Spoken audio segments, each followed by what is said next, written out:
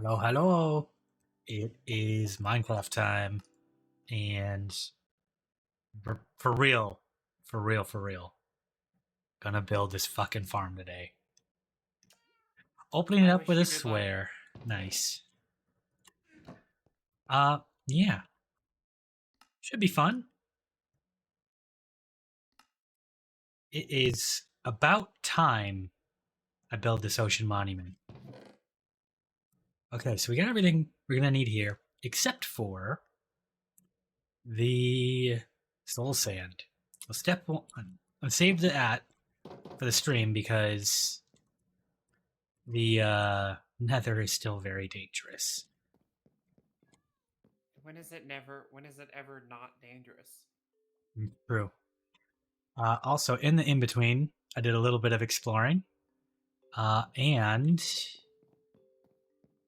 I got the coordinates of some things while exploring. We have a world atlas.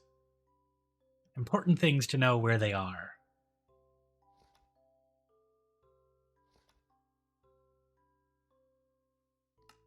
Oh, I do kind of wish they gave you like a map book. yeah, that'd be cool. Like an atlas book. Yeah, well, and instead of um, it's something that you put maps into, just to keep with the Yeah, an atlas. visuals. Yeah. Instead of like how I've seen it before, where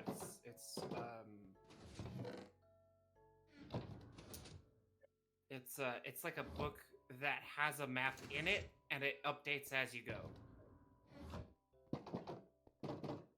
which is also cool. Oh, I would. I like the idea of just storing them in there. Mm-hmm. I think it works better with like the way Minecraft has developed already. Okay. To the nether.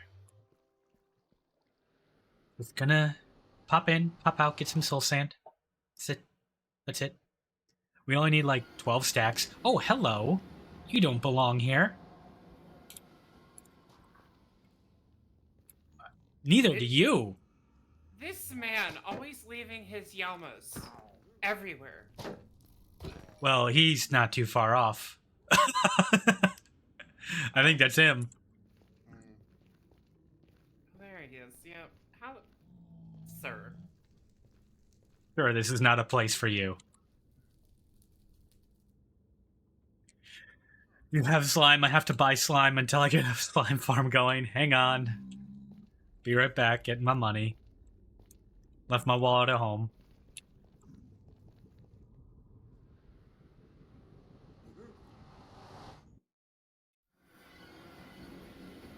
Slime is too valuable.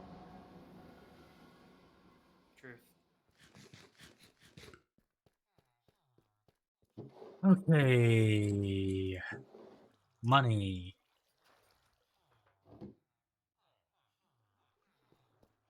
We'll just leave that there.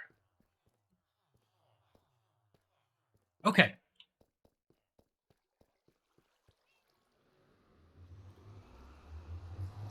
Take 1.1. Getting soul sand.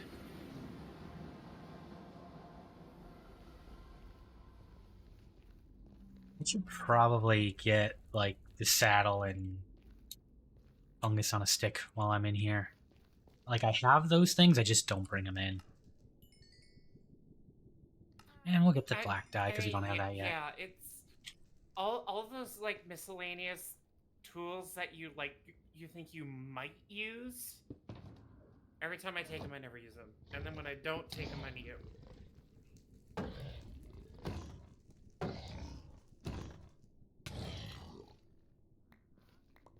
Move back that chest. Okay. Let's go find some soul sand.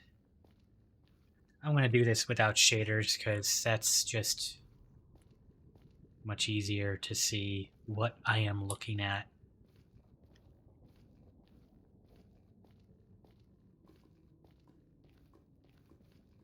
You know what else I should do? Yeah, I'm gonna do that. I have fire resist potions now. I'm just gonna grab one and put it on my hotbar. If I fall in the lava, we'll Yeah, be no, okay. you should definitely do that. Have it replace your water bucket. That's useless. That is true. They serve the same purpose too. Okay. But that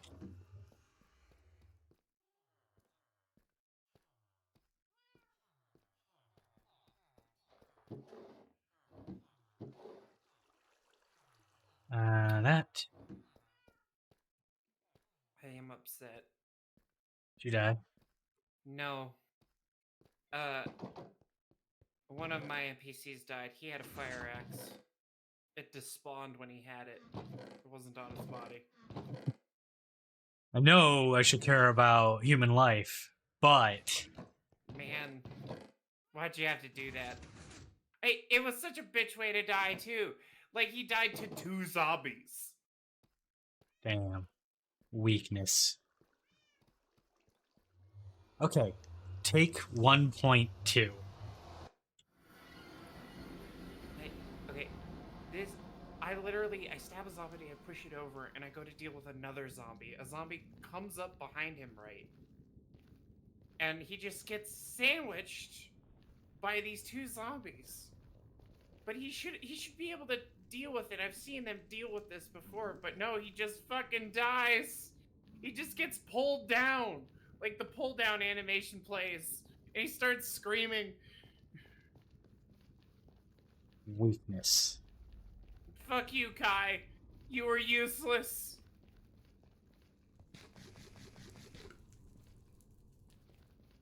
Okay.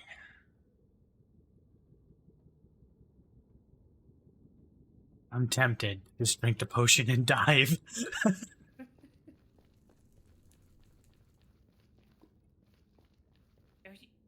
You need to make soulfall potions. I have not really gotten the membranes for that. Oh yeah, fuck. You have to actually fight phantoms, don't you? Yeah, and I'm usually I have a better sleep schedule in Minecraft than I do in real life.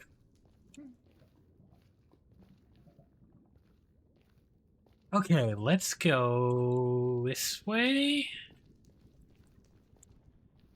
My zomboid character has been eating delicious vegetable stews. And I'm sitting here eating Taco Bell. Oh, I just had a Rice Krispie treat. I am not exactly doing much better. And I got like 3 fruit snacks here for when that becomes needed. You know what? Do you think it would be cheating if I spawned an axe? No. Because, did you give him the axe or did he come with an axe? I gave him that axe. It was on Rochelle's body. Rochelle? Rochelle from Left 4 Dead 2. Oh. Let me see. Maybe it is on his body. It is not on his body. The zombie was really hungry and needed a lot of fiber. Alright, I'm spawning the axe.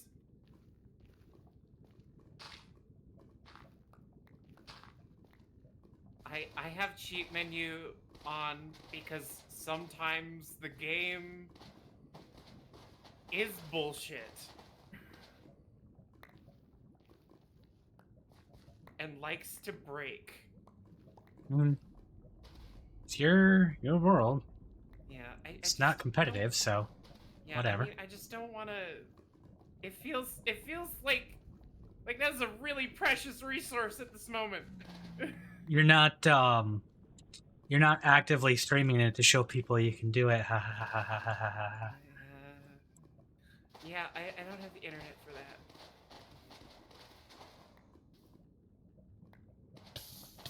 Ouch. My toes. They toasty.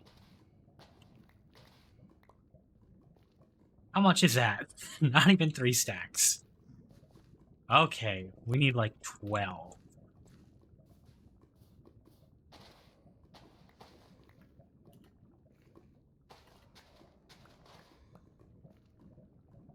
Well, Oh, I'm not breaking that lava retainer wall. So that's all we're gonna get there. Moving on.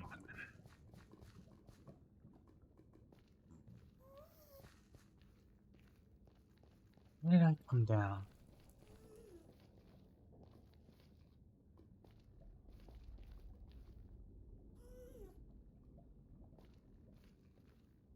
Like just here, wasn't it? Yeah, here it is. Okay. Moving on to the next source of soul sand. Best place to do this normally would be, yeah, I think it's called the waste biome in the Nether. that biome is cool. Is that the one that's all soul sand and bones and It's skeletons?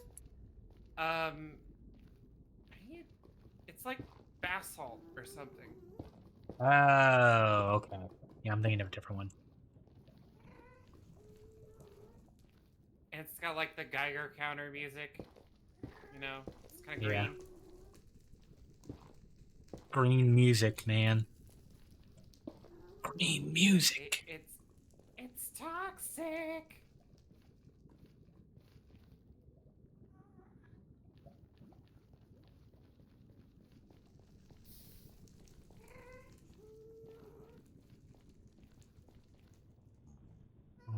Okay.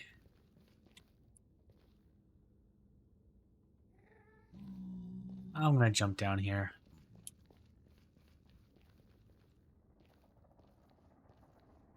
There's soul sand. There we go. That's the biome we... Maybe? Maybe that's the biome we want?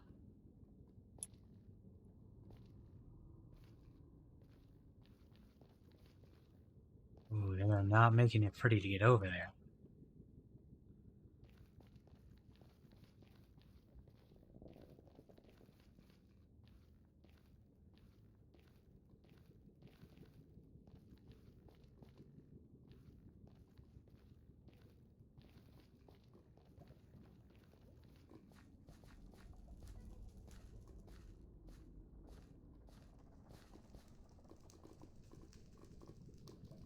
The moment I put a block on the side of this, the whole thing's gonna collapse.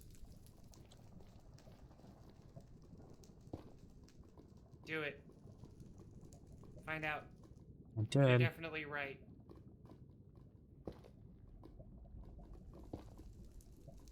Ooh.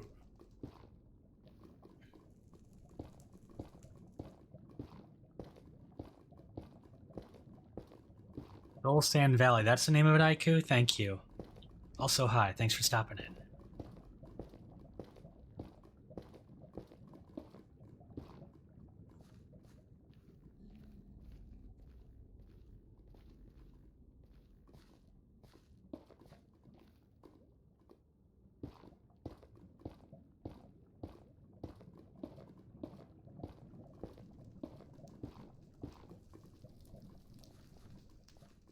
Oh, that's soul soil.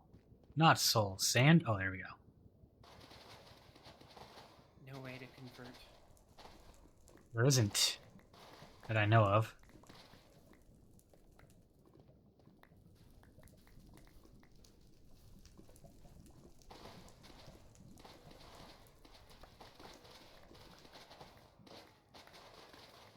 Soul soil still has its uses, but... What soul sand?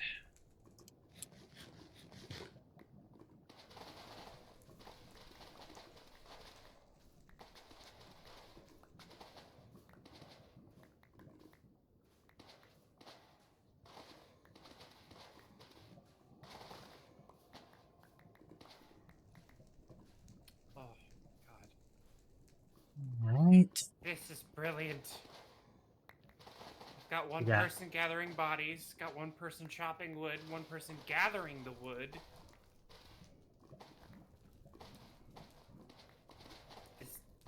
the dream.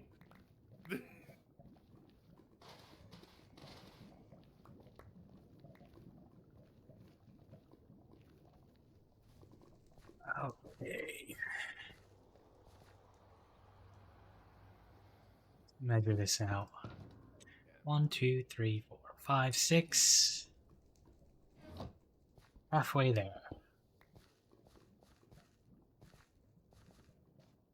Probably gonna make it 14 just to make sure. Got everything? Ow. Dirt.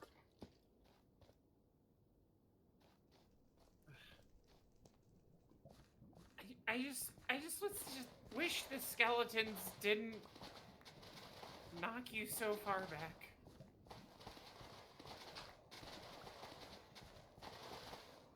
I think I've died to environmental garbage caused by skeleton knockback more than an actual skeleton killing me. So to date, my most frequent way of dying in hardcore worlds is building the iron farm, and it's usually either falling off or a skeleton shooting me off and me falling to my death. It do be like that sometimes.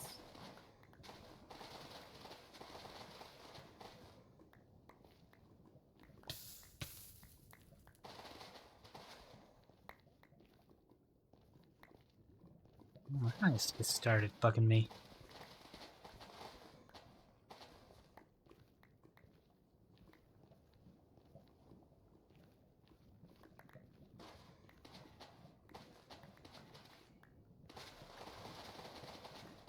I'm used to new glasses.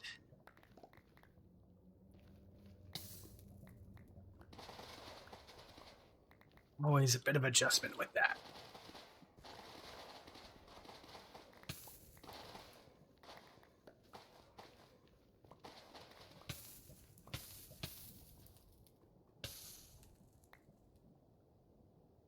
All right. We should be... Well, maybe not yet. Get some more.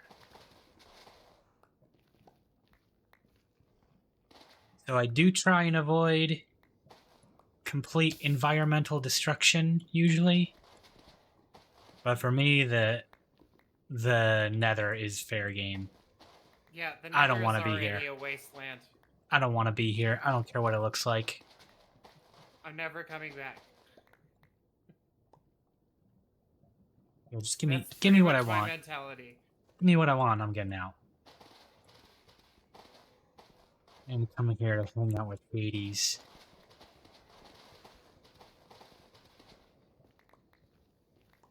Guy's a fucking jerk anyway. Yeah, have you heard how he treats his wife? She's literally trapped in hell Yep. against her own will.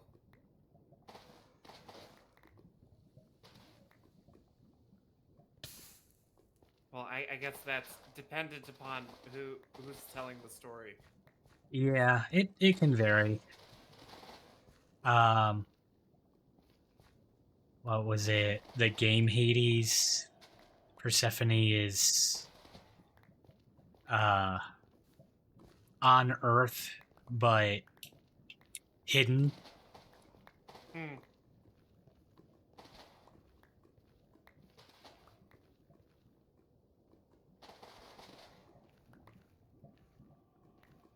I was gonna ask you why, but I haven't played Hades.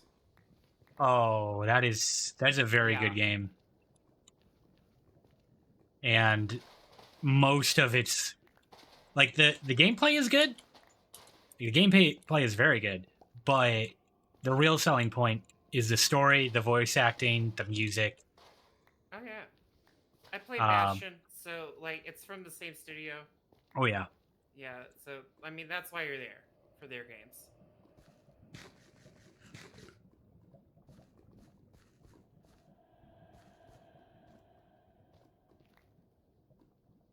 Okay, what are we at? 7, 8, 9, 10, 11, 12, 13, 14. We got our goal. I think we'll move on. Normally, I would be all about just filling up my inventory and minimizing the number of times I gotta come back here and do this, but not exactly engaging content to watch someone farming sand.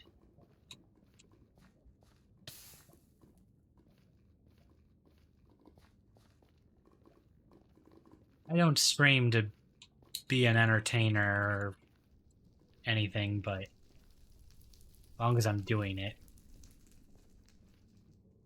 maybe it'll keep me a little bit more focused on getting the goal completed Perhaps. instead of just diving into ADHD whims all the time.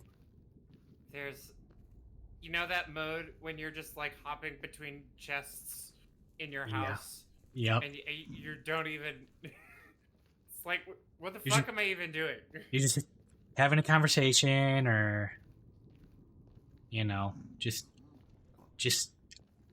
vibing.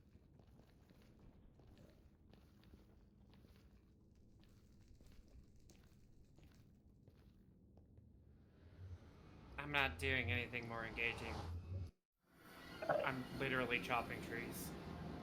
Darren Korb, I'm assuming that is the composer for Supergiant Games. Yeah, does a good job. Oh yeah. He puts a lot more stems in his work than other other composers. Like there are a lot more flourishes in the moment when you're playing the game.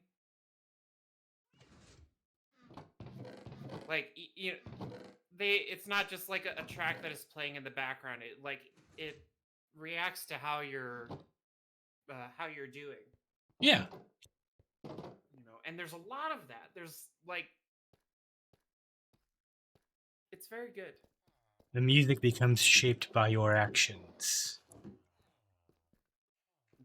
Doom is very good at this too. We'll repair our gear here real quick. It's actually probably one of my favorite things about Doom, the newer Dooms, is how reactive the soundtrack is.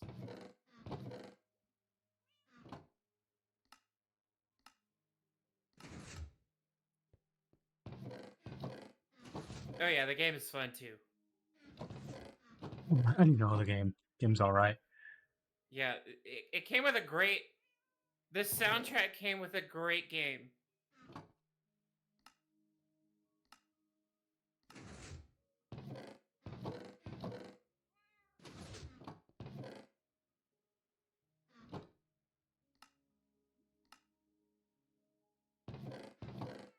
Why can I not remember which chest?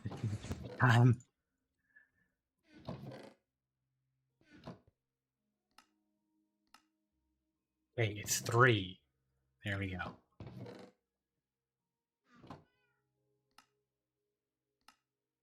Pretty soon these chests are going to be completely overwhelmed.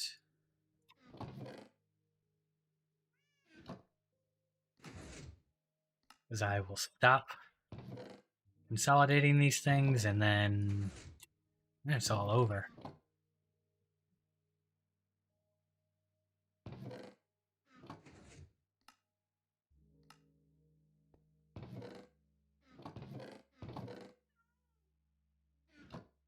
That's too many.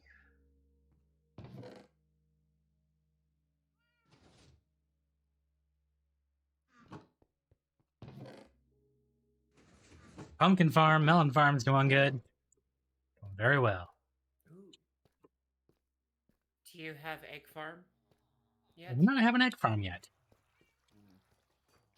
You need to be able to turn those pumpkins into pies, sir. People do pumpkin pie? I was not aware. Why else would you make pumpkins in... Oh, I see. This is my XP grinder Never mind. / supply of diamonds slash. I retract my statement. This is good. That's not supply of diamonds. Supply of diamond gear and enchantments.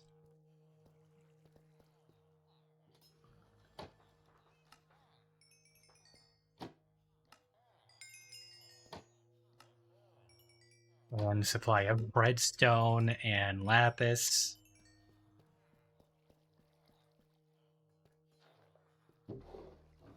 That's full, that's full. Okay.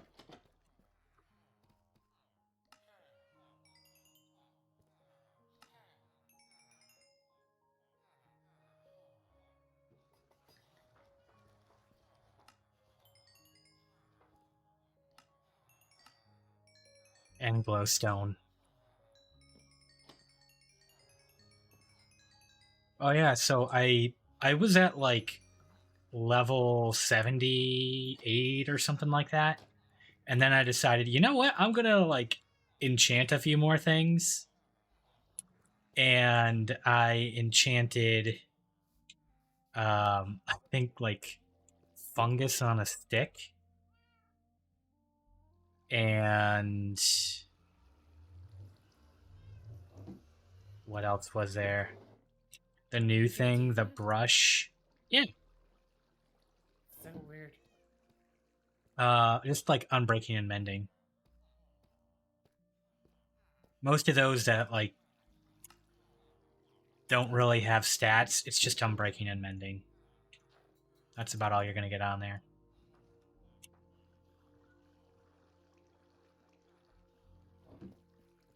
But I did that. I did the new brush item.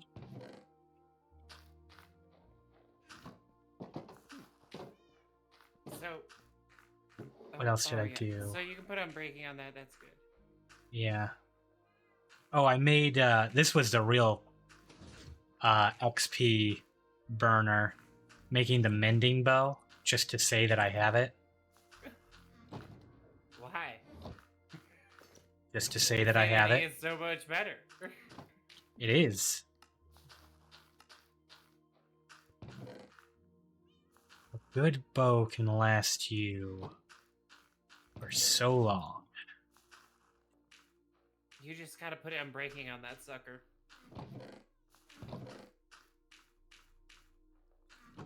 Okay. Oh, also, made the new bookcase thing, but we already kind of showed that. Slime, and we'll move the dye over later. Okay, so this should be everything that I need.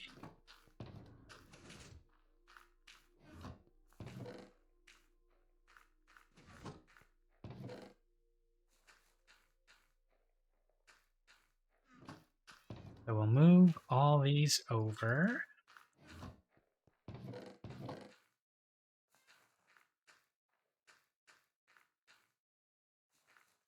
I don't think I actually need a bucket. I think that's just for, like, moving water.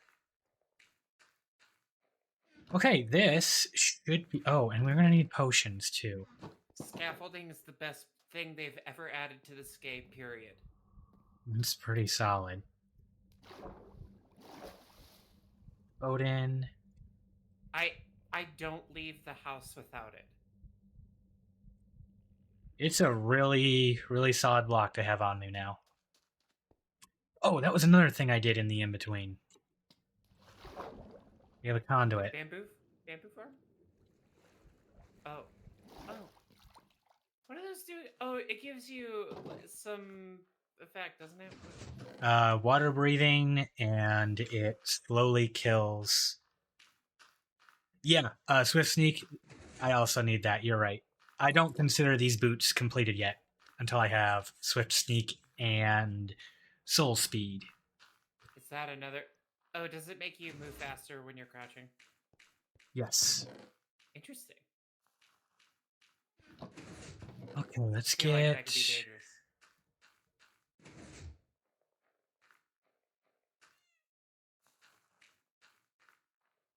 These all. Yeah, those are all. Okay.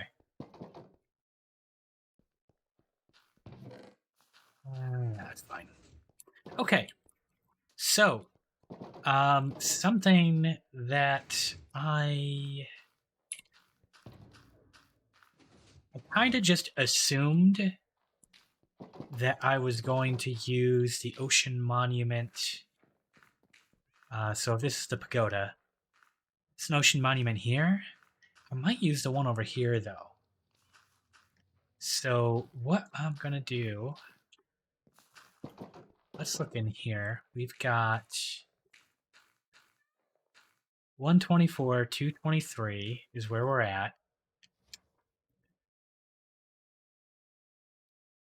Oh, it's about 500 away.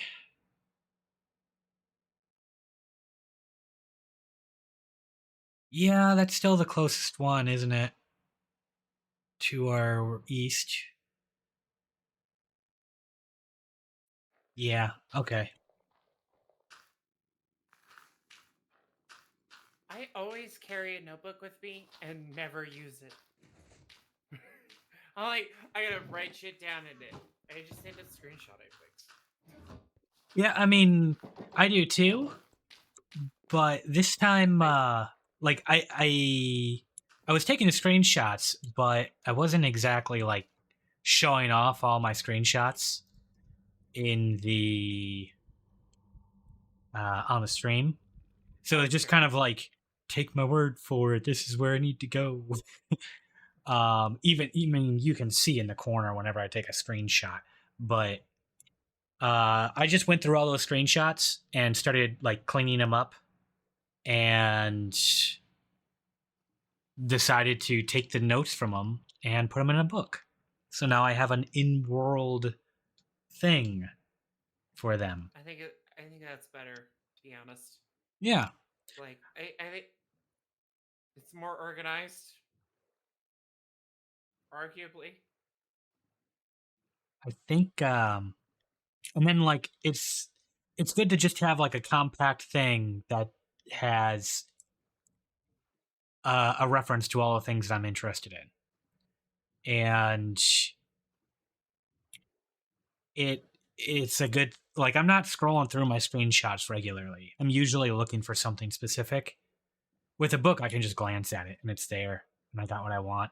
And speaking of, in that book and in that exploration, I didn't bring chests, did I? I did. Okay.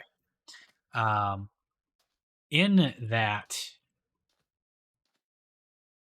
book, I wrote down a couple of locations where there are desert temples, and I'm going to use those to go check out some of the new things with the archaeology thing. And if I finish this thing soon enough, that is not nearly enough. Hold up. Oh, right, the ender chest. There we go. There's the rest. Game, why did you do this? But did you die, though?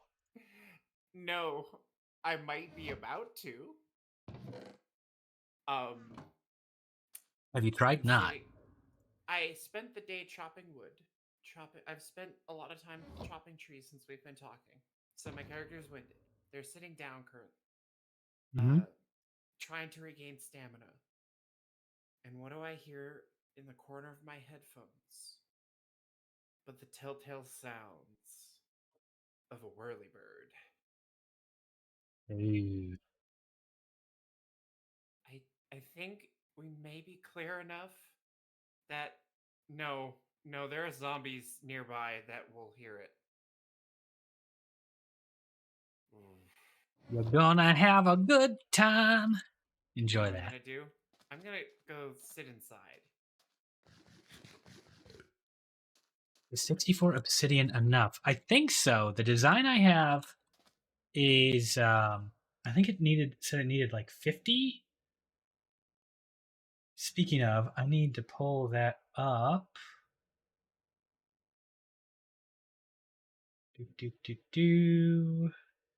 Was it this one? Yeah, here it is. Yeah, the design I have says it needs 50. I'm pretty sure I know how to do this. It dropped a care Other package. than, oh, nice.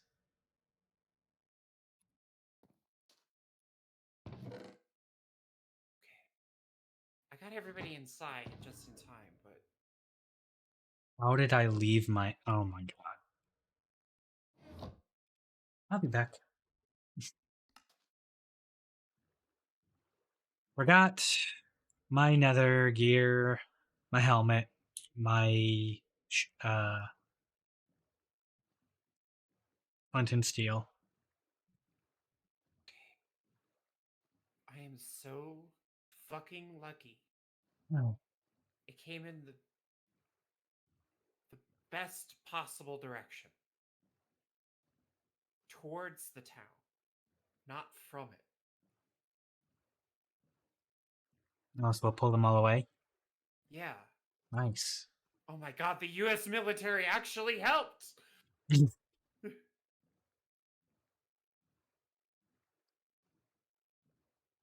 Although I think it did draw some from the forest. We'll have to fight them. Yeah, I hear them eating outside. That is a nice touch, I think. The idea of zombies eating dead bodies in Zomboid. It's genuinely, it adds like that perfect little touch Like, they to should the have been here world the that I've whole always been time. needing. You know, it's like it it feels so right because like the mod spawns bodies out in the world already. Mm-hmm. So you'll just see zombies feasting on corpses when you're walking around. Yeah, like the vanilla version kind of has stuff with that, where they have like little clumps of zombies that'll be gathered around a body, but they're not. They're just loitering. They're Yeah. loitering within each other's personal space, and that's about it. Okay, you know what's hilarious about that is it's more funny. Like the game actually so like when you're driving down a car driving down a road and then suddenly there's just a huge clump of them Uh-huh. just in the road looking at the same quarter. Yeah. Um that's because the game just decided to spawn them all right there in front of you Yeah, I know because it's you're like moving so fast. Yeah, it's a quirk of the spawning algorithm, but yeah. it's still like it looks like they're gathering around to kill. Yeah, it does. But it's perfect now. Like they actually do that. Yeah. The problem is I don't think that the mod has. I think it might be a little broken. It seems to attract zombies to bodies a lot. Maybe it might be my settings because I have the noise. So how it works is it like emits a noise like you would if a car alarm went off. If a certain amount of bodies are gathered in one place, but like I feel like it doesn't work. It just kind of does it regardless of how many zombie bodies are around.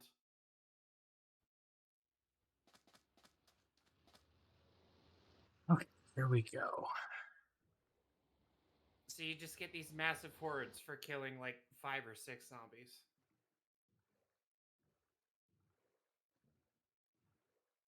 But I Okay, let think it me might be bring up my the video. noise settings. So I set the zombies to um, follow noises they heard from 200 blocks instead of 100. Because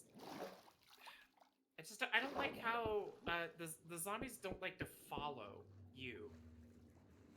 You know, in the vanilla game.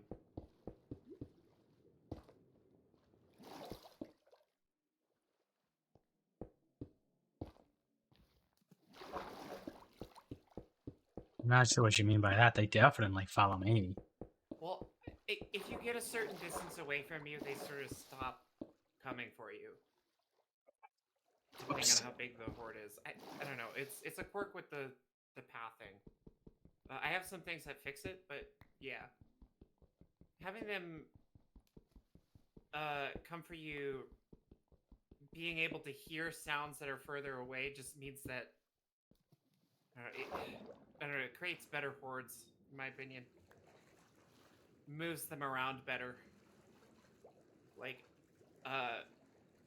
you don't get sit with these situations where you set off alarm and no zombies come. I mean, if you've cleared out the area, I'm okay with that. Oh yeah, but like, yeah, and it's for the late game more than anything. Especially if you're playing with respawns off, which I am. Okay. Definitely been on a quest to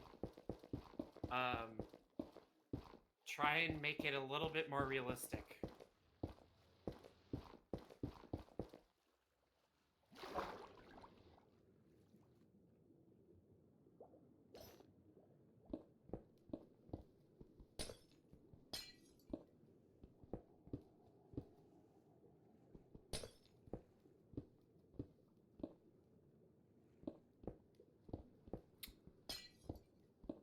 I was right, it did draw a few zombies from the forest. They're surrounding the pet care package. You know, as they do.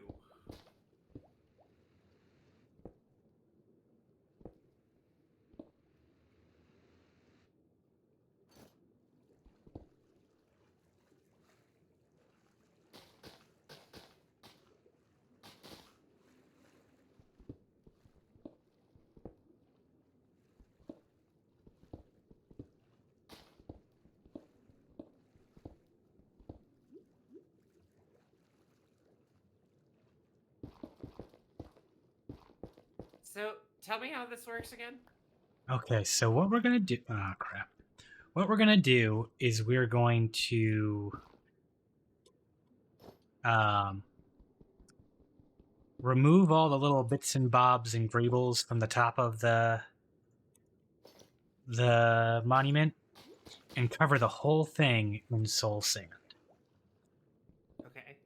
Then we're going to make a water current that pushes them all into a portal to the Nether. And then on the other side of that portal is just going to be some soul campfires to make them crispy for us. And grill our guardians. And that's it. You just do a high Y, sit above it, and all the guardians are gonna just be the only thing that can really spawn, because this monument's the only thing in range, and it'll only spawn above it because of your Y position, and they'll just speed run a trip to the Nether. That's about it. Pretty simple, actually.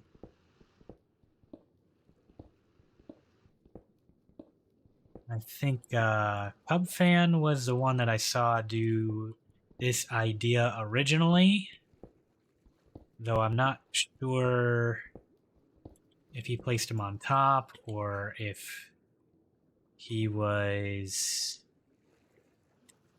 leveling the whole thing and doing it at the baseline. And Impulse SV had a version where would shoot them up into like water columns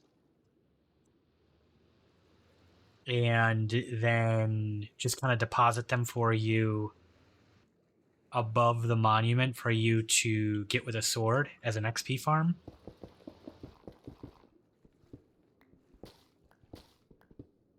I don't even know if I need to go this low. Probably don't. I don't remember ever cutting down those things. But we'll do it uniformly. I think when I see how this is built, I'll be able to figure out how to do it with Create. Oh, with the Create mod? Yeah.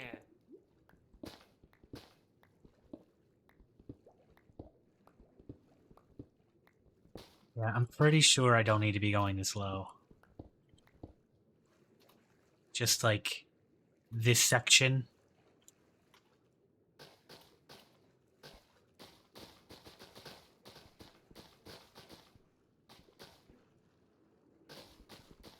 So what is the obsidian for?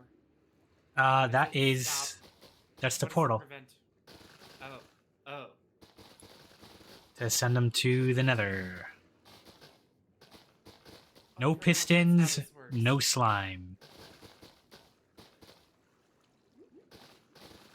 No redstone, actually.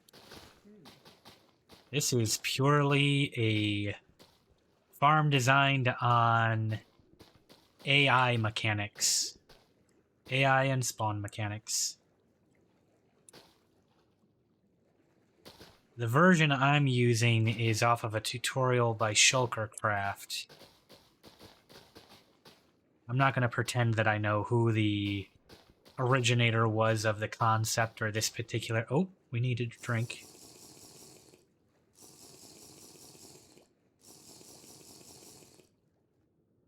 Those out of here. I'm not going to pretend to know who was the original designer or anything like that.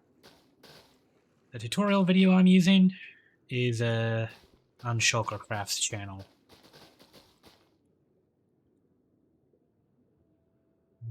I'm not gonna pretend that I know how any of the shit that these wizards create works. I know that it does, and how to build it, but not why. I'm pretty good at understanding the descriptions of them and the explanations, even of like the SciCraft guys.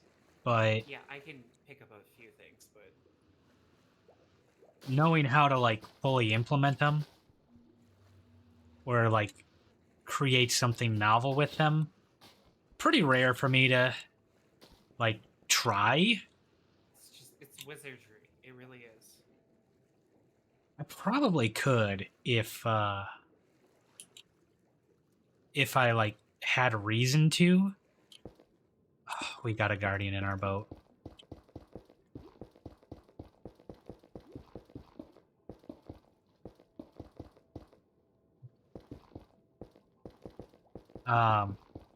Like the Ferris wheel thing.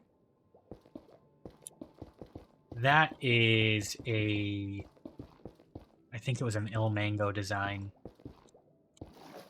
And, you know, the thing that he was using it for was, like, a crop farm to make, like, a combine harvester thing. But, you know, I made a Ferris wheel. Okay, next step. Yes, we remove the middle row. Then we need to go... How many out?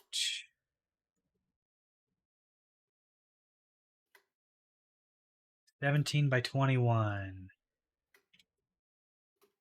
17 away from the portal. Okay. 1, 2, 3, 4, 5, 6, 7, 8, 9, 10, 11, 12, 13, 14, 15, 16, plus 1 at the start. Come on. Oh, also, minor tip from me that I have not actually seen anyone say before. When you are doing this crouch walk platforming, whether it's over lava lakes or it's through the end, you can actually do it a little bit faster if you move in 2 directions at once. So there's Swift Sneak, which will, have you sneak faster. But when you are sneaking just straight back, it has 1 speed. When you do it sideways, it has 1 speed. But if you do 2 at once, like back and to the side, it's actually a little faster.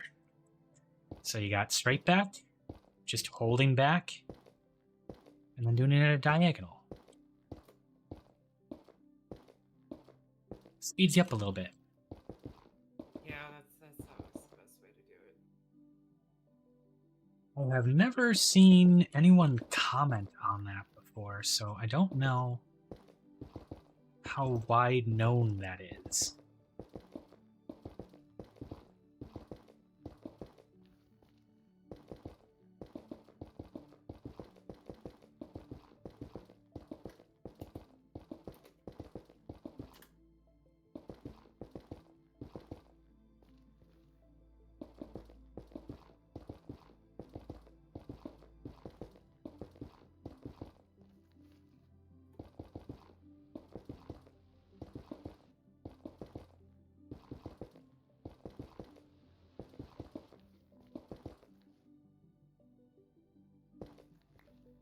That all another rack I got? Nope.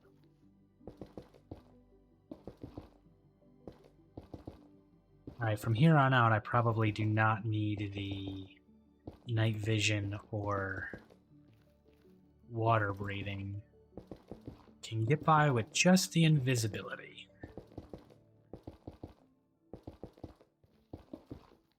There we go. One side done. 2, 3, 4, 5, 6, 7, 8, 9, 10, 11, 12, 13, 14, 15, 16.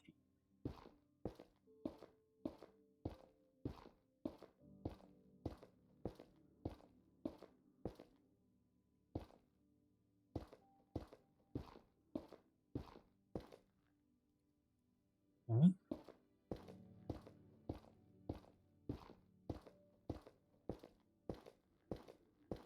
Will probably not be a very talky stream from me. 1, it's very late. And 2, a lot of focus on just trying to Getting build it the right. thing. Yeah. The amount of times that I've off counted and like didn't realize until it was half finished. Yeah, it's a bummer. Bummer whenever that happens. I am actually out of another rack now. Hey, bud, I need you to get out. Dude, the U.S. Army comes in clutch. Water and MREs. That is one of the best drops with that thing. Oh, surgical masks. Nice. Any flares?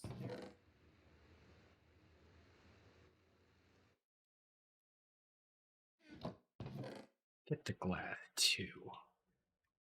Yeah, when the U.S. Army wants to do something, they go overboard. Listen, if the U.S. Army needs to get supplies to a place, they will do it.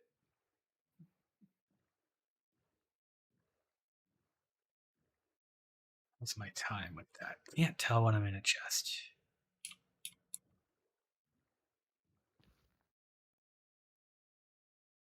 One minute. Okay. Let's get the next stage of this video here while we're placing.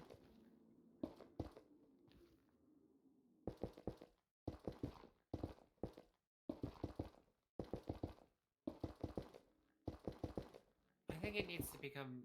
They need to expand the helicopter stuff. Isn't that already Significantly. a workshop expansion thing? It is, but it should be in the default game. I mean, a lot of it should be in the default game. It That's... should. I mean, if they're a small team, what they're creating is already amazing. I don't even know if this is like their only project either. I think it is. They were working on a game before this that didn't really go anywhere. It's where Spiffo comes from. They were making a side-scroller fighter game with them, with like the pause TV characters. No kidding. Yeah.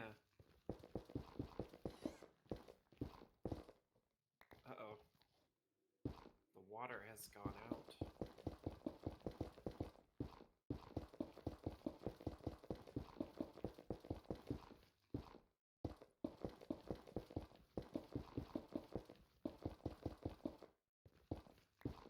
Okay, we got the platform.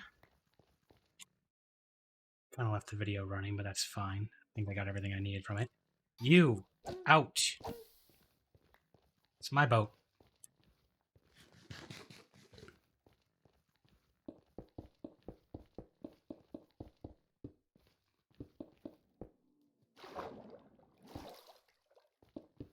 Alright, the glass should protect against most of what the Guardians are going to be throwing at me while we work on this.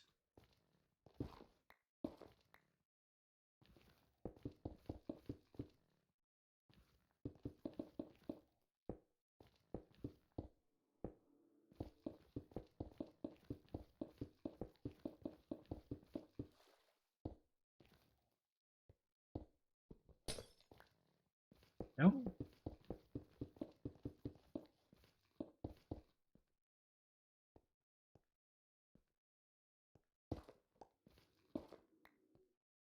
Okay, and for stylistic reasons, that glass, I'd say it's good style, but it is the style I am going with.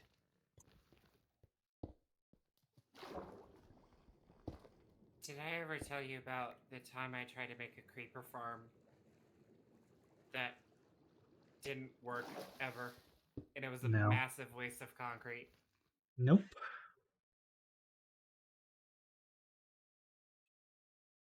Well, I made a giant concrete tower in the middle of the ocean. And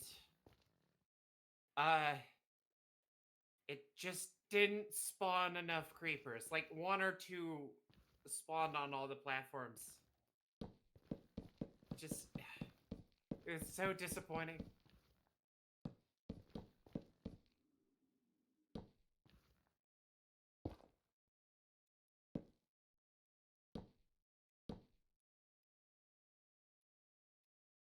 I think I fucked it up somehow, but I don't know. That over there. So I can have the chat up at the same time as this video. Yeah, I'm not sure I've ever actually built a generic mob farm or a mob farm for anything that's specifically like a typical ground dwelling creature. I needed a lot of gunpowder.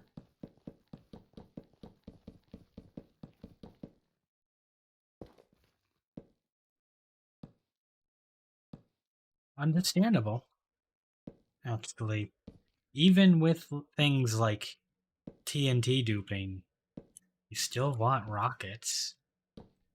For Elytra, yeah. That's what I needed.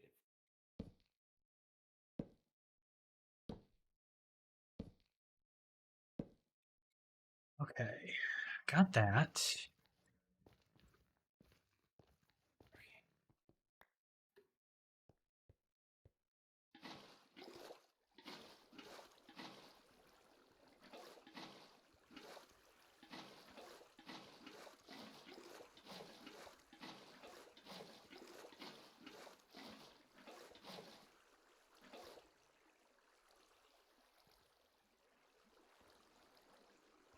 Okay.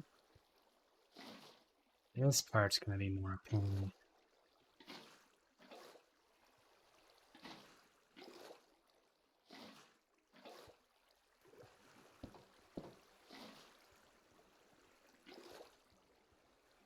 That's not going to flow into each other.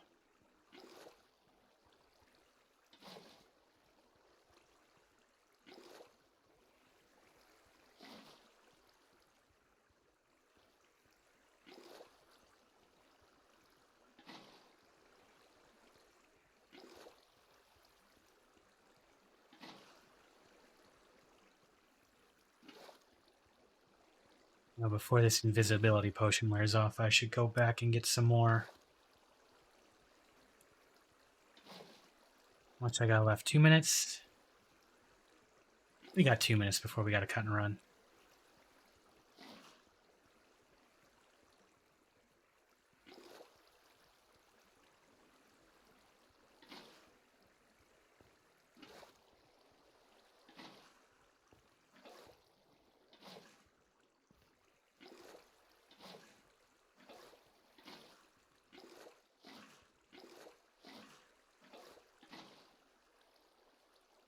Okay, Right. that's flowing. You know, just as I was blessing my stars, a house alarm nearby goes off.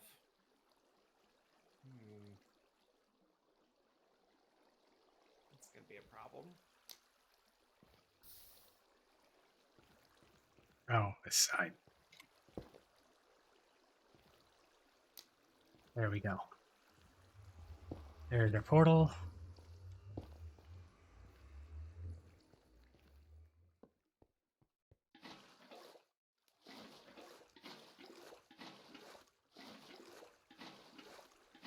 Oh, dude.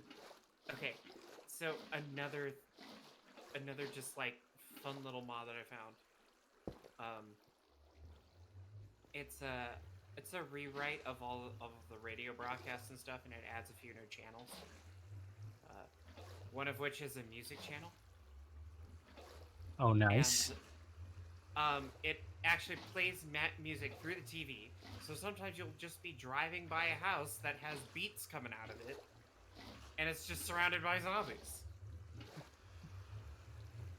House be bopping. It's excellent, dude. It's all. I just eat up all the texture mods. That's really what it is.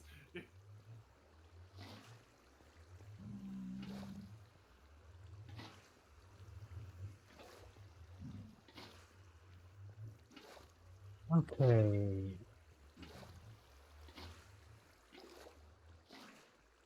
Just as the potion wears out.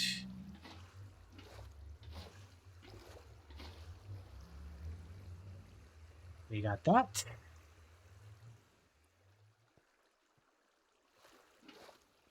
Now, we can put the armor back on because we're no longer invisible.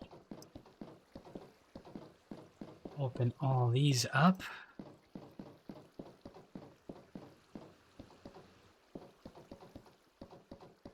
So, the gates just. Oh, I see how. Oh, They're just okay. holding water. I understand how this works.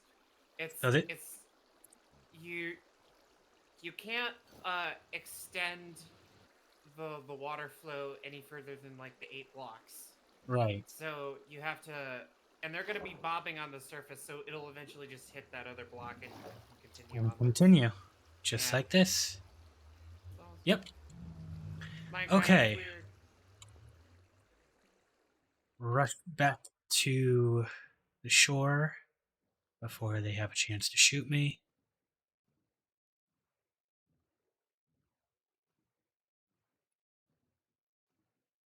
We'll get our bed, take a nap. So today,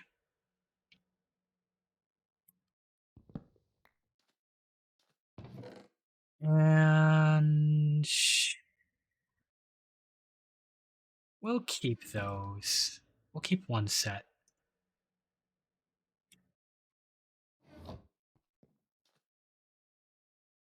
I'm gonna go grab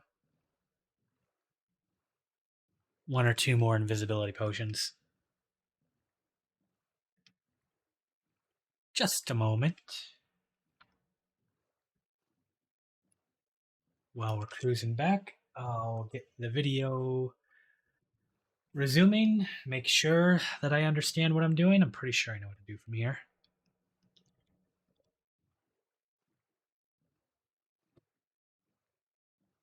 I gotta make like a 2x2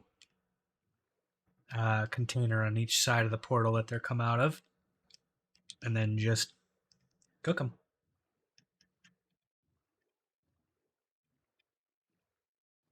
Well, I'll probably move the portal. I think I'll put the portal up in the ceiling. You know what? Maybe. So Yeah, I got my stuff. what is the point of sending them to the Nether? Um, so the mob cap is not going to be infringed upon by those that are in the Nether. So it moves them there as quick as possible, and then it does all the killing on the other side. Nice. Drop farms, you really don't need a trick like that, because there are a few things that can kill a mob faster than dropping it to its death the moment it spawns. And it's not going to be faster than dropping them or pushing them to another location and then killing them. So, yeah, you just move them out of the overworld. Get them cooking on the other side. Okay, then we need golden carrot, spider eye,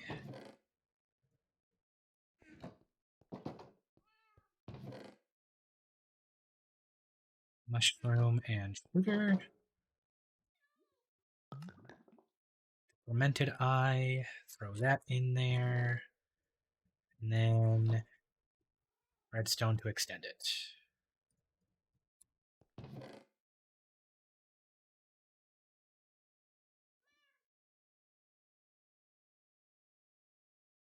Need night vision as well. Oh, that is night vision. No, we're making invisibility first. Okay. So I'll need that. Got that. And that.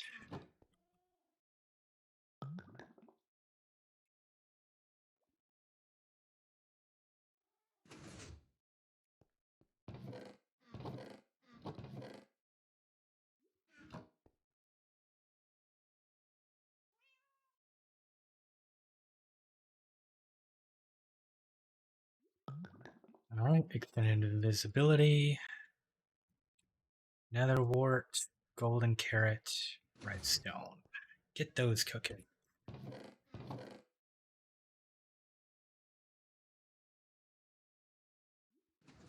And yeah, I'm going to. Before I even do that, I am going to go to the Nether side, and we'll get we'll put a portal up near the ceiling. Traveling through the ceiling is a lot safer than trying to travel on the surface. Truly. So we'll get one, because it's a good landmark, and two, because I can.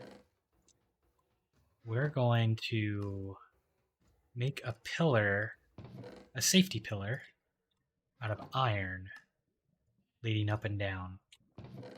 And while we're there, I can show the little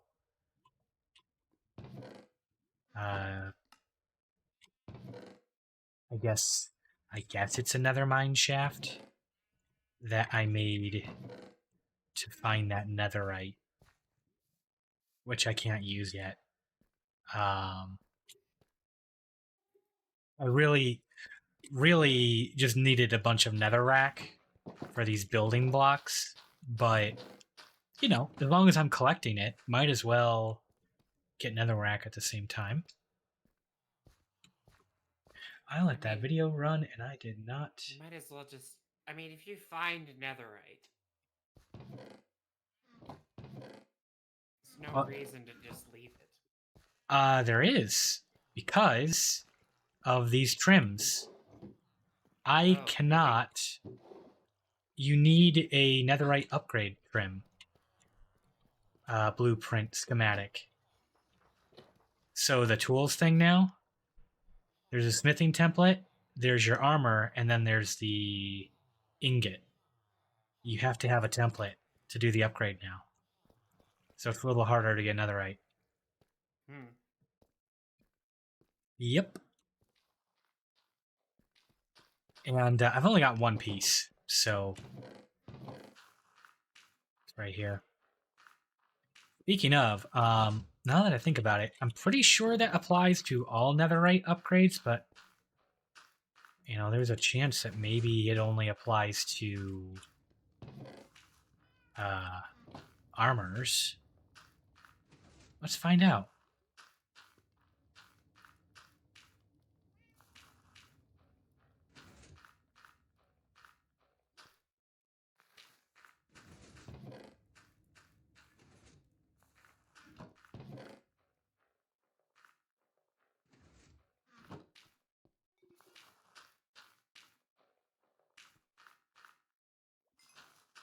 No, then we make a netherite ingot.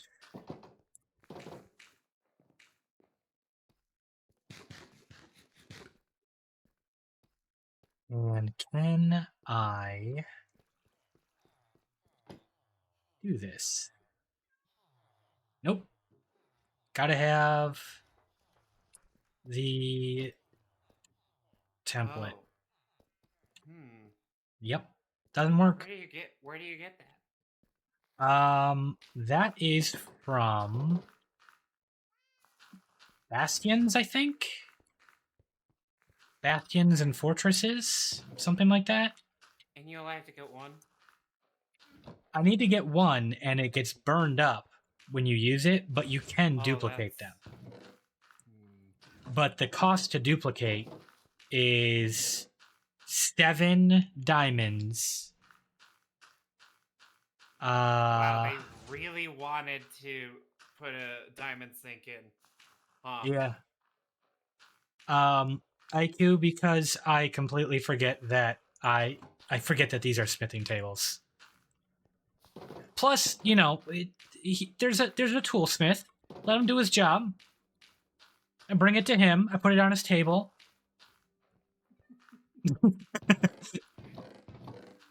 I don't know. There's not a whole lot that I do role play stuff in with these games, but might as well. It's right there. Might as well. I am gonna need. Ooh, I'm gonna need a lot more ladder than that. Okay. Let's resolve that. Get me my hoe.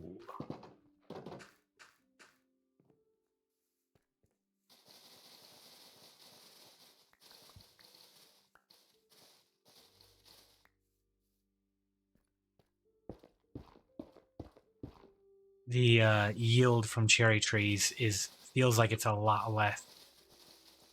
There's less wood in here than I think there is. Which it's just a They just have a lot of leaves. yeah, something like that. See, that was 9 pieces of wood for that tree.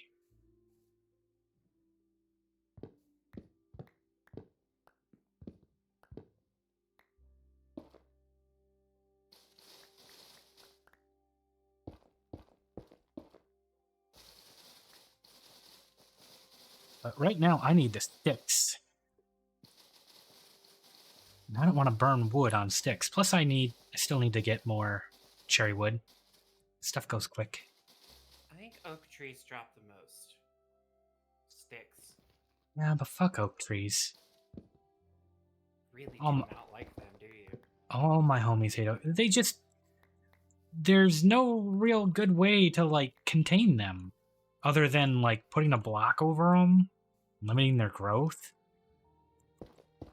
And I don't like any tree that you have to pillar up to cut down, which I'm doing right now, and I'm not happy that I have to do that. Cherry wood is lucky that it's new, because Maybe try birch trees. birch trees are pretty reliable, and those are some of my favorite trees for cutting down. But the real winner is jungle tree, with a close second on I hate reading spruce. rule books. Yeah, I agree. It's I think dark oak and spruce are close tie to my favorite woods. The dark woods are very good. They are very good. The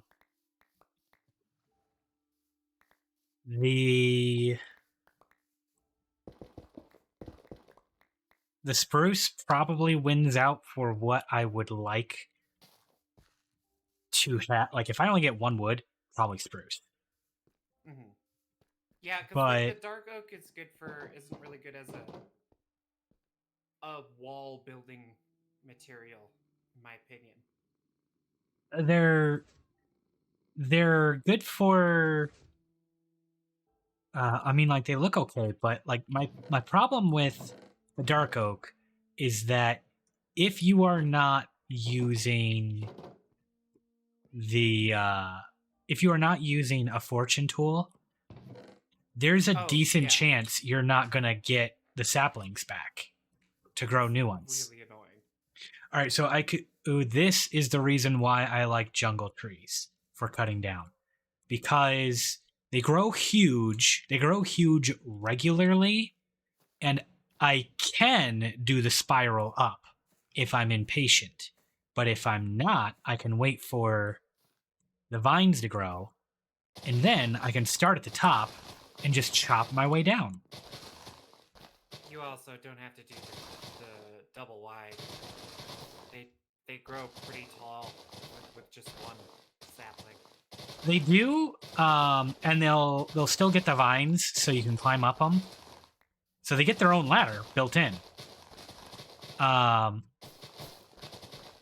jungle very reliably gets you a good amount of saplings. It gets you a ton of wood per tree. It's got its own ladder, and then it's got like the offshoots here, which I would find annoying, but I'm pretty sure these offshoots are the reason why I so rarely don't get enough saplings to grow another 2x2. It is the worst looking wood. I agree. Which is looks so bad. Is why that I really just use it for generic wood and not for building. Like, if I just carry a stack of jungle logs with me, because if I just need to burn a bunch of wood, jungle's there to be burned. I agree. It is the best fodder wood. But it is one of the worst building block woods, I think. It looks so bad. And the color's not great. And it's just like the furniture is not really that good either. Mm-mm. I hate the log texture. I hate the plank texture. I hate the texture. Yeah. So like that tree, I got almost a stack, which is about maybe a little bit less than what I would get on average from a spruce 4-piece. Okay, this actually I can work with because I can chop that down all the way.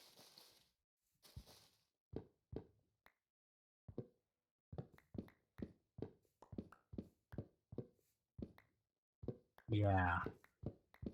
This is a compliant tree. So I don't have to pillar up to it. And you know, that's... If I'm not going to get a lot of wood for it, don't make it a bunch of work to get it. Mangrove, as far as gathering the wood, also kind of sucks, yeah. Because you have to deal with the swamp.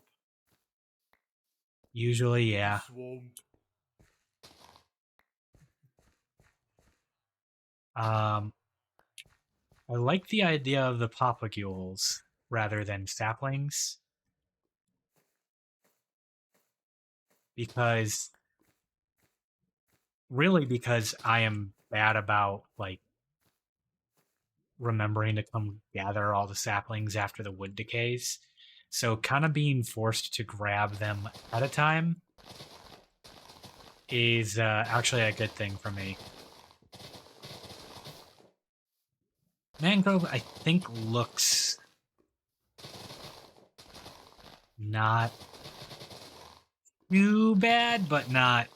It's far from the best. It's like the best of the worst. I don't know if I like the red. Buddy, you don't belong up there. Get down.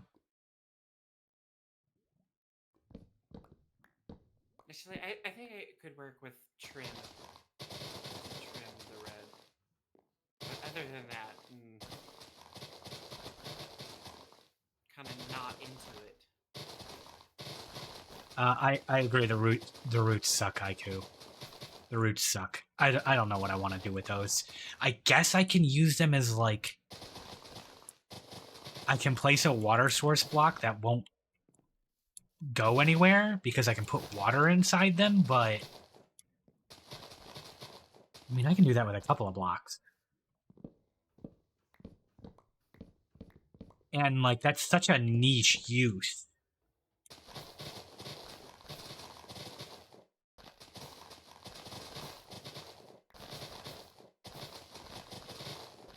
You know what would have made mangrove wood great? It was mahogany. It's a shame we don't have a mahogany. It does give you moss if you need that. So that's kind of neat. But once you like have your first bit of moss, you don't need any more. You're good. All right, Papagule there. I'll come back for those. I still have to live by my rule of gather everything that I can.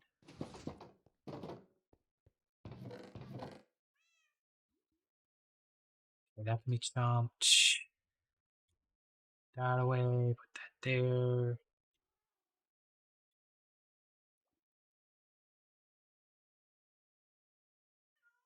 Okay. Go gather the rest. Every time one of my survivors goes off into the night to do a task, I fear. I'm distraught. I don't want them to die. I like them. It's like you're keeping pets.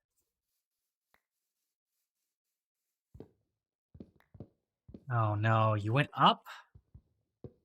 Okay.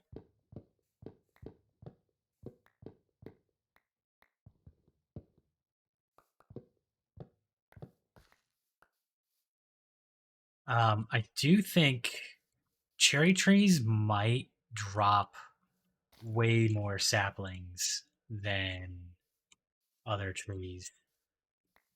Kind of makes sense with them doing this, effect here with constantly dropping the petals and pollinating and all that. But it's nice I don't have to worry about it.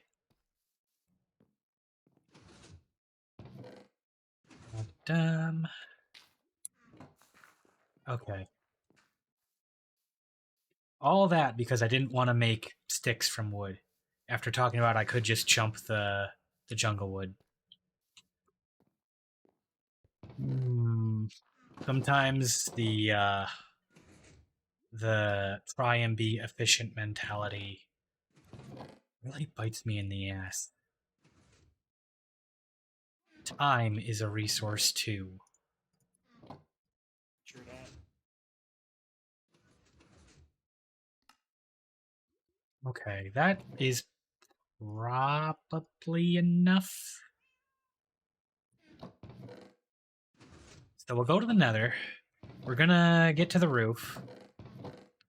And when we get there... Did I move the portal? The primary port? Yeah, I think I'll move the primary portal too. Do I have... Yeah, I need that.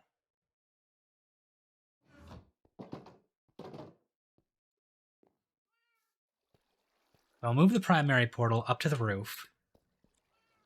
Or, like, right below the roof. And... Buddy, you are going to have a bad time. And then when... Then we can just, like, travel through the top end of the nether. And I'll see if the old punch holes in can't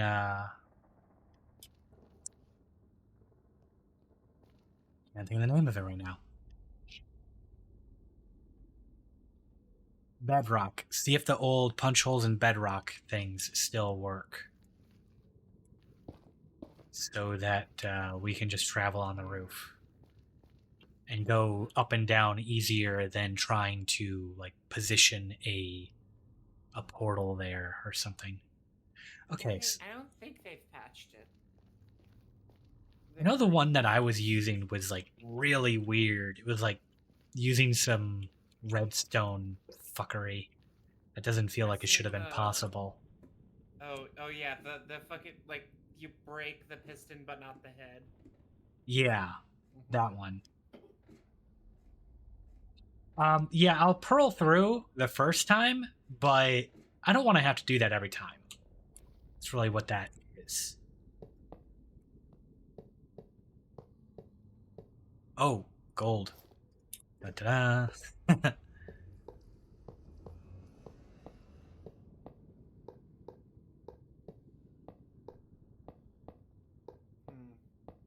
Alright, so we're going to just take this up to the roof. I'm going to hotbar this.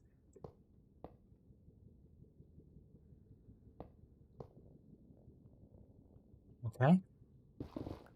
Were you the one who was showing me the dark oak tree one, or is that another person? I know I've used that one before. I don't know if I was showing it to you specifically, but I think maybe. that happened on another server. Hello.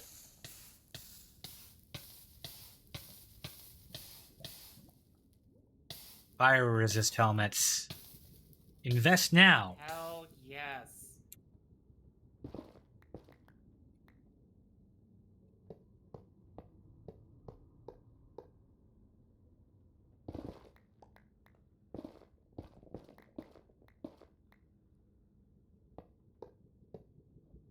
You know what I didn't think about is how I'm going to get back down. I'm going to put these as I go. Maybe you should put ladders on, yeah. Alternatively, you could have just made this out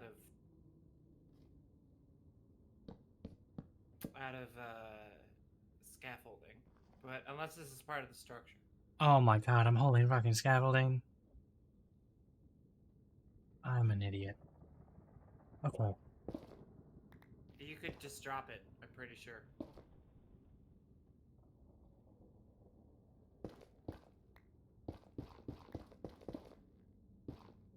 No, okay. 1, No. 2, 3, 4, 5, 6, end. Okay.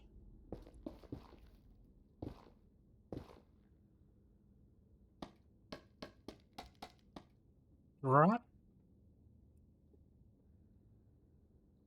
No? Okay.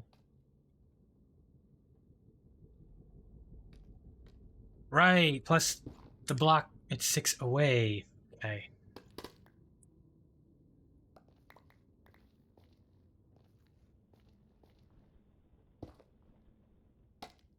One, 2, 3, 4, 5, 6. Here we go.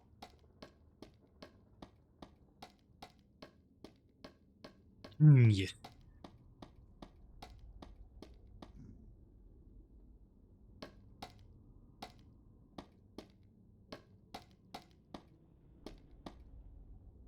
Before it's falling on a torch. Oh no.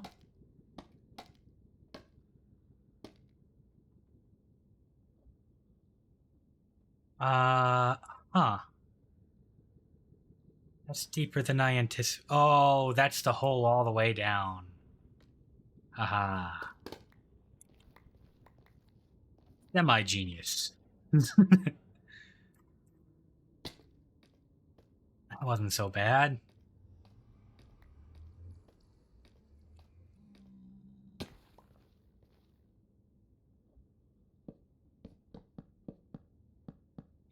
Okay. Reclaim this.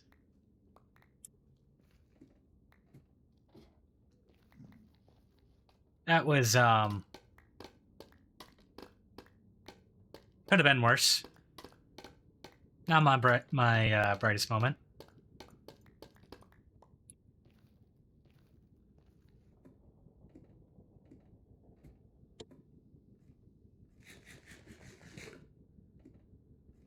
Yeah, remember, you gotta find a way back down.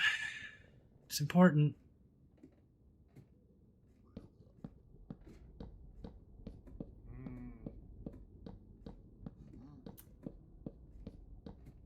We've now survived long enough that we've hit the day where it all gets out and the world ends.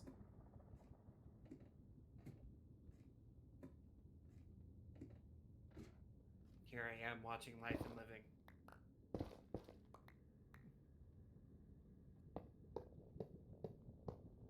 Oh, here's a mod you might be interested in.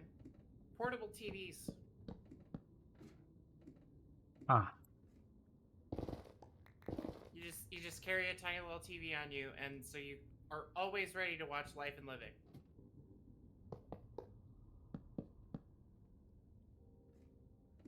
Leaving out of... No, I got more.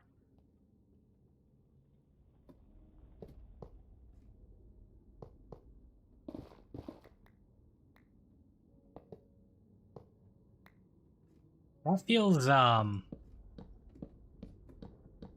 not really cheaty, but a little cheaty. I'm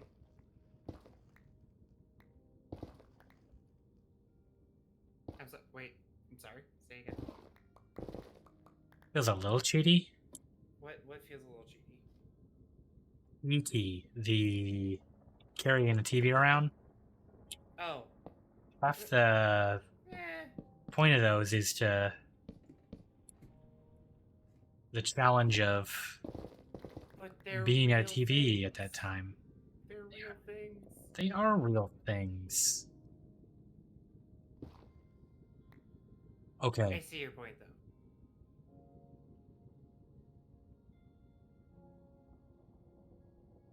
All right. Just had a moment of where's my ender chest? It's over at the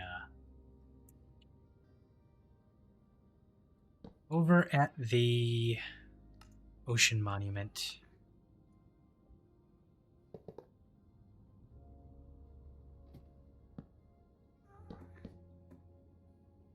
3 more.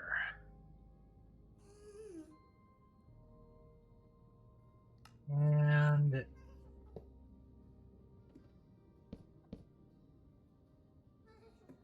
There we go. Okay. So...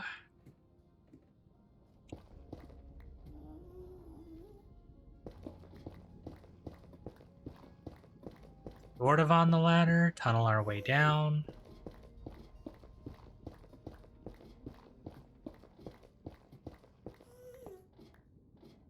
We'll do it on the other side. We're just going to encase this in iron.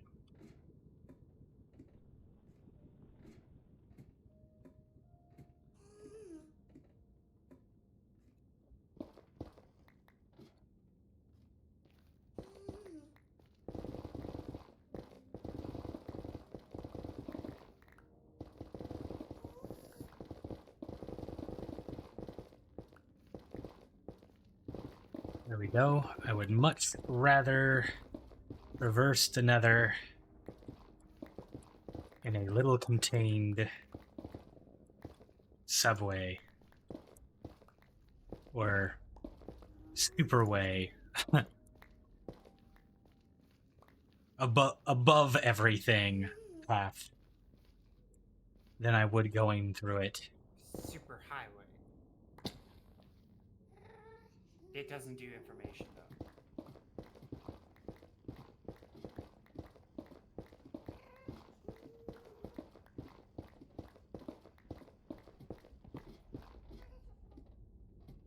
Okay.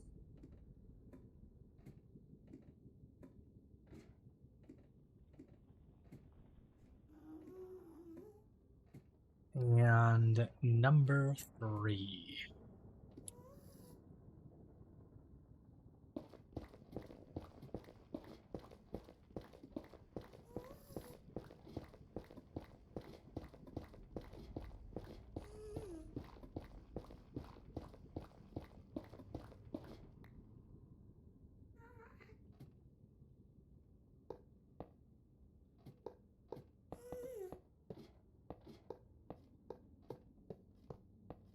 Really don't need to be doing this in iron here, but it'll look nicer, I think, than all the red.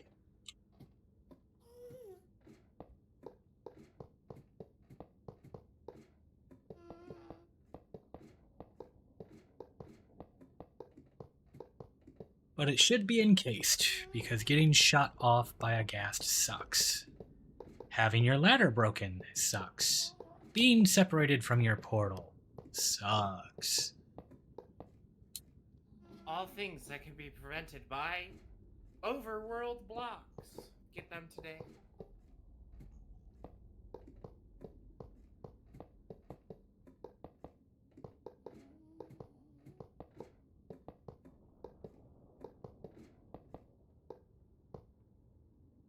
Okay. Oh, bro, this is so good. I just have a stack of 64 logs in one day. In one place. Because of all these people who are helping me out now. For a second, I thought you were talking about Minecraft.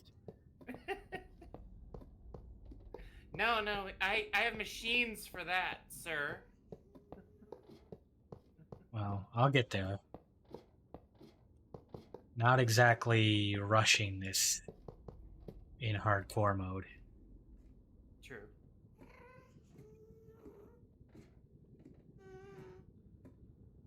This requires you to be a little bit more judicious.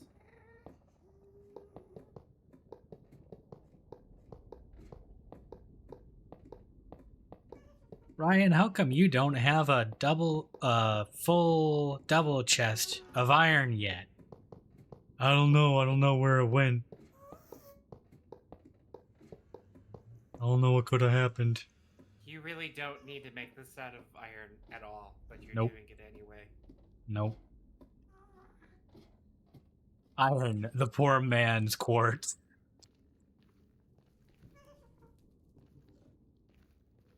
Okay. So let's get the exact coordinates of the portal. So 139 to 136.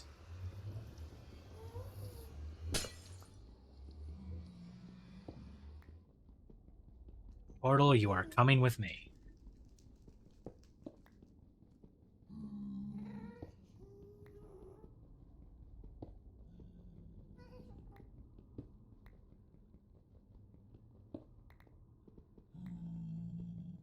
I probably should leave it there as like a emergency.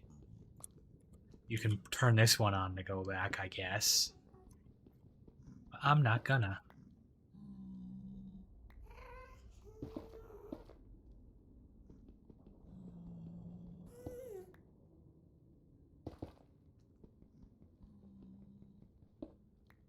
Okay.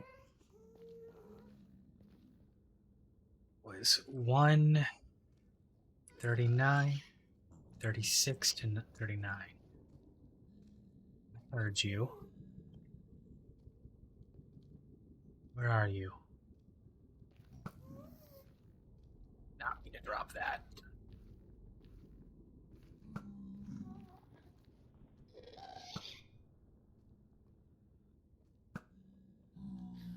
There we go. Not my best Look aim. at that. Look at that cat. He's so spooky.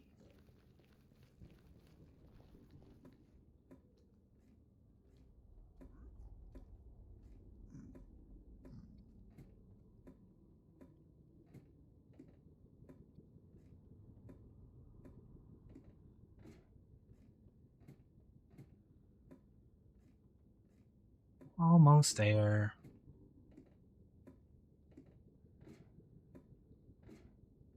Maybe later I'll add one of those piston elevators that just like rubber bands you up with a bunch of Did the zippers? Yeah. zipper, or like the slime block ones that like bounce you up. Mhm. All good things. Maybe someday. Okay, we need to go to. Oh, here's one. That's honestly, that's like close enough that we could just do it here.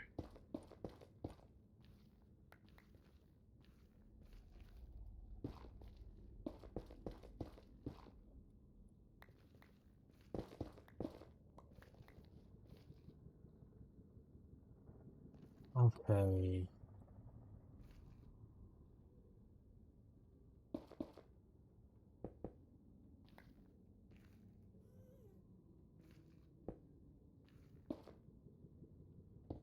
We are running out of food. All them veggie stews. Hey, Cricket, how you doing? Well, the problem is I had to go through a lot of it because I installed another mod that if you get an infection from a zombie, it can be a near fatal infection. So like it's a lesser version of the regular. So like when you get bit, you get a fever and shit. So all those same symptoms, but it doesn't kill you. You just have to eat a lot of food. And I got bit and I used a zombie ampule. But you're still like Still alive. you still got to deal with Mm-hmm. the other thing. Okay. Yeah. So you still have to deal with the consequences of getting bit. All right, portal links up. Good.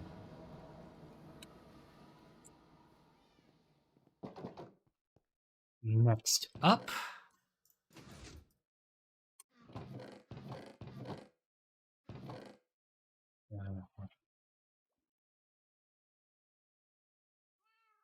Now we're gonna need to refill our iron.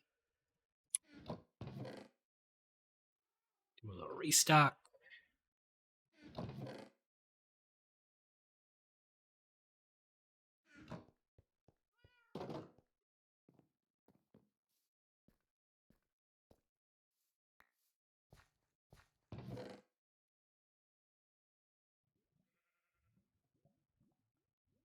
Okay.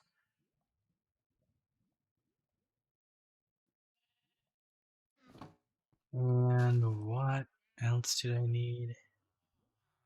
Oh, we can go clear the area where that other portal's gonna go. Probably should have gotten the dimensions for it. The coordinates. Perhaps. Hey, Levy.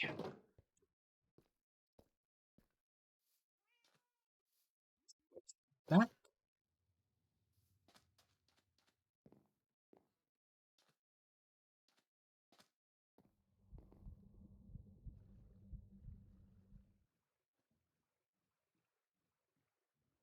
Look at you being a good kitty. Yeah? You just hanging out?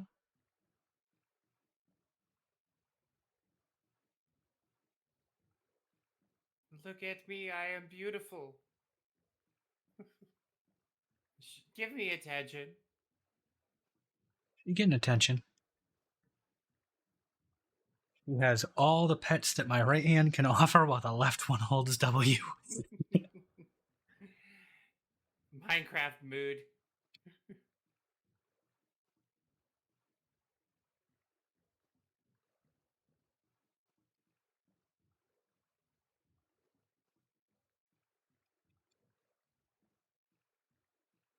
Yeah? Yeah, that's a good cat. Okay.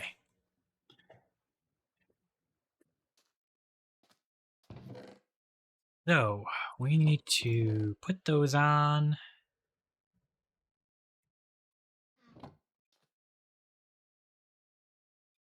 Let's first get to sleep.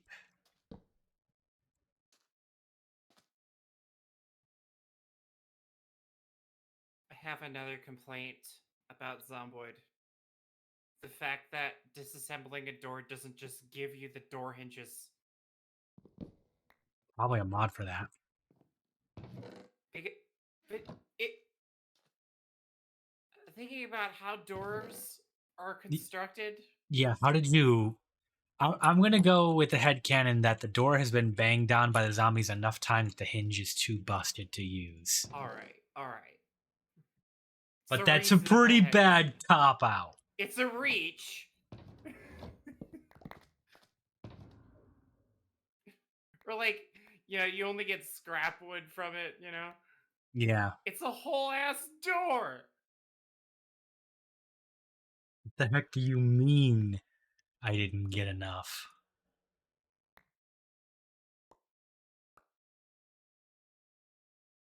You know what? The soul stand stays on this side.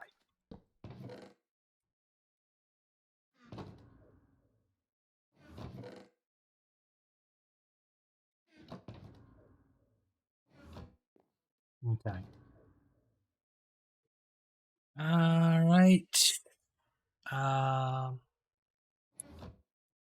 So let's go get...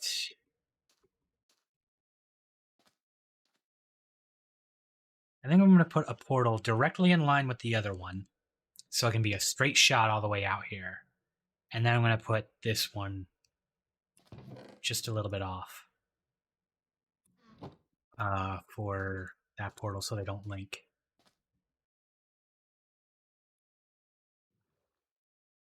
Let's go get some coordinates.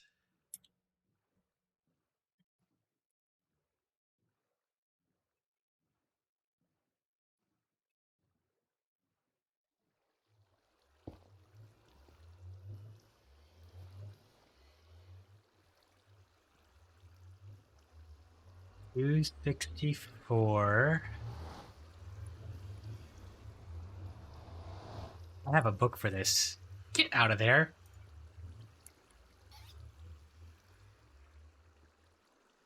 I'm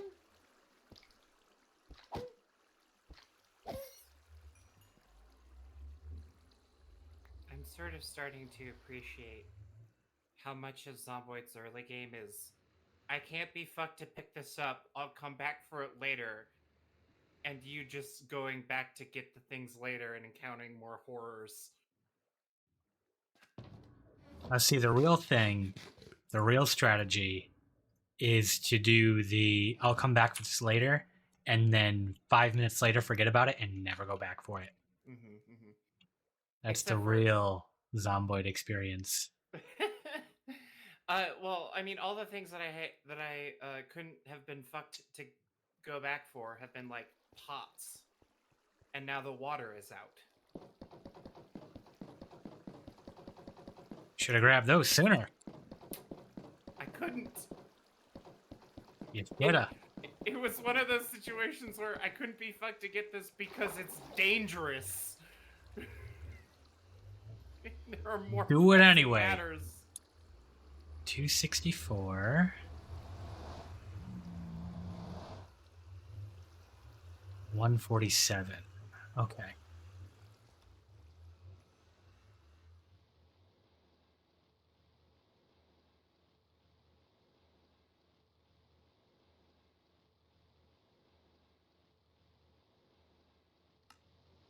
Does that writing in the book pause the game? I think it does. Yeah. I did not know that. Different. I wouldn't have expected that. Me neither.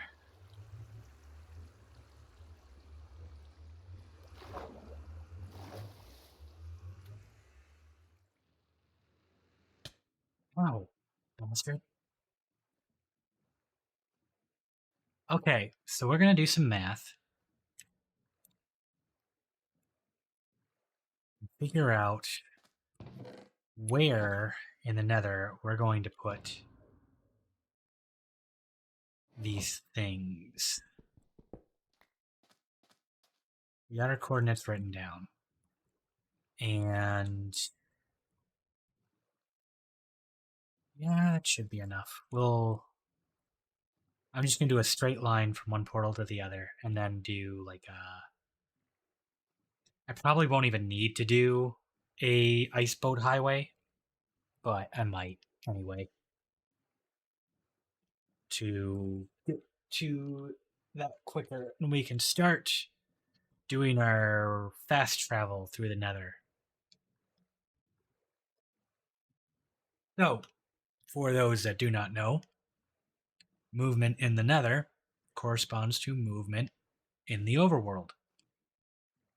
Moving 1 block in the nether moves 8 blocks in the overworld, and because of that, people will often do long distance travel by making a hub in the nether and portals in and out at points of interest. And then you only have to travel 1/8 as far. It's a weird mechanic that they didn't need to add, but they just did anyway. Yep. It is literally a subway system. You go down to hell, you're closer to the core of the earth. It doesn't take as far to travel around there because you're closer to the center. And then you just pop out the top in another portal. Yeah. Okay, so we're going to math to figure out where portals go. You need to. Isn't it a weird, like, Pythagorean thing? For up and down, yes. But if you're not trying to put portals on top of portals, like vertically, you can usually get away with just using a just divide by 8. So these are the overworld coordinates. If I divide 624 by 8, we get 78. And then 147 divided by 8 is 18 point something or other. We just round it. 167 divided by 8 is 20 point whatever, round it. That's where we're going to put our portal, in the um, in the nether are X and Z. Our Y, I'm just going to ignore it. If there is a portal, I think it's within 240 blocks on the overworld, it will connect to it. Though, don't quote me on that number, I'm because quoting that's you on that probably number. wrong. No, I just said don't do it! How could you? How That could is you my have done this to footage. me? You'll undo me. Just through sheer attrition. Something or other. Something like that. Get rid of all these little greebles we got. That's such a fun word, greeble. Greebles, yeah.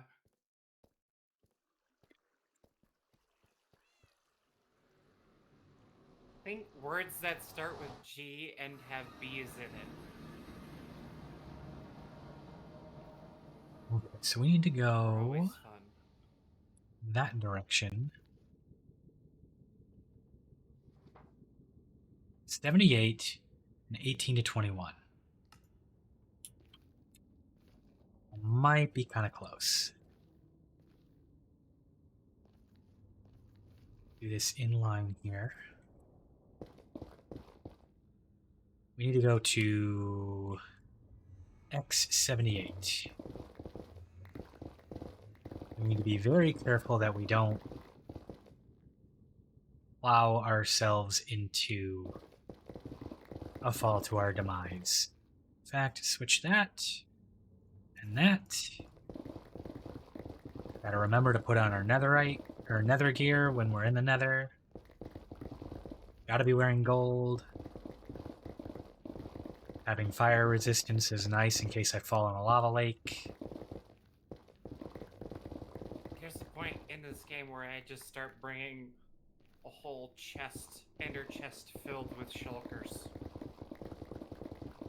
You know, Yeah, just filled with tools. that's the end goal. Okay, we needed, what was it? 78. Right here. Okay, and we're going to put one portal here. It needs to face north. This way. I'm actually going to put it over here, so it's a little bit further.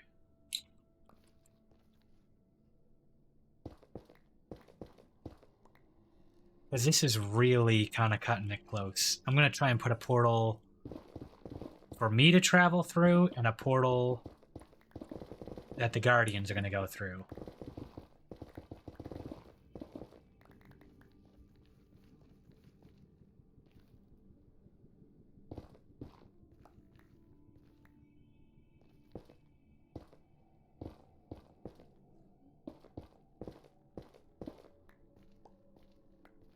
They're too strong. Making blocks 9 and 10.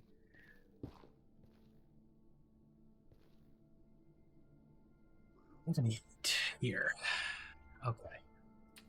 Oh, bro, an Arizona tea? Gold!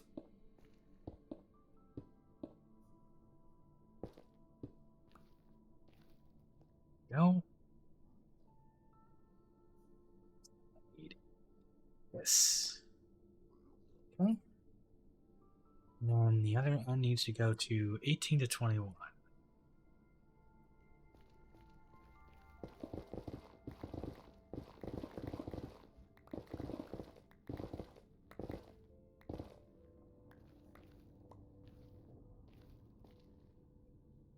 Yeah, these are probably too close. But we're gonna try and make it work.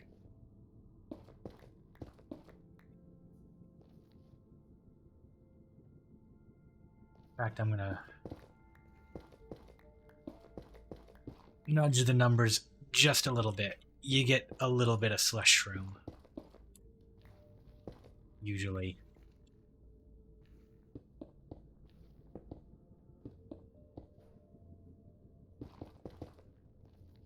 Okay.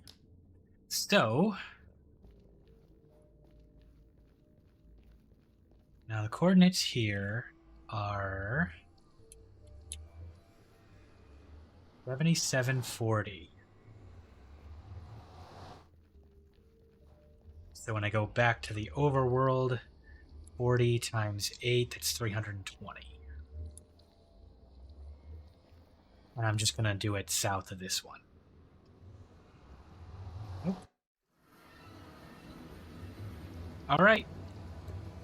This part worked.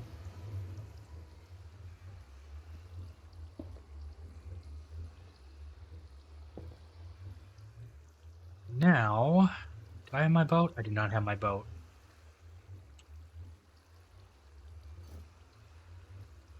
I was hoping we can swim fast enough.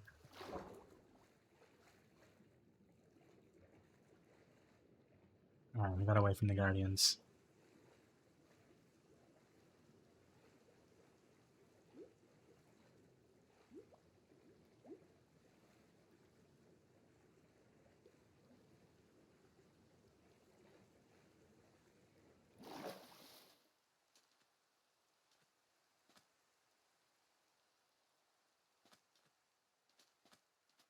Put this right here.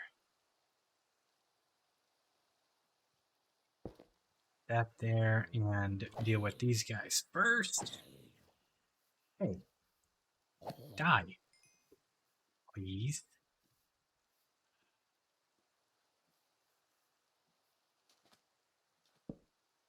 Okay.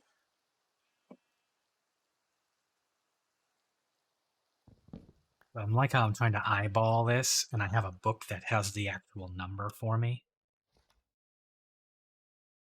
624. It's this one. I missed by one.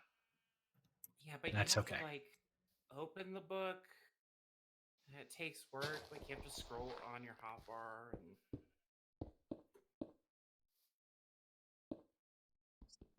Do that.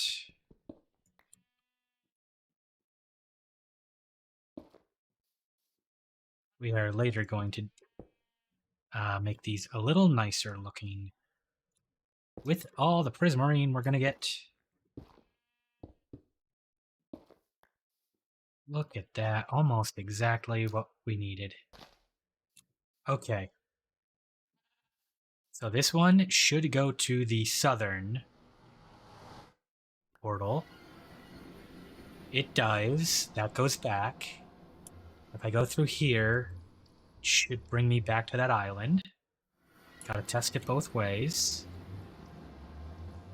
And then make sure I didn't screw up my other portal.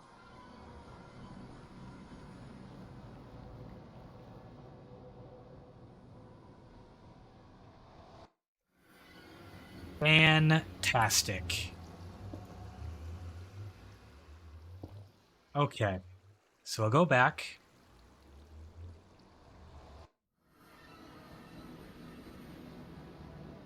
Beep, this is not a place for you. Trust me, you do not want to be here. You're gonna have to push it out and then push back in, yeah. It's on cooldown. Okay. Alright. Time to clear the area around this thing. Turn it into our Guardian, Griller, and item collection.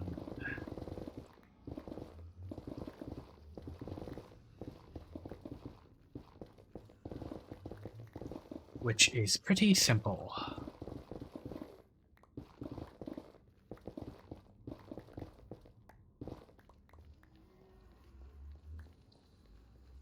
We're going to need to go down a little bit. Hopefully there is plenty of floor to work with.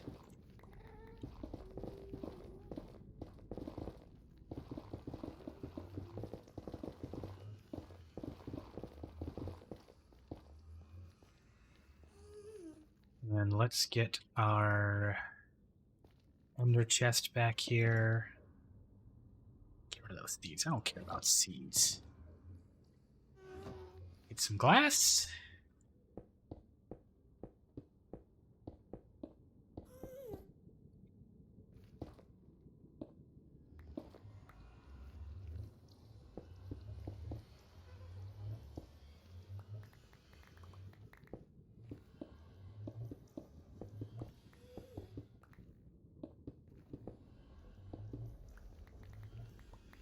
There we go. I'll put the video back on for a moment and make sure that I get this shape and size and all that right.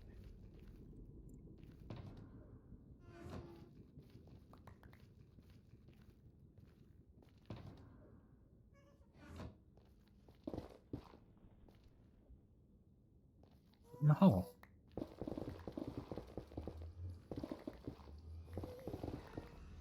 Hello, lava. Goodbye, lava.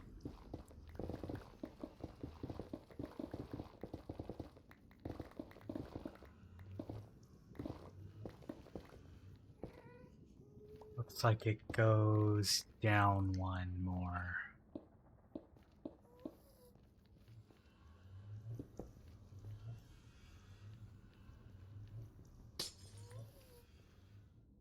Oh, two more. Okay.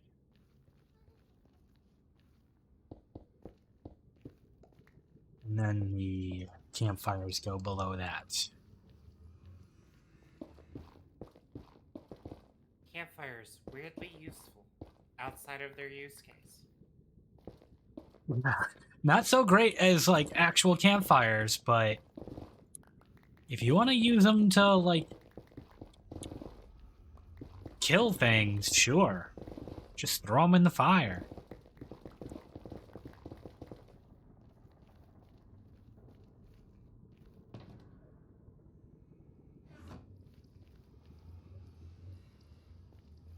Alright.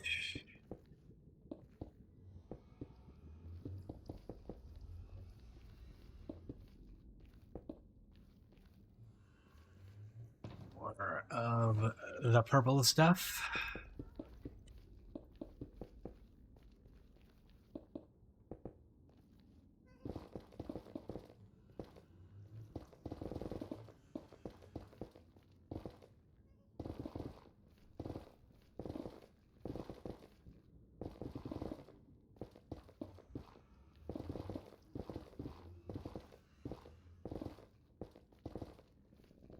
Hey, gold. That's nice.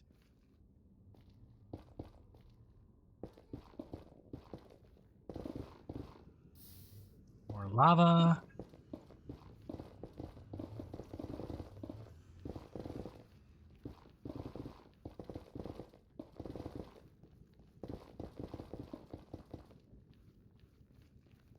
Okay, let's get the campfires out.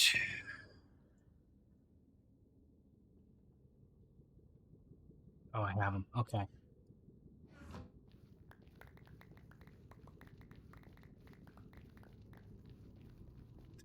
All those that I can. So we put those a little lower so that they don't bounce their way back in to the portal. Get the chests and the hoppers.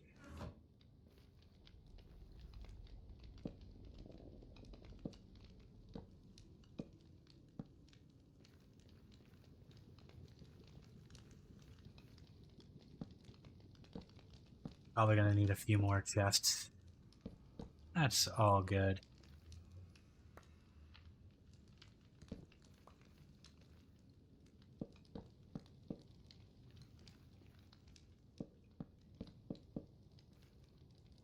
Get some hoppers to collect all the goods.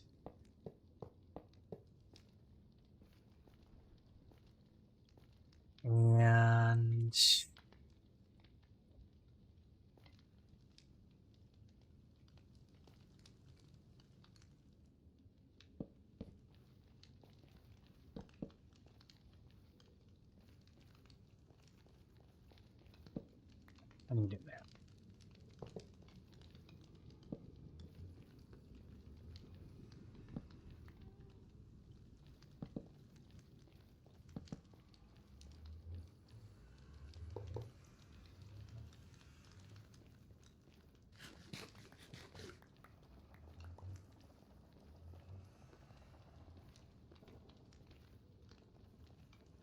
But the ends are more likely to have stuff dropping them, so we put a little extra storage on those.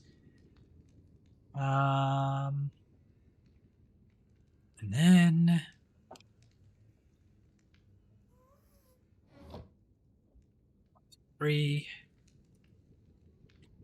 make a crafting table.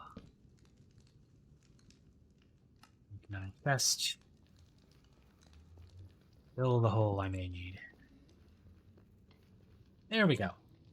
Alright, so the collection area is made. We can prettify it. We'll prettify it with blocks that we get from this farm. So we'll do that in a bit.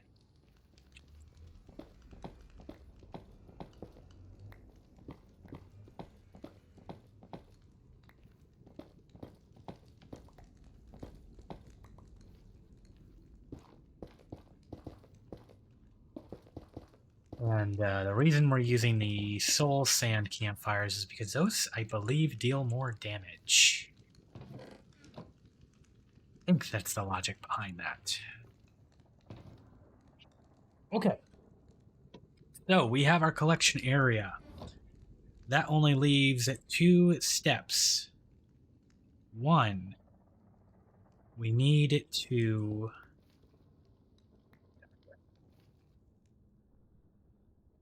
we need to get our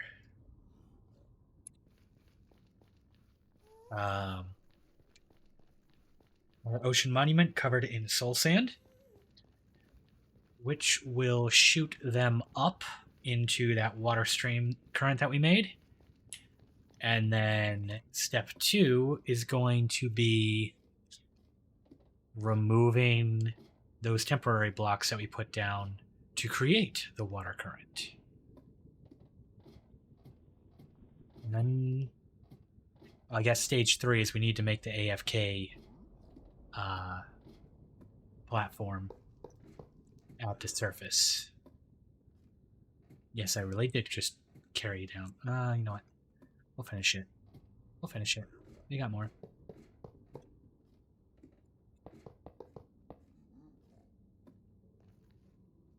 There we go. That is not exactly showcasing anything particularly beautiful, but it's a lot better than looking at that nether wrap.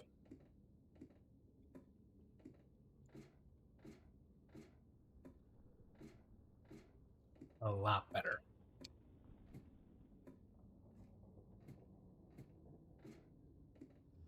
And then that'll be, hopefully, that can be a spot where we can punch our way through. And then actually look to see if that goes all the way up. Then we've got this. That's back to base. This leads to the island. That leads to the Guardian farm. Yeah. We made it back.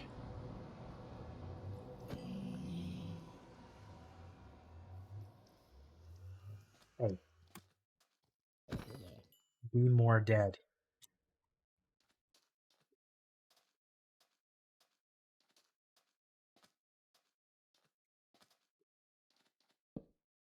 Okay, we'll put the video back on for a moment and make sure I know all the spots I need to put. Well, I know where it needs to go. It needs to go anywhere that is inside that glass.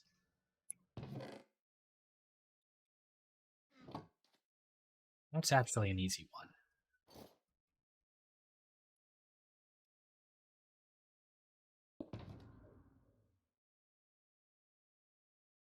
Okay, water breathing, invisibility, night vision.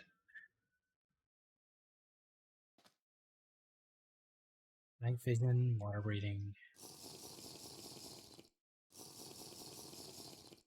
and invisibility.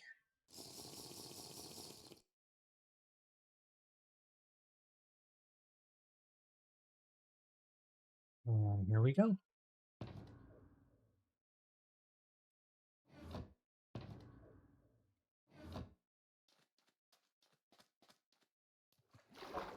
That's the part of the video I need to pause. Figure out how high up this Y needs to go.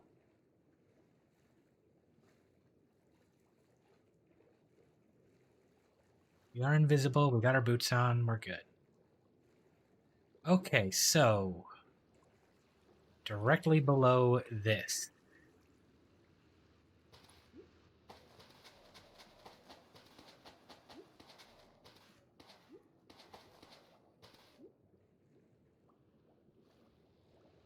That's it. Yep.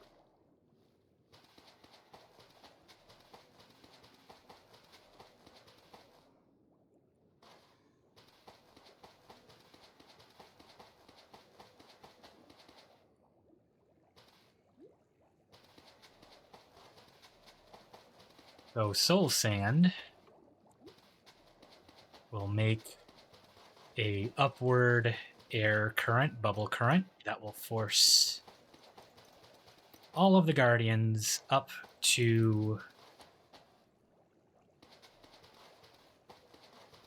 our current making machine. Is that lined up? Yes, it is. Okay.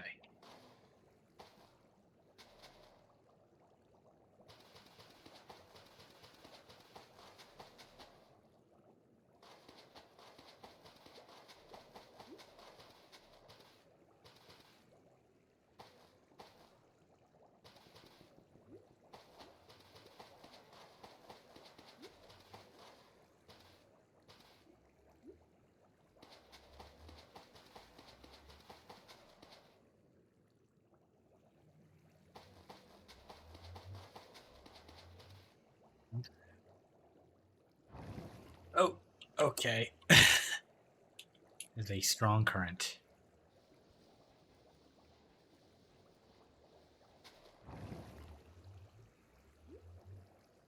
I don't know if I got that back. Would have plenty though. I should have just stuck to my lines, going in one direction.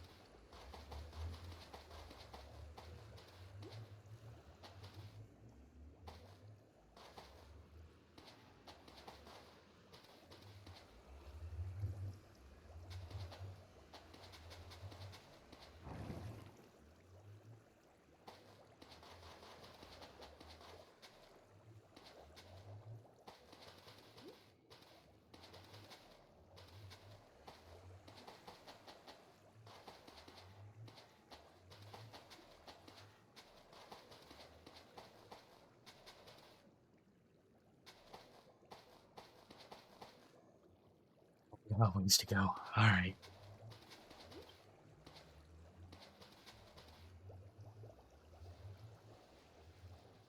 Did I got my shovel back? You know what I think the strength of this NPC mod is? Being able to go out with a partner. To just do mundane things that would otherwise encumber you, but now you've got backup. You can do the same on like a multiplayer server, right? I mean, It's yeah, just, it is. Yeah, it's the same thing. you can make them do the monotonous stuff. Pretty much. They did all the material gathering while I built the wall.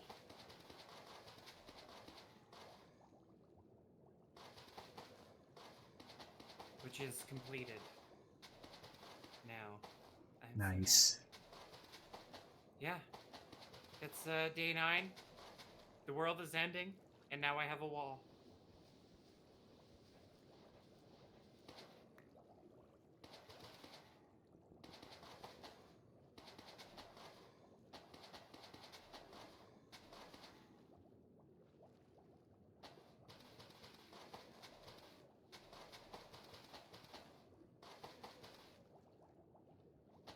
Almost done.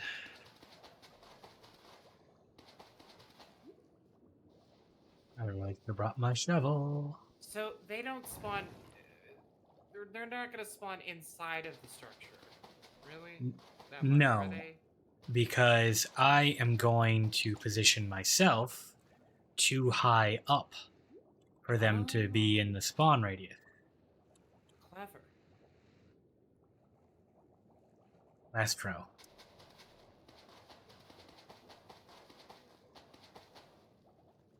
There we go. That should do it. Why is this one short one? What?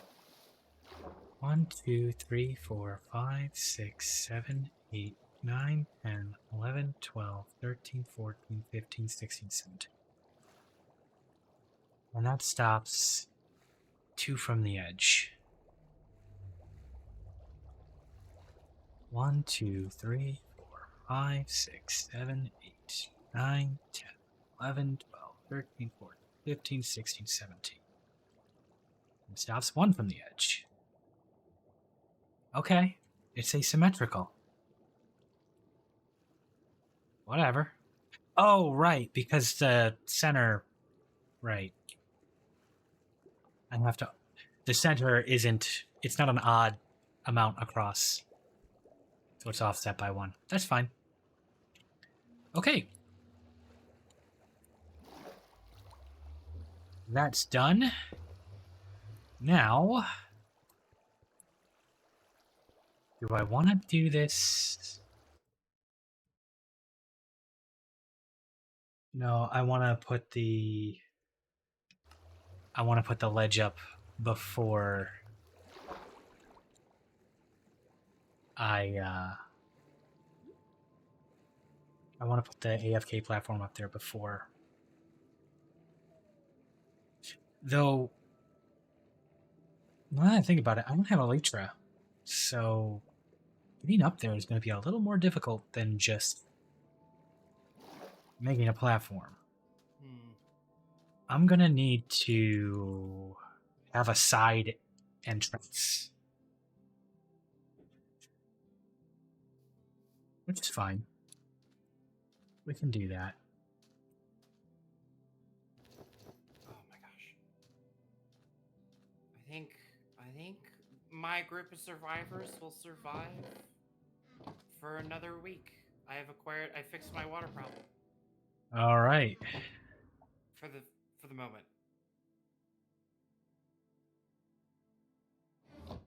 There's still we don't have a renewable source yet. We just have pots of water that I have to fill up at the river. 100 feet scaffolding.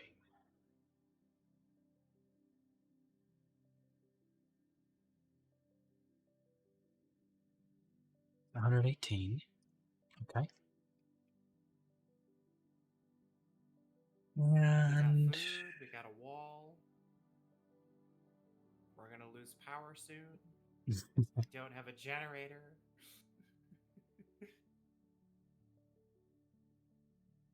I've yet to find that goddamn magazine.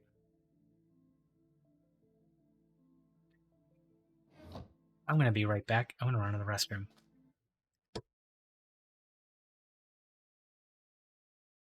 So, my reminder. Yeah. Be right back.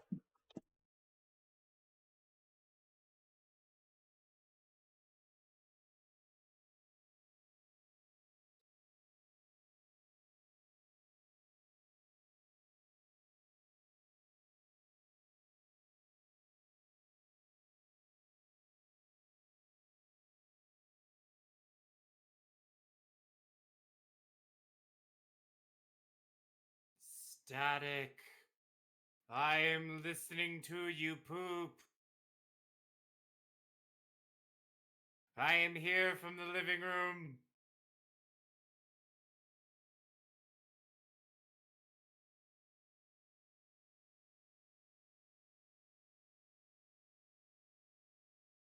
Wash your damn hands.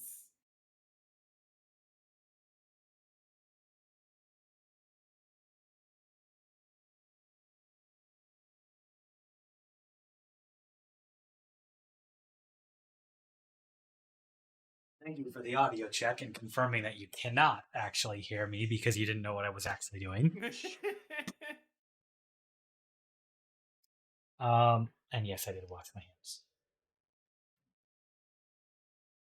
All right, so I'm going to make. It was up 118 scaffolding, 118 blocks from the top. We'll be able to climb up, but it's not going to be easy without like getting shot off. I might just bring invisibility potions every time I come out here until I get it built up. Okay, actually, I'm going to go 119 because I am going to put.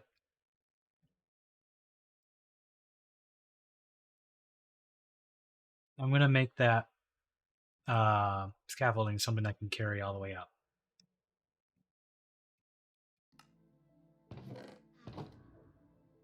One more.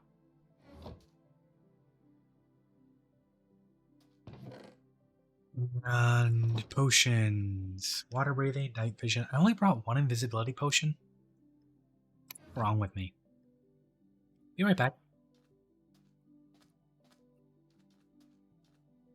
This is the wonders of another highway.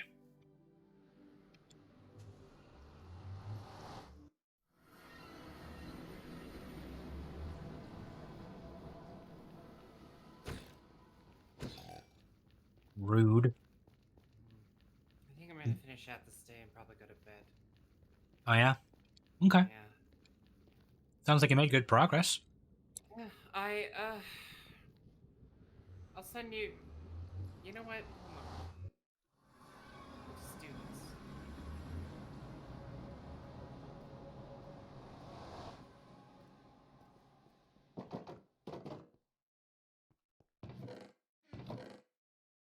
I'm assuming you're sending me a link on Discord or something. No, I'm just. You know, when I can just show you directly what I've done instead of sending a screenshot. I'm streaming right now. Well, yeah, but later. So I guess show me later? Yeah. Actually, I'll just screenshot it. Why not?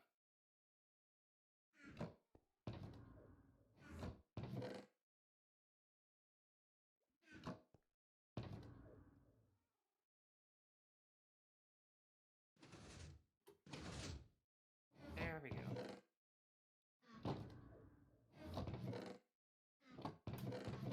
I will. There, screenshot and chat. Okay. I'll check it out. Oh,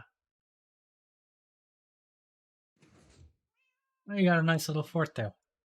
Yeah.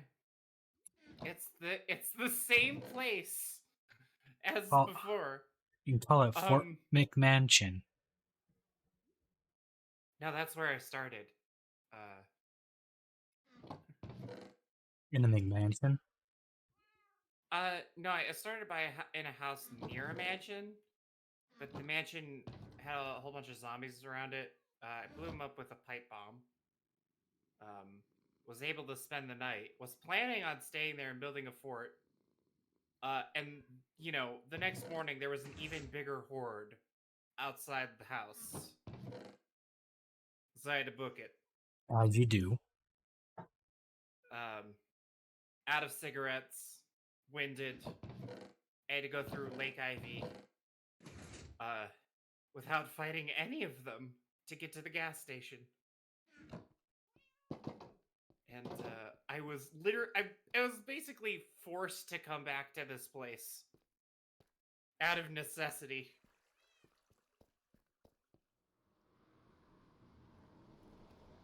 I can unload. You know, sometimes this game kind of works out that way. You intend to do one thing, and then, you know, the game's like, fuck you. No, you do my thing.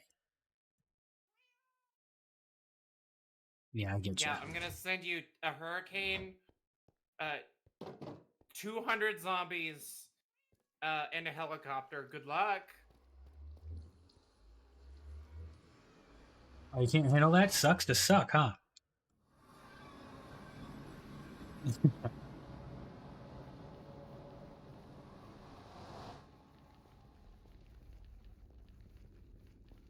This game really is like a fucking like it's a I would say it's a hell punishment. Just some Sisyphusian task that you willingly go into. This layer of hell we call Zomboid.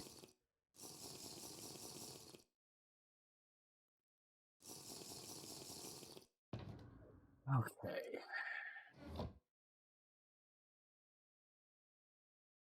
Oh.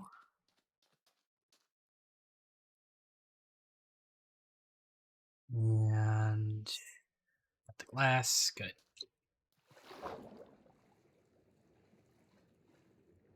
Swim back in.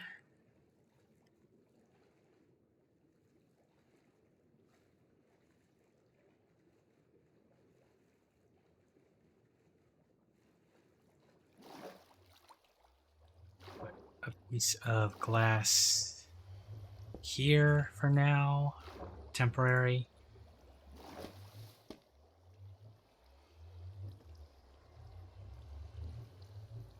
And then we need to place all of this from the center.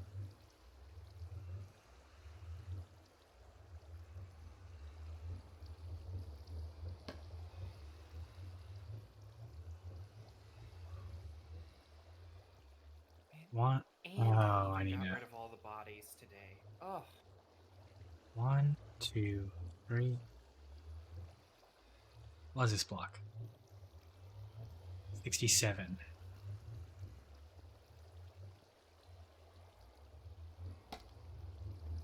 There we go.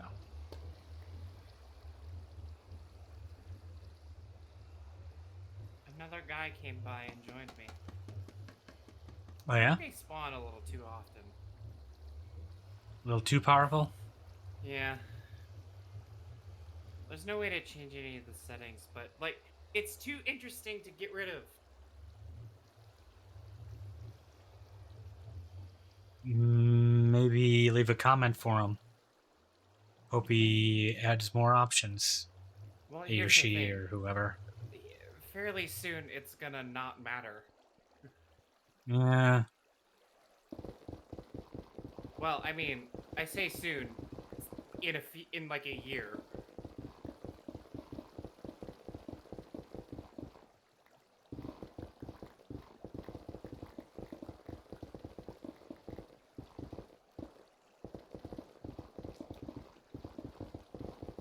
Oh, Guardians are coming up.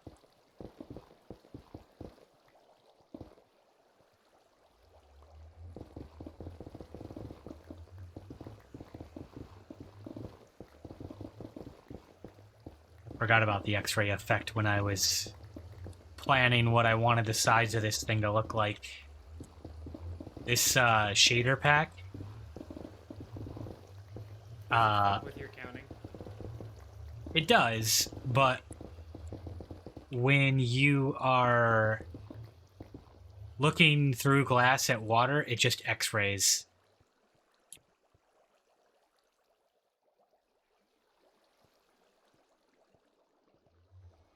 Kind of neat, but also not the intended effect.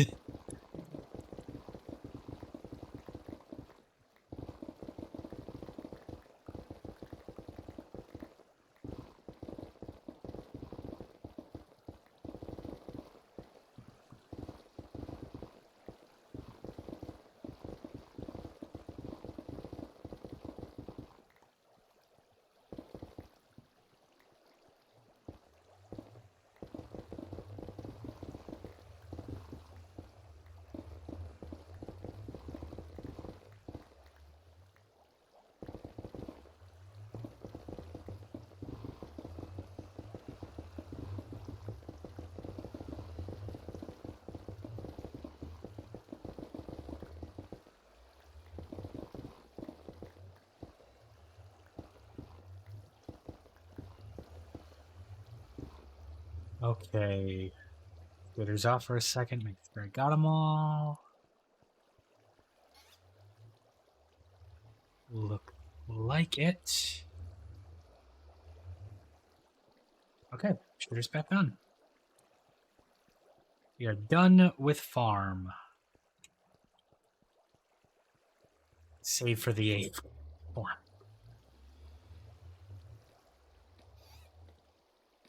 Just go up here.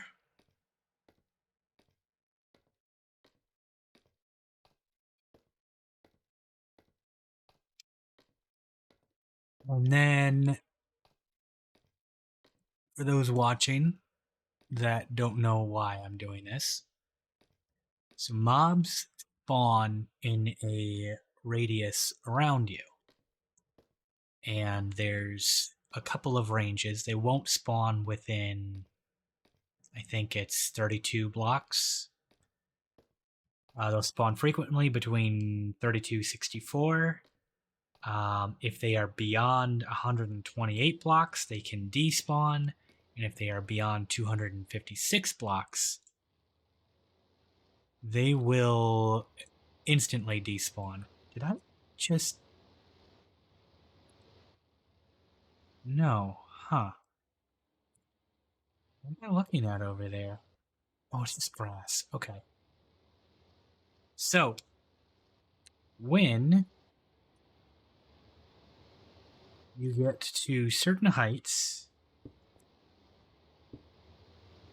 that sphere around you is mostly in the air, but mobs only spawn on top of blocks. So if I AFK at specific spots, you can see they will only spawn there, and they'll keep spawning, and then going to the portal.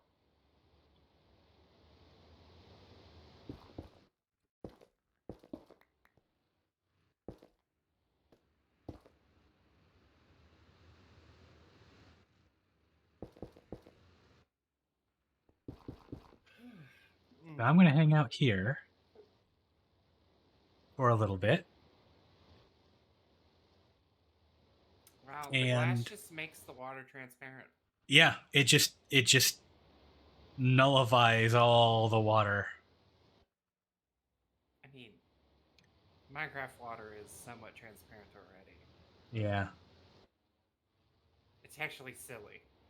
And that water looks really good from up here. It does look pretty cool. Yep. You know, we have not actually been this high in the world. I know this is gonna be painful. But let's just look around at what this world looks like. Red line are our processors. There's our base.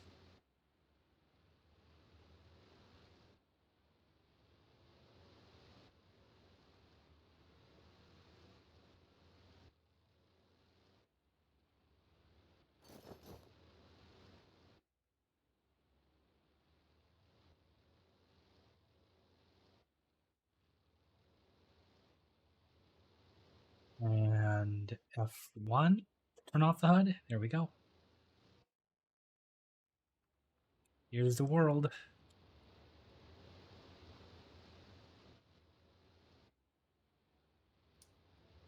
You know, I'm sitting here reading my book in the game, thinking about what I can do in the future for my next time I play.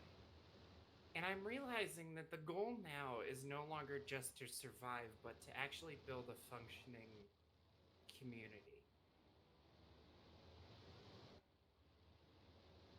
I'd say that's a pretty good win for your mod. Yeah.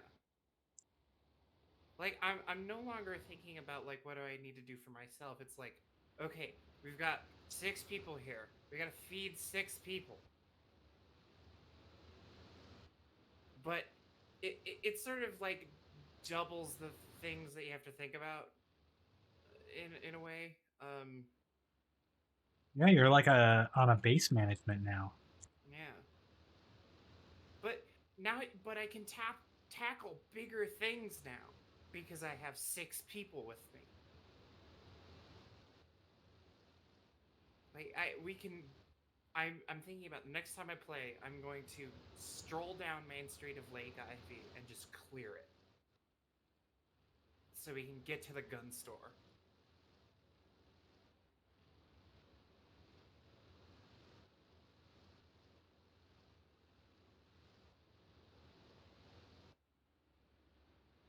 And, aside from that, I'm thinking about like putting up spikes along the wall. I found a mod for that. Huh.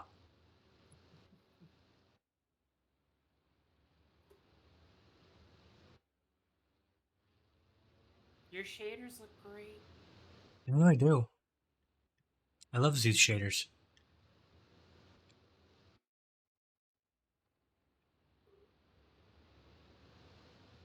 And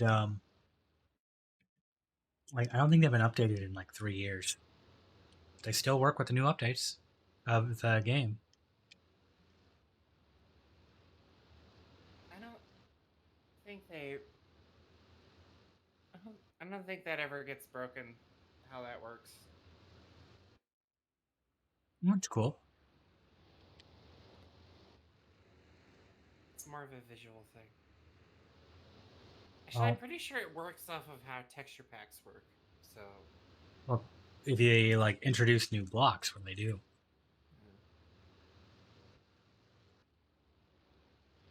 Well, the shaders is like a filter, isn't it? Maybe It's not.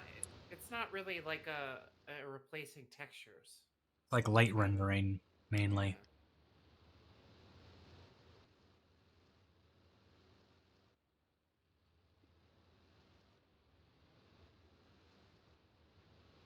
It's really beautiful up here.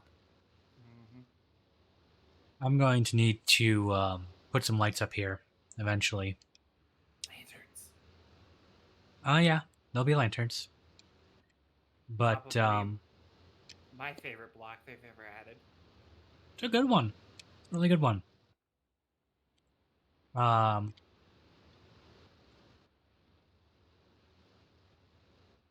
You know, even though that's like a tower of pistons and note blocks and dirt, Still looks cool.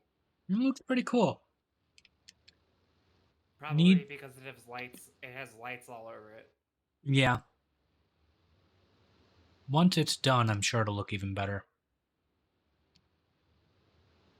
Well, yeah, but then yeah, you'll have lanterns hanging from it.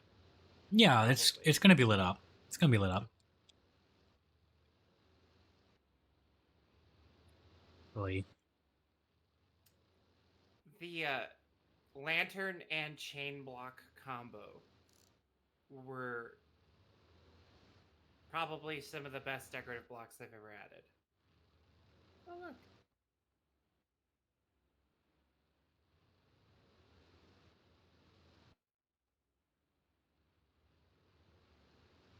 Yeah, that's everything we've built up so far.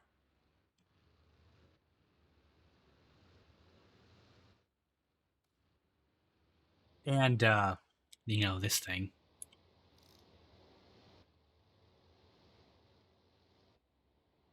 They are really cruising in there. So, how are you keeping the nether loaded? Every time an entity goes through the portal. Oh shit, that's how it works, right? And they're instantly killed, right? Oh, they fall on the um they fall on those campsites and then they burn up. But Okay, but once they are in the nether, they're not contributing to the mob cap here in the overworld. So more can spawn. yeah, okay. And it's just perpetual because they go in, they load it as they go in. Yep. All right.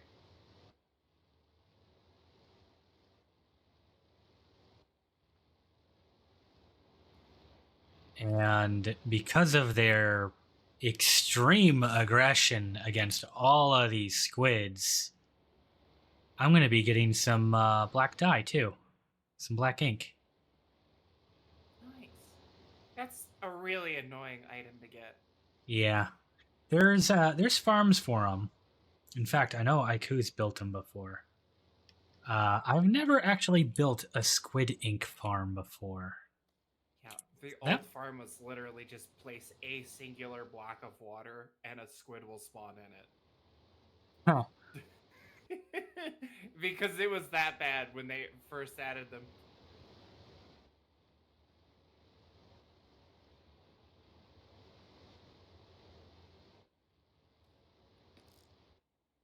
Now you can see some of them despawning before they get there, but that's okay. This isn't a ultra mass efficiency design, but it is very good. Mm-hmm.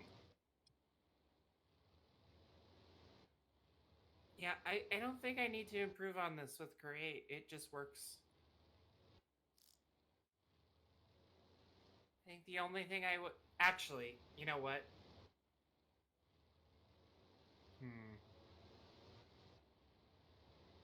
Nah, it's good. You don't need to overcomplicate it with belts.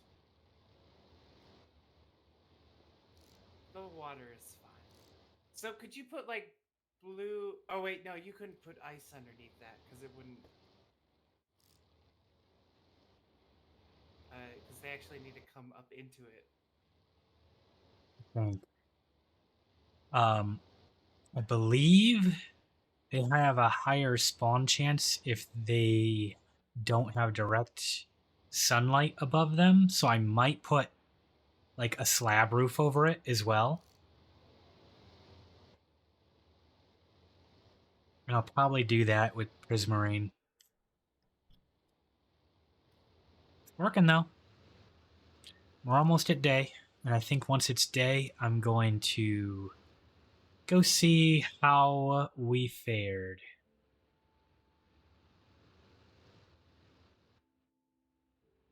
That is pretty cool.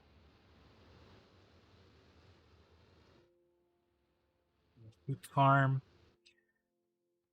our iron farm, regular farm, pumpkin melon farm, pagoda. Yeah, not bad.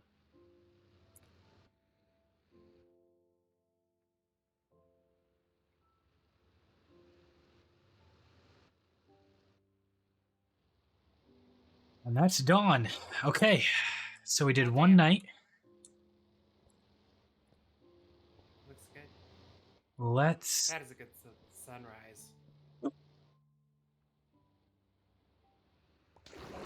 Man, my side of Michigan never had good sunrises. We have like You should get the knockouts. sunsets. Yeah, we get the sunsets.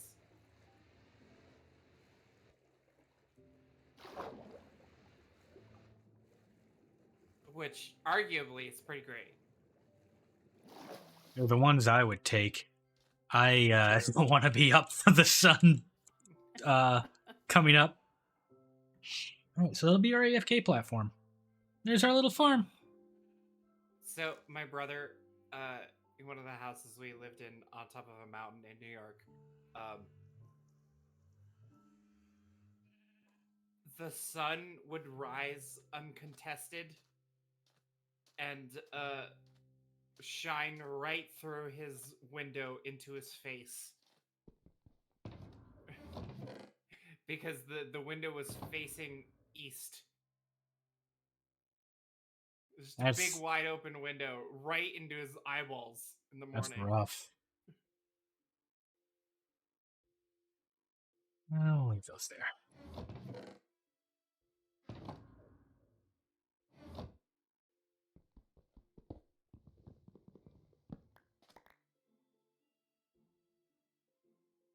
Okay. Let's go see how we did.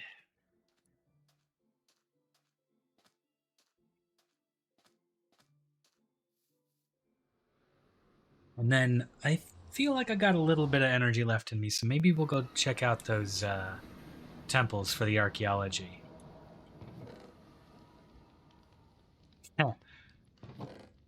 Got a lot of the nether from clearing it.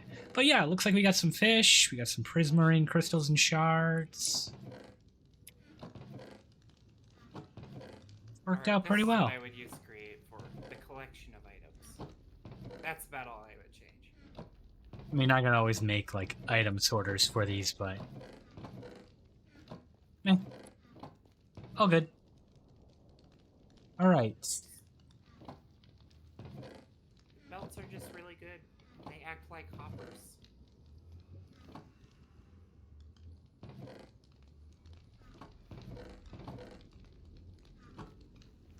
There we go.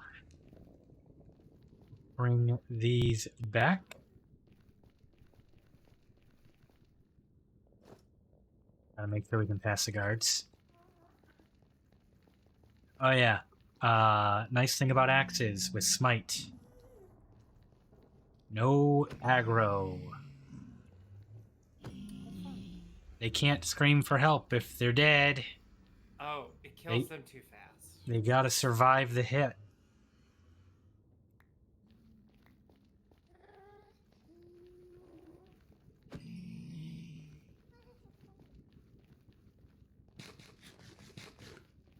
Okay. We'll go back to the overworld. We'll check out our farm from afar.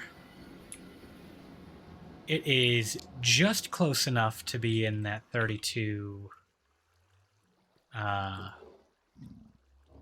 chunk render distance. Hey. Hey! Don't mess with the guards. It's okay, buddy. You can go back up on your block.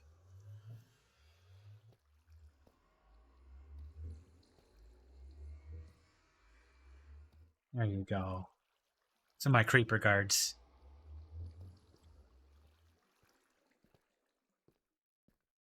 Okay, so it is just barely visible over there.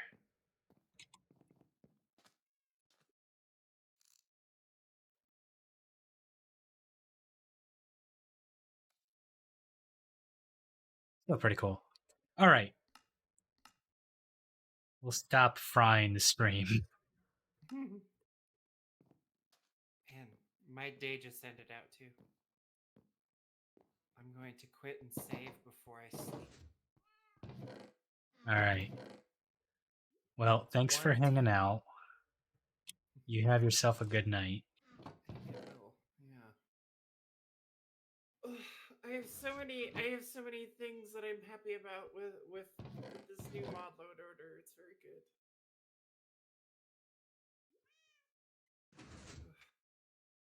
And you've finished out your farm. You just need to beautify it.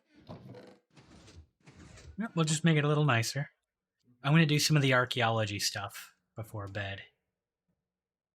But we're going to change this.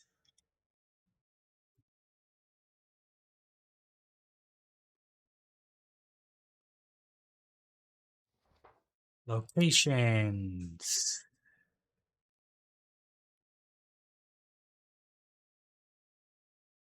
Guard farm is 657 219. We'll round it. Okay. There we go. You can make some more room. Ooh. I'm going to need to start cooking some of this netherrack to make bricks or something.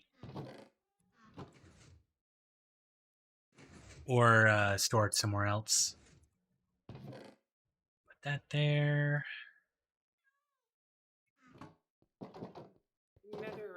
Nether bricks are the kind of thing that you would want to farm for. Some sort of automation. At least making the bricks. Yeah. Definitely hopper those into some furnaces.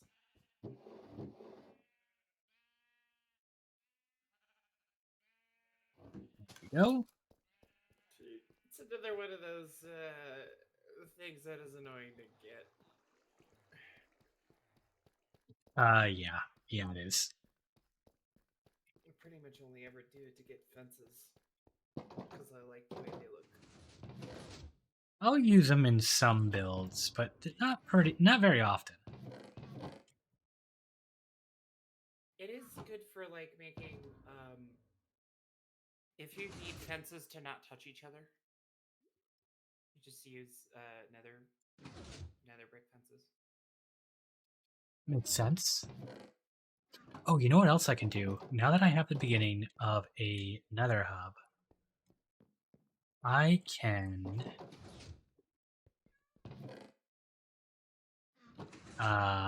make a nether portal to the spider farm in Amethyst location. I'll do that real quick, I think. Did I bump it? Oh, my mouse is dying. That's what's going on. Okay. Let's fix that. We'll let that run. I'm in here. My sensitivity on the mouse just like skyrocketed. And I didn't know what was going on. Battery's dying.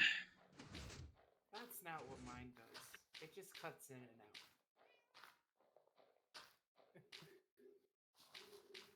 out. Okay, let's get this. I had to get a Bluetooth mouse because my wired mouse died.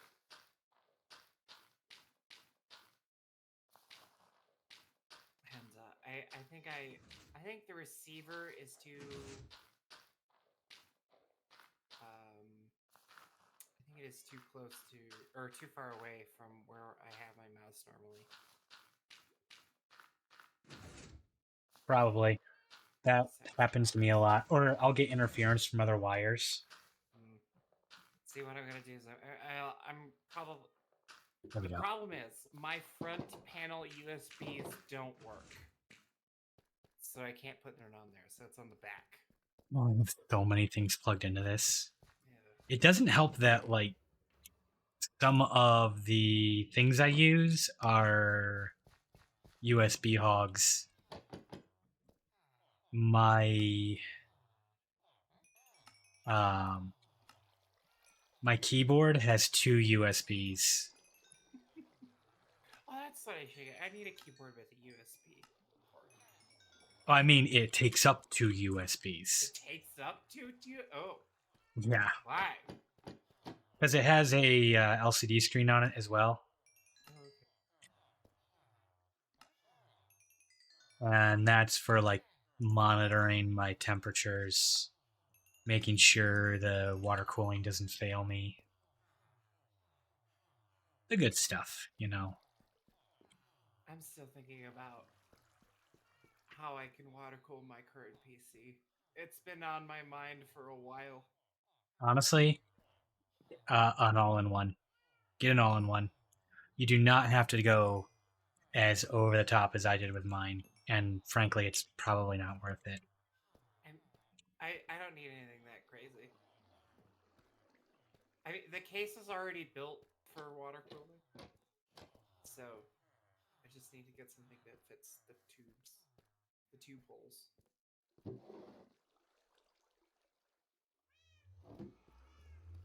It has 2 little back ports for that can fit 2 tubes. Oh, in the back, yeah. Now most of the expense from those is the trouble with them is the mounting to your processors. Mm-hmm. Your GPU probably produces more heat than your CPU, for one. And those, either you get one that is built in already set for water cooling, or you have to remove the airfoil heatsink on it, mm-hmm. and then attach a custom plate to it yourself, or order something that's for that card. And that, like, when you're getting to that point, you're already like having to look at front plate for your card, a back plate, the tubing, any adapters. Then you got to think about the pump and the reservoir and your radiator, and This then is my Disneyland wish list. yeah, it's I did it because it was one of those things that I had wanted to do since I was like an early teen, Yeah, of course. and Like finally able to do it, so I did. it genuinely is like that fucking thing that you hear about the tech nerds doing when you're a kid is like the coolest thing that you can do to your computer. Yeah, I got my fucking computer water cooled. It's got Satan's jizz going through it. Uh, not an image I want.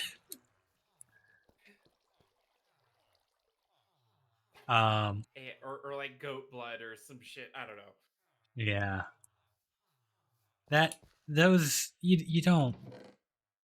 ain't gotta go like super crazy with them, Yeah, but no. It really it's it fun. does really feel like a thing that isn't necessary but is cool and useful to have. Yeah. Well, like it it doesn't really it's you're not going to get lower total temperatures. What you get is more stable temperatures. See, which And probably gives you better state processing, right? it does. Yeah. But it's not like it's not going to supercharge your PC. You're not going to be It's not. You're not gonna plug it in and be like whoosh off to the races because of it. right. It from what I can tell, it's something that just evens out your overall performance. Right, because it's still air cooled. It still goes through a radiator, and the coolest it can keep it is the air that you're running through those radiators. And especially if you're in like your bedroom, that heat that comes off of the radiator gets pushed out into the air and heats your room. And it produces just as much heat when it's air cooled as it does when it's cooled through a water cooler. It puts that heat into the air. In fact, it puts it into the air more efficiently. So So your room just gets hot. your room gets hot. And like right now, for instance, where I am at, it says it is 54 degrees outside Fahrenheit. My room is 80. The window is open. Incredible. It just Yeah, that's about right. it's gonna cook the room, and then that air is what you use to cool the water, and if it's heated up, it doesn't do it as efficiently.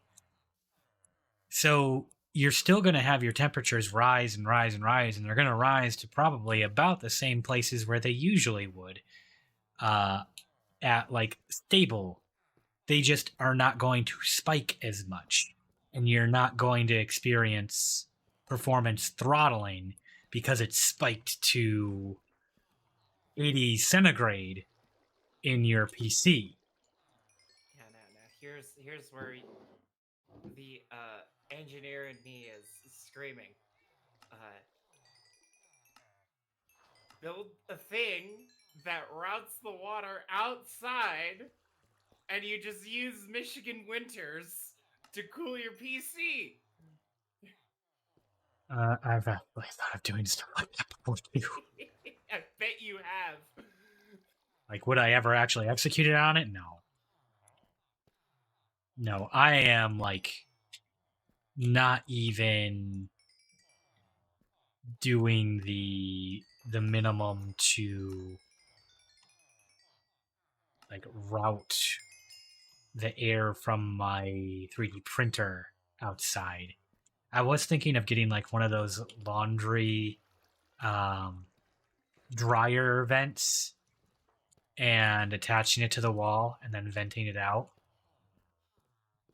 Um, I'm not even, and like that doesn't require me to route an in and out water system and have my radiator and all that outside. That just requires me to like hole in wall, vent on it, attach the hose to the wall. Done. Yeah, that's better. And I ain't doing that. I'm not doing that. Here's what I would do. I would do that, but I would feed it out the window, and then have like a fan attached to that end. As Oh, that's what I do. I've just got like an old PC fan that that's I perfect. rigged up to a hose, and then the other These are side, literally the same size. I yeah. And then they've got a on the other side of the hose, like a 3-inch diameter wall fitting, and that attaches to the hose. And the other side, I put some magnets on, and that just sticks onto the back of the printer where the exhaust comes out. perfect. And they see it easy. I know I had more glowstone. I don't know where it is right now. Now, question: have you seen the Linus Tech Tips thing about him water cooling his PC using his pool? No. So he needed a way to heat his pool, right? So instead of like putting a pool heater in, he just routed the heat from all the servers he's running into like piping underneath the pool.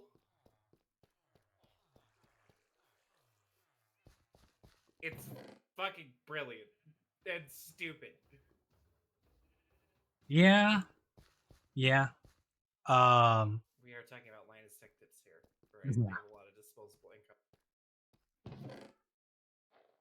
income. That's kind of silly. I would like to see if there's some way that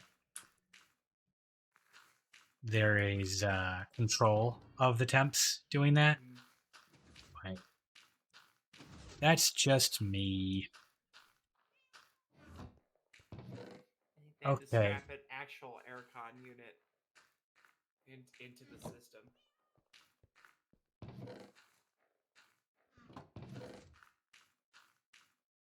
All right. I'm going to convert some of our lava into obsidian, and I'm going to make a portal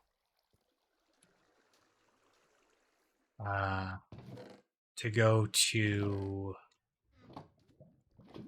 the spider spawner. And I think after that, I'm going to do some archaeology stuff at those temples. We'll explore that. And then probably call it a night. This has been fun, though.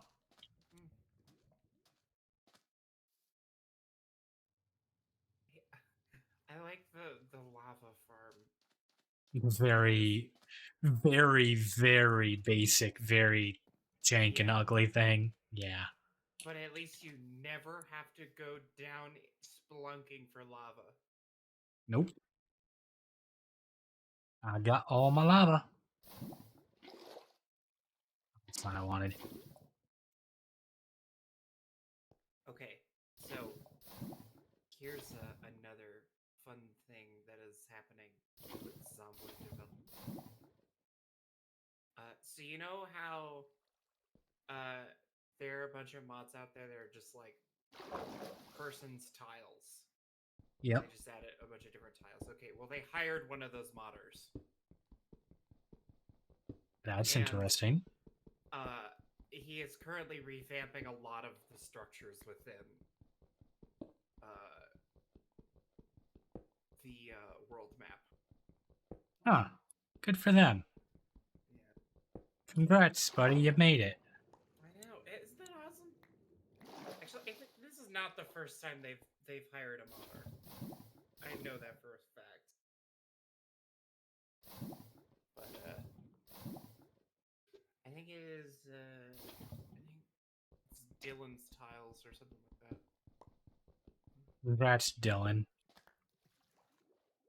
Now everyone will know your name. Anyway, that's sick. That's pretty cool. Oh, that should be 16 obsidian. Yeah, I got it all. Go to sleep real quick. Oh, I also have one other thing. In the last Thursdoid, they showed off a video from the community that is a bunch of the broadcasts that are normally put out. They've redone. They put them through AI stuff to like create video and audio of those broadcasts, and they put them all together in a sort of a montage. Hmm. Not a huge fan of the use of AI stuff Well, in general. same, but here's the difference. There's actually some artistry going behind this because it's a script, right? And it's old It's- TV broadcasts, you know. It's still using other people's work without their permission. I suppose, yeah. Although, hold on. The difference is whether or not it's transformative. That is the line. And this kind of stuff can be transformative if you're doing it if you're using the tools correctly. You know, if you're adding your own spin to it, that's an entirely different conversation. Then it's fair use.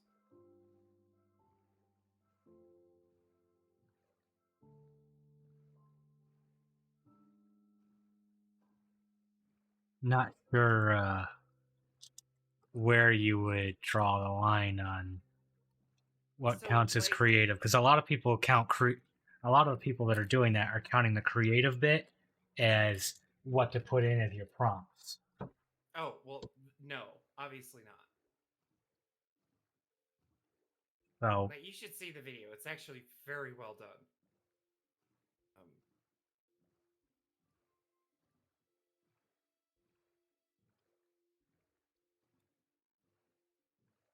Like, I mean, like adding music to it, adding music to the output, stitching things together in proper order, you know, all that. Editing is, in some ways, enough. I'm not talking about a legal sense. I'm talking about, is it the right thing to do? Yeah, I understand, and I agree. So it's important to me to make that distinction of, is this use case like more than just the output of the bot?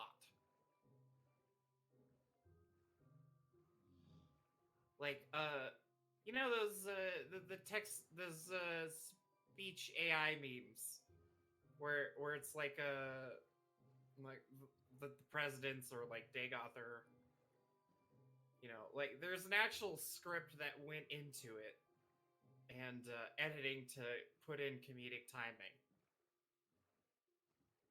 You know, I feel like that crosses the line into That's a better example. yeah.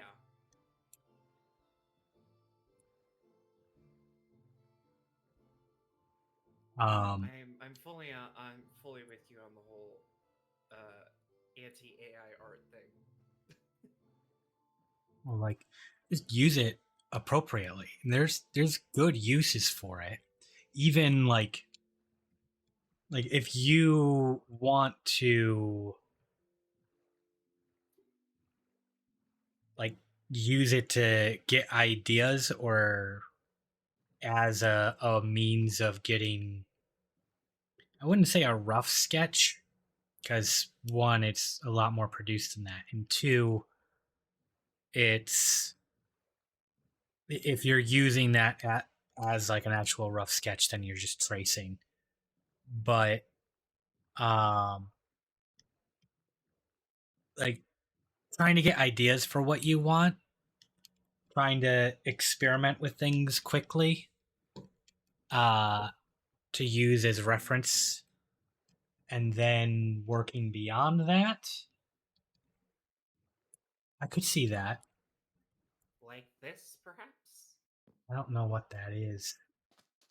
Okay, so the bottom image is an AI generated thing that I got, and what I in the top is me after editing it. Well, once you're editing it, Yeah, you're you're still using that product that it put out for you. sure, but it isn't the only thing that I used. No, I just used the guy, and and I also used it to stitch some things together. but that's like Uh, the center focus of the piece. except for the I mean, Like, sure, but it's still this would still be a an example of um, a transformative work. Like this clears that bar. I think that's more debatable.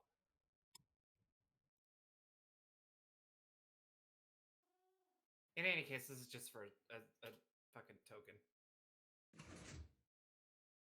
I'm not selling this anyway, so it doesn't What it's used for as well also matters, of course. And I think you're okay there. But it's very, very easy to extrapolate that into something that is a lot less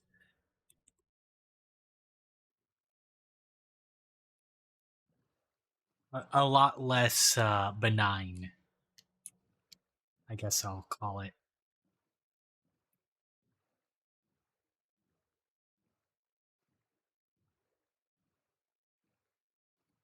I think it's good to empower people to be able to take their creative ideas and make them into a reality. On the other hand, like the sources that you used for that what the bot used for that, well, it's it's not, ground up and it's data just like smeared out onto a piece of paper. But yeah, but it's not really though. It takes like actual components from other people's work and puts it out yeah. onto into the image, and it stitches them all together. Now, like what you've done to take what the AI has done Well, also hold to on. adjust it to repose and adding the other bits, that is creative, sure. But like the main focal point of the piece is the thing that was AI generated. To an extent, yes, because I still had to manipulate that particular image. And here's my issue with this. Say I personally had grabbed a bunch of pieces of other people's art and stuck them together to make a guy, would that somehow be better than what the AI spat out? That was effort by you, so a little bit, but not really. Well, I mean, that's the thing. It's like, this is basically photo bashing. And I'm just using a tool to grab Photo the thing. bashing itself is an art form, Well, yeah. and you have just a bot that does it. Nah. See, it doesn't do it well enough, in my opinion. Oh, quality doesn't mean that it's okay because it's done poorly. I'm thinking of, it's not good enough to the point where I have to fuck with it, and I don't think it'll ever be good enough to put in a prompt and get exactly what I want. I don't see any reason why that won't become a thing. Because these AIs don't actually understand what they're creating. Oh, that's true, but they're still making these creations, and they're getting better and better and better at it, and better at following the prompts. I don't see any reason why it wouldn't eventually get to that point. Maybe, but part of my issue with a lot of this is that it's not actually AI. They're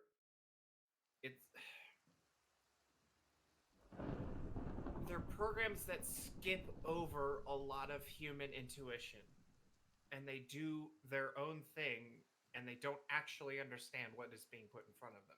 Like, there's a really good story about the GoBot and how it was easily fooled when a player it was playing against did an unforeseen move, like a move that So amateur would do.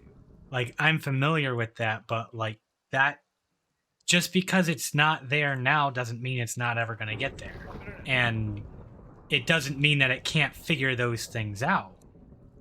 It just but means... no, that's the thing. It's not figuring it out. That's the thing. It's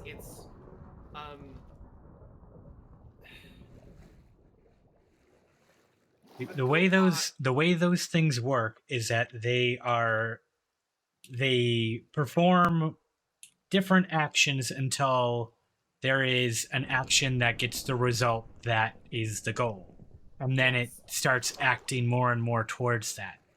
And I don't see any reason why that system, as much as it's been able to accomplish, I don't see any reason why we could assume that system wouldn't be able to continue to progress and get better. It will progress and get better. It's just, it's not gonna be in the way that you would expect from AI. You know, it really does come down to that thing, the fact that they do not understand that they are playing a board game.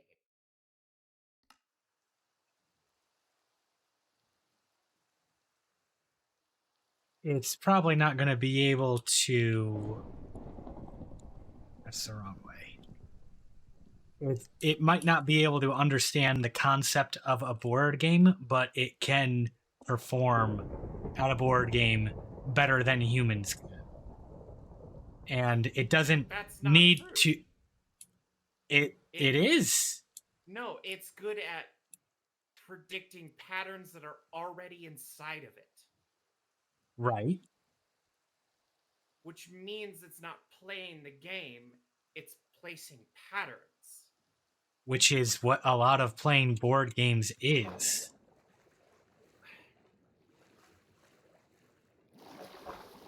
Look, even when we're playing, like, say, video games, eventually conversations come up of like what is the meta strategy or what I is, mean, yeah, but and that's not that's, really what I'm trying to put for. I mean,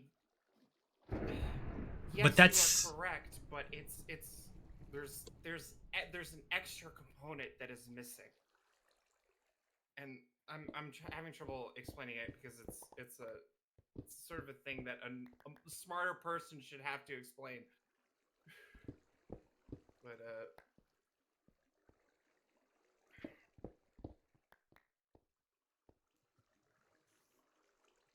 I'm trying to figure out how to.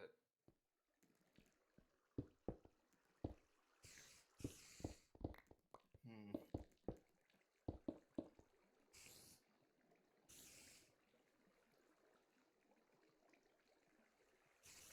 I wish I could remember that Go example better because no, I it know, did I'm kind of familiar illustrate it. with it. I'm familiar with it. And that it was because it didn't understand what, it didn't understand the move because it No, was just, it wasn't just that it didn't understand the move. It was more to it. It's uh, it's not that that move wasn't in their vocabulary. It's that it couldn't conceive of that move happening at all because it wasn't playing the board game. You know, it's designed to do to play in a place patterns in a very specific way to do a very specific thing, but it isn't actually playing the game. so you know how I can tell you've never worked a corporate job is because what you are describing is an employee who doesn't want to learn the job or get better at it. They just want to do enough to get by. And I met these people. okay. So that is that is a human thing, but that's not the point. The point is those people don't get fired from their job. They're still accomplishing the job. I They're mean, yeah, still I know. doing what they need to do. And And that's the point. I'm not denying that at all. I'm just saying that this is an inherent limitation with this particular model. Well, I'm not talking about just this particular model or the state of it now. I'm talking about where it is going to end up. And I absolutely 100% believe that it could get to the point that AI art is indistinguishable from human created art. And there's no check for it because it's just is. You know, I think is a good example. How about there's a so in human speech, people tend to stutter or stop and start or like have breaks or very obvious points in their speech where it isn't perfect. And the AI stuff doesn't do that. It skips over that kind of stuff. It's too perfect. And it can learn to not do that if that's what you want it to do. You change the goals of what you want it to create, and then it learns how to do that by following those patterns, by learning those patterns. But they're not patterns. That's the thing. They Human are. behavior isn't always patterns. We're pretty chaotic creatures, to be honest. Like that stuff isn't I think people are necessarily more pattern specific. prone No, than they are, but we're also fairly spontaneous Can be. But you can also create a pattern of spontaneity. How often it chooses to deviate. They currently already do that by way of how often do they change their steps to do something different, to see if the something different is better.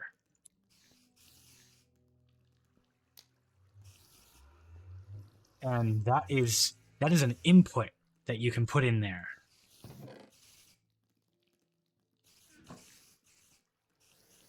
I don't see any reason why you couldn't have an AI eventually do that. Here's the thing. I don't think it'll be impossible to tell because actually there's a particular frequency that is only ever recorded through like, or it's a type of frequency that the CIA uses to make sure recordings are actually recordings. It's something that is in just about every single recording that exists, but it's not noticeable because it's, you know, audible. It's that sort of stuff. Like And if they already have to use a machine to find those things, what stops a machine from doing it when it's controlled by an AI? I forget the reason. There's an actual reason.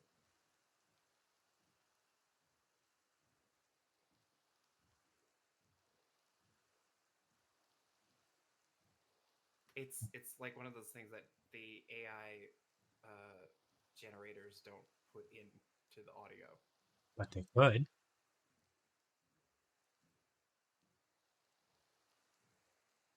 I think it's one of those things that it's not. It's like it's noticeable if it isn't natural. That, and you know, it used to be that it was noticeable when it wasn't natural for someone doing an AI red line, and that is fading fast. So if you put the focus on it, you could get rid of that concern.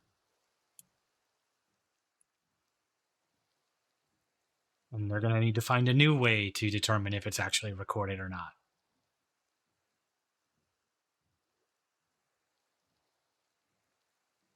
I don't see any reason why, if you give it the right goals, that it can't get around all that.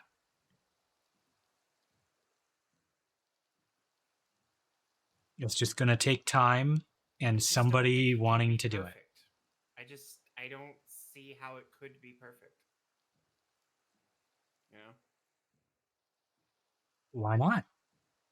Because everything has flaws. Everything. Okay. It's like the natural tendency of the universe to have flaws. You know, Right.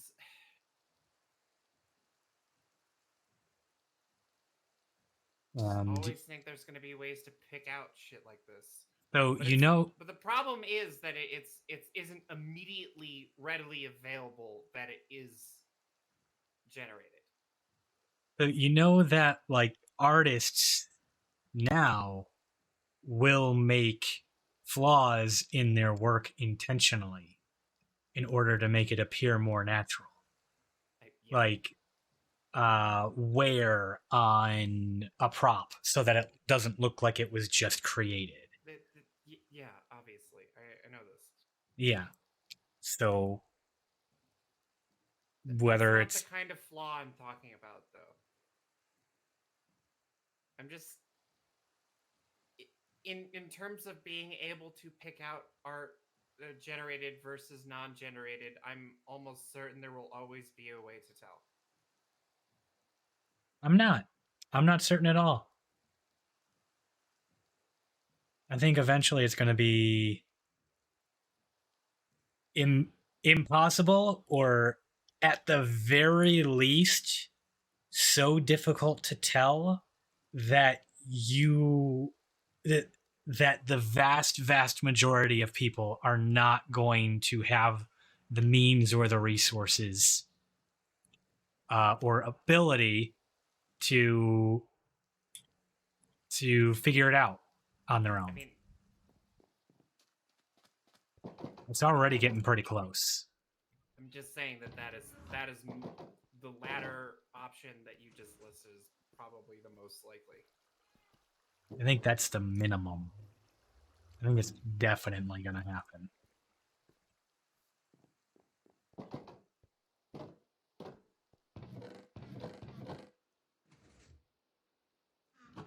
Anyway, this was kind of a depressing subject. Let's do a different one. What would you like to talk about? Optimism and its necessity. I could fucks with that.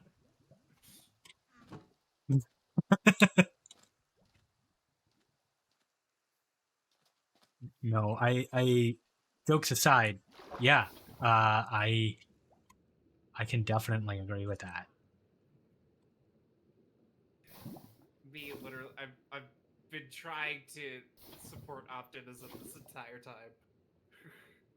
I no, okay, so there's a good time and place for optimism.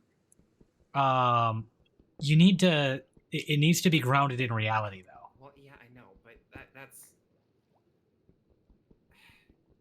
Being optimistic just for the sake of being optimistic is I'm not though. Yeah. I actually think there is a probable solution. well, Mostly because it needs to was be already built on a pillar of lies. it needs to be a solution that can be conceptualized. If it can't be conceptualized, then how do you employ it? The problem is I'm not a computer scientist, and the information I have been given has been through people who are of that ilk, and I have completely forgotten the jargon. So when the computer scientists start raising the alarms, when the developer of popular AI generation tool starts coming out and saying we need to like put a stay on AI development for a bit because this is getting out of hand and this is getting dangerous. Is that not enough to be concerned? I am to take him seriously? I'm already concerned. Okay. I'm not thinking it's the end of the world. I don't think it's the end of the world. I just think we need more than, oh, we'll figure it out. Well, I mean, yeah. We gotta have the solution. I feel like that should be implied. I do too, but not to be disrespectful, but I feel like that's the answer I'm getting. Because I don't know the answer. Then where does the confidence come from? No, the confidence comes from the pillar of sand these things are built upon. That's where the confidence comes from. It's not that I have a solution to the problem, it's that it's the problem itself is inherently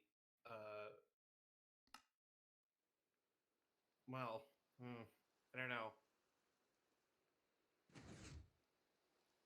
I already don't like that it's called AI because it isn't AI. And like that's the first problem. The second problem is they don't know how it works either.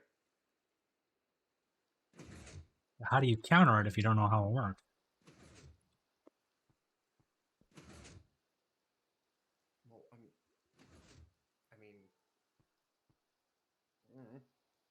shut it down. Well, okay, but capitalism's got its hands in it. It is something that you can make money off of. So people are doing that. You do realize that's the real answer. Well, yeah, of course. The real answer is dismantling capitalism. The, Wow, the- we're back here again. yeah, we're back here. So, like, if assuming that the world is not going to suddenly decide to do that, you know, we have a solution here. Sure. Is it realistic for it to be enacted? Fuck No. So It's like 50 years out, dude. we gotta Don't move. Start on that. We gotta make a move, some kind of move to have an answer, to have confidence here. There needs to. I mean, really, the problem is there's no way to put it back in the box. So then, what do we do? There's no way to. There are a few solutions. One of them is legislation, and I don't like that answer. Well, I like the solution of suddenly all of the humans on Earth are fully conscionable, and understand that maybe we shouldn't be stealing from people for profit. But Would you like to join my religion? you have a solution to make this thing a reality. No, it's how to cope with the fact that that'll never happen. No, I Forgiveness. I prefer to be angry, because if I'm angry, then maybe I can keep working towards an answer. Would you like to join my religion? Yeah, fairly common joke that it is, Christianity is one of the religions that you're allowed to be angry for very justifiable reasons. Well, and it's for the reasons that you're thinking of. That's the rub, isn't it? You need to be good. It's not being angry at people. It's being angry at systems, really. You need to be good, but when that doesn't work, bust out the weapons of war. Via your words.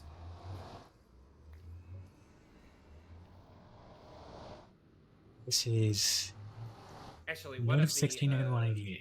There is a passage in the Bible that just goes, if you don't have a sword, sell your coat and buy one. That's something that Jesus said. And I don't think he was actually talking about a real sword, to be honest. Pretty sure he's just talking about being ready to confront evil.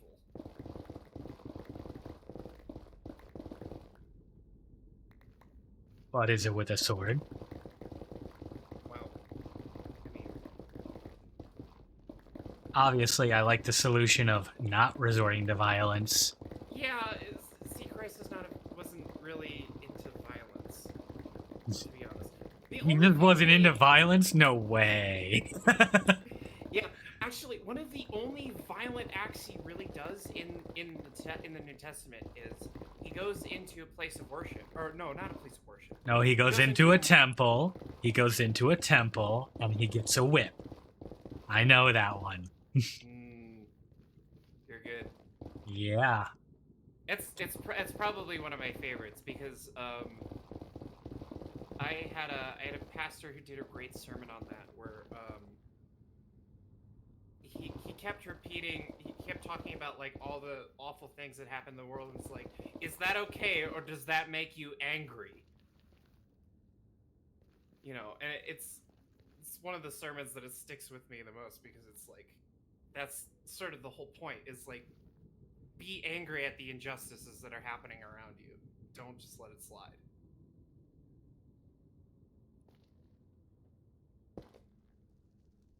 It's a good thing. There's a good use for anger. And that is the motivation to make the change that you need to see in the world. Am I going the right way? Yeah, it's farther than I thought. Anyway, optimism. It's very important. It's my personal opinion that pessimism is poison. Because that's basically just the belief that nothing can change and nothing can get better. Whereas optimism is just the belief that things can get better. I think that depends on who you ask. Well, too many people think it means you believe that things will get better, not that they can get better. And so they resort to pessimism and they think that they're being better.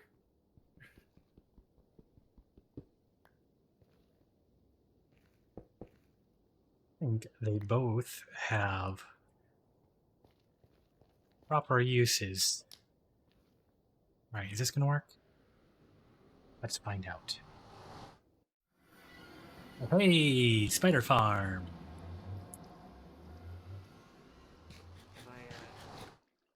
I told you my theory about what the last great filter is. This is going to be very esoteric. Fuck. Oh, that is not good. Well, here's the hope. We can find our way back. Anyway, continue. It is my personal opinion that since there appears to be basically no obstacle in our way from getting out into the universe, nothing that we can't stop ourselves, that the only thing left in our path is empathy.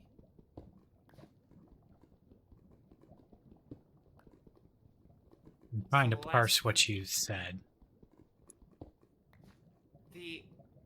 All of the problems that exist today are our own creation. Because we don't have empathy.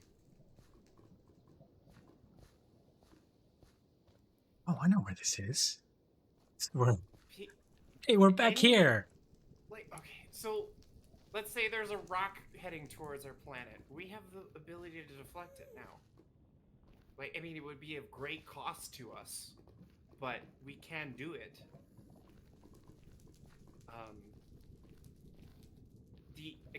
The only thing that would stop us is the inability to work together.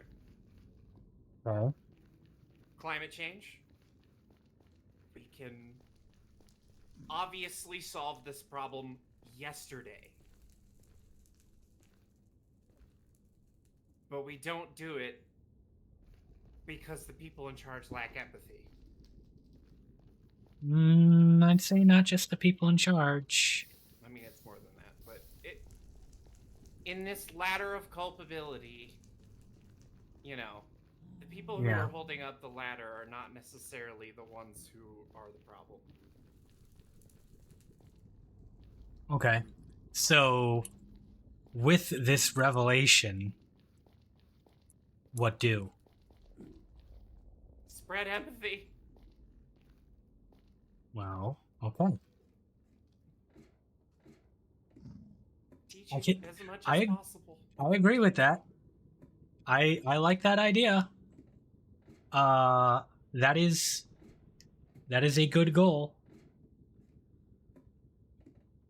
I don't know, it doesn't seem like, if we're talking about great filters, you know, things that squash the potential for civilizations to exist, you know, there isn't much in our way.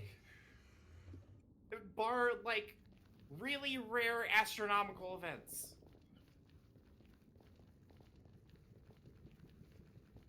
You know, like a black hole going through our solar system, perhaps. Right. That kind of thing. Okay. Yeah. So Yeah, I just don't see any other thing in our way but ourselves. I mean, I can agree with that to a point. The next question is, oh, these are disappearing right in front of me. Grab them all quick. My next question would be, you know, how do you get such a goal be adopted by others?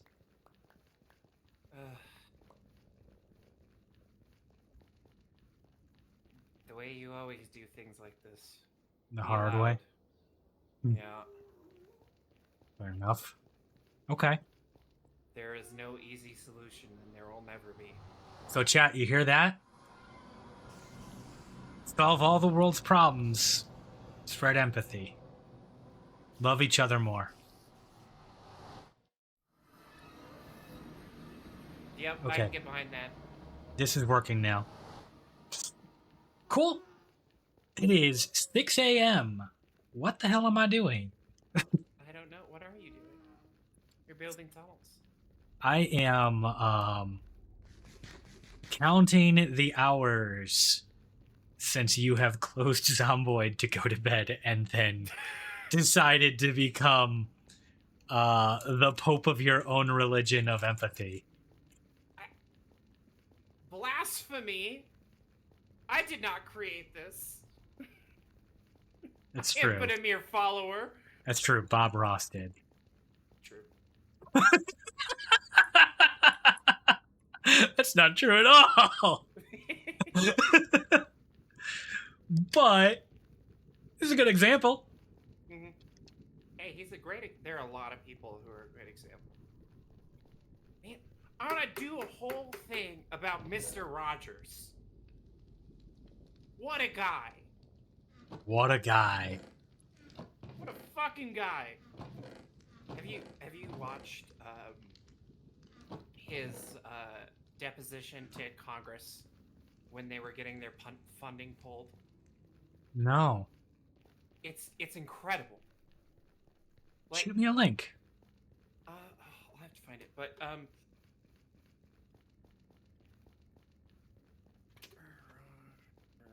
Senate. So, prior to Mr. Rogers coming up, there were a whole bunch of people who came up before him, and they all spoke like you would normally speak at something like this, you know, explaining the necessity of public funding and all that shit. And the guy who they were trying to convince was having none of it because he's a Republican and he doesn't give a shit. Burn. How will they ever recover? Until Mr. Rogers made him care by just talking to him like a person. That'd be pretty good to see. Good things to learn. My head is not bobbing to my nine. Yeah. Mr. Rogers definitely had an effect on my childhood. That is for sure. Well, I never named this map. That's why it's wigging me out. What is this map? 1. That's 0. Let me small A0. Okay. I need a better map naming strategy pattern. Because this is pretty ugly. There you go. I DM'd it to you instead of chat. Okay. Thank you.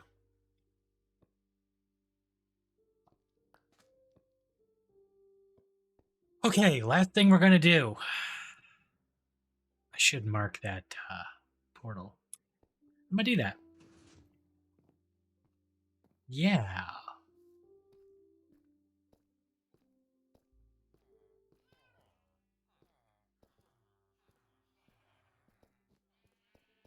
Guardian Farm gets cyan.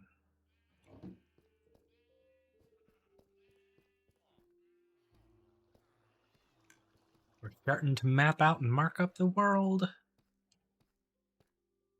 I'll check it out later. I'm not gonna watch it right now. Yeah, that's fine. It is one of those things that you watch and you just kind of it just kind of sits with you. You know, like not in a bad way, but like a really uplifting way. Yeah. What a man. What a fucking man. There are some good moments in history of that. In my own life, too. Okay, I'm gonna go... That's really what I want to do with Fire is just talk about people like this. And their importance to the American canon. You know, that sort of thing. Okay. I am gonna go do some archaeology after I mark the Guardian Farm on the map. I think I've blown past my anything of going to bed, so I'm just... I believe you may have. I'm not gonna Mayhaps. start Zomboid. I'm not gonna start Zomboid, but...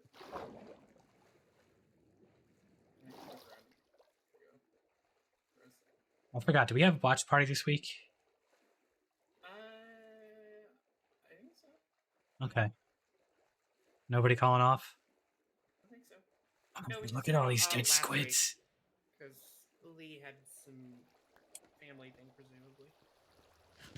Oh no, I think she had to move into her dorms. Oh, you guys. I'm still messing it up. Oh, no.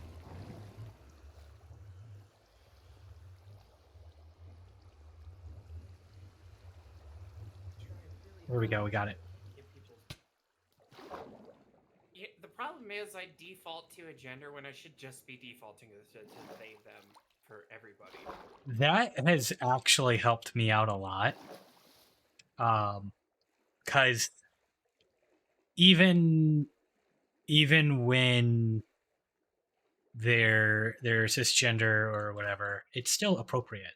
And it doesn't offend people too often. Nope. So it makes it a lot, that worked a lot for me. I've been trying, but it's really hard to get out of that groove. I mean, I get it. I know I still screw it up. Yeah. I still screw it up with you. You need to stop coming here. This is not a safe place for you. You know what? Fuck it. Bro, Enjoy. They kicked him out. Because he's a black sheep. Damn. That's cold. Speaking of, that's another great Bible story. The one where the sheep kick out, or no. It's the shepherd. That's a meme. The sheep kicking out one guy, and he's like, "No, but I found him." You know, that sort of thing. There's this. It's about a shepherd who loses one of his flock, and instead of just like writing it off, he knows that one of the flock is of God's children, and he must go and find it. You know, that sort of thing. And so he like traverses terrible lands to find this sheep and then bring it back. You know, it's one of those stories about making sure nobody gets left behind. That's very Disney. But it's more than that. It's not just being left behind. It's also about really it is about there's some undertones about differences not mattering, and the flock must be together. It doesn't matter who's in the flock.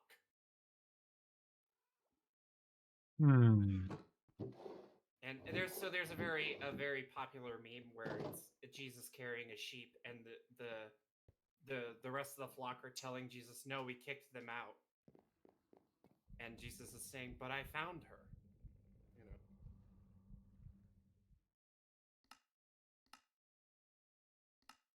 Which, by the way, is a great is a good one to throw around for LGBT uh pride and stuff. For Pride Month. Yeah. Well, not just for Pride Month, just it's a good queer meme because like you can label the sheep as like trans person or gay person or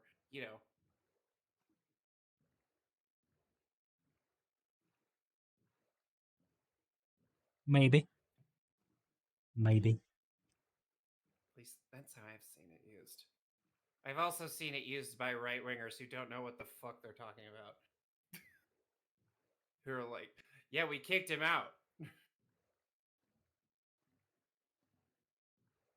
Of course, it's just whoosh. Such is life. Unfortunately.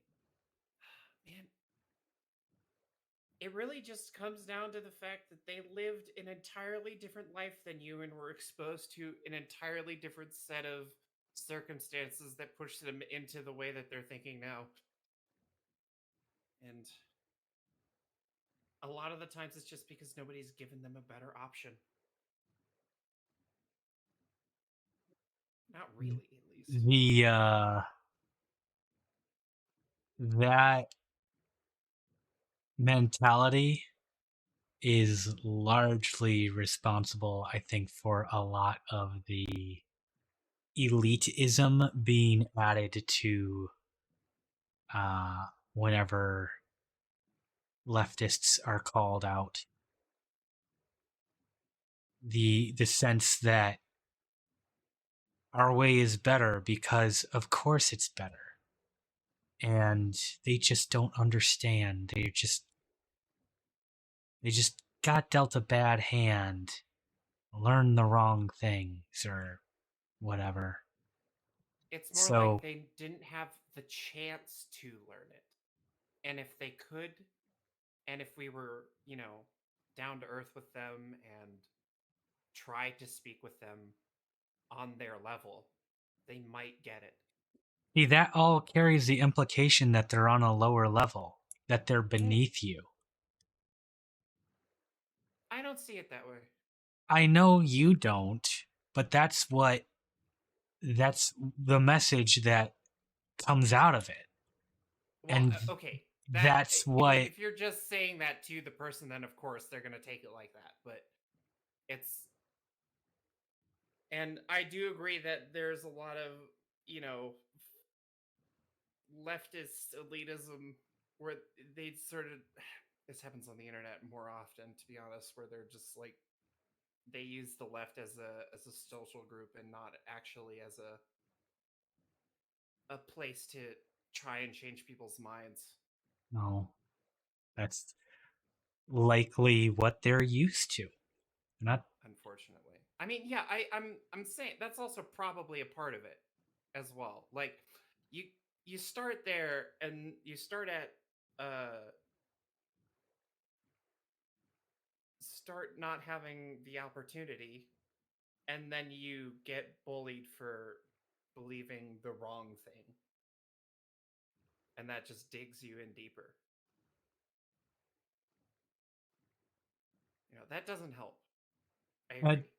It doesn't help, but when I'm just phrasing it as such because when it comes to a confrontation or a conversation about these things with someone who is more right leaning,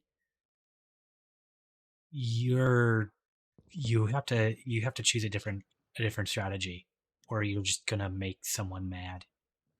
Yeah. I mean, it's more of an internal belief that it's so that I start out with forgiveness towards how they are. That that step one comes with that implication again. That Well, I mean, it's not like I mean, that's just for me. You know, I'm not telling them I forgive you. You know, it's it better be well guarded, or it's going to start you in the red. yeah. I mean, really, you any conversation you have with these people, you have to start off amicably, just talking to them like a person. You know, Oh, you can't go out swinging beyond with "you're wrong." you, you go beyond that. You don't just talk to them like a person. You got to know your audience. I mean, You got to yeah. know how to communicate with the person in front of you. And that is a different lexicon.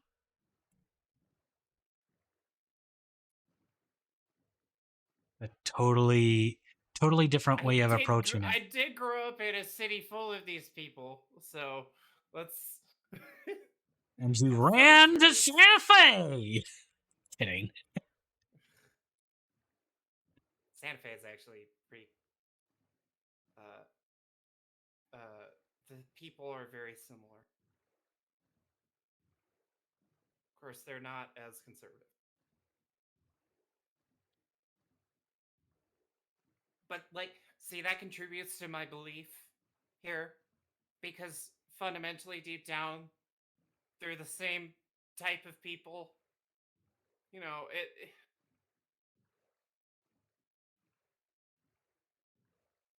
I I every single patch of dirt my foot has been under, I have seen I can see I've seen conservatives. all sorts of faces around this country, and I they've can, all been the same.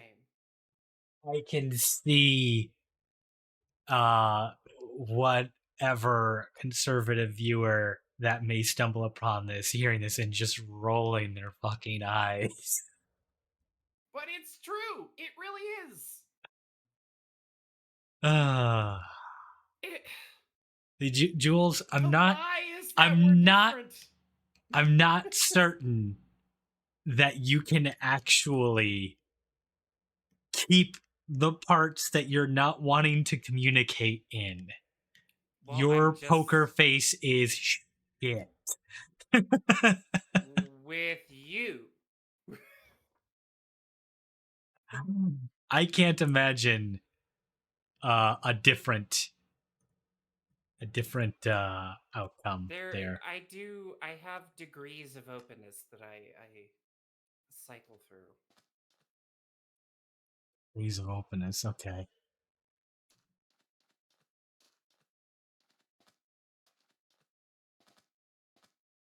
I'm sorry. I don't mean to be like dumping on you here. It's just with my experience with you, I like the person you are describing is not the person that is before me. And it is hard to imagine them being the same person. I didn't think I was describing a person. You were describing yourself, right? No, not. I mean, I'm explaining strategies that could help, but I'm also explaining some of my beliefs. Okay. I'm just Maybe I was taking it a little too seriously. maybe a little bit. You know, like I listen. I've put a lot of thought into this. Uh, into how I might communicate some of these ideas later on down the line. And the way I'm talking to you about it right now is not the way that I would approach this at all. Okay.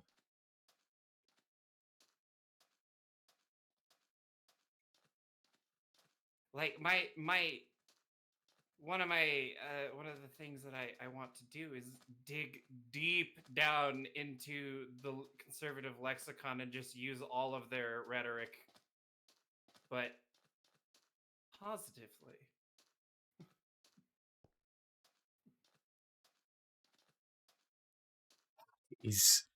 No, I'm not gonna say it. I don't know, just subverting the usual narratives. I don't know.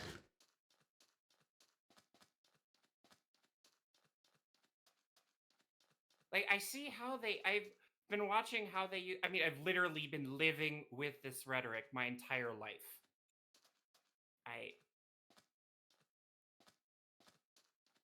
I see how they use it, and I can see how it can be used to come to my conclusions.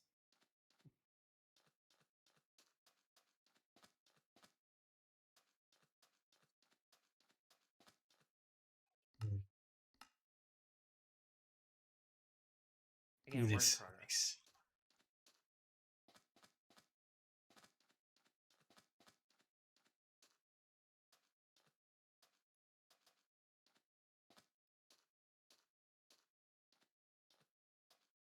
Bro, that Well, sand is bright. I wish you luck. It really is. Welcome to the desert. We're gonna burn out your eyeballs.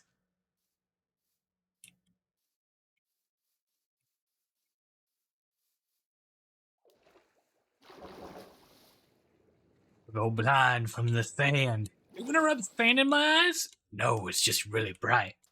Oh, I thought you were gonna.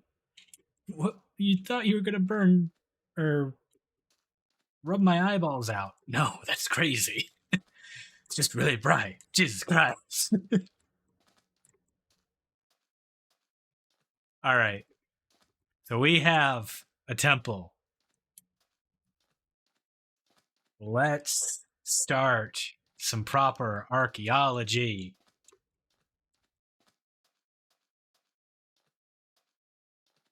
Step 1. Violate the space by putting your bed on it. And a flag. Do you Boom. have a flag? I put a flag on it. It's Boom. our country. But do you have a flag? There. Desert Temple. It's marked. Alright, I'm gonna have to send you another video now. Of a comedian called Eddie Izzard. I am very familiar with Eddie Izzard.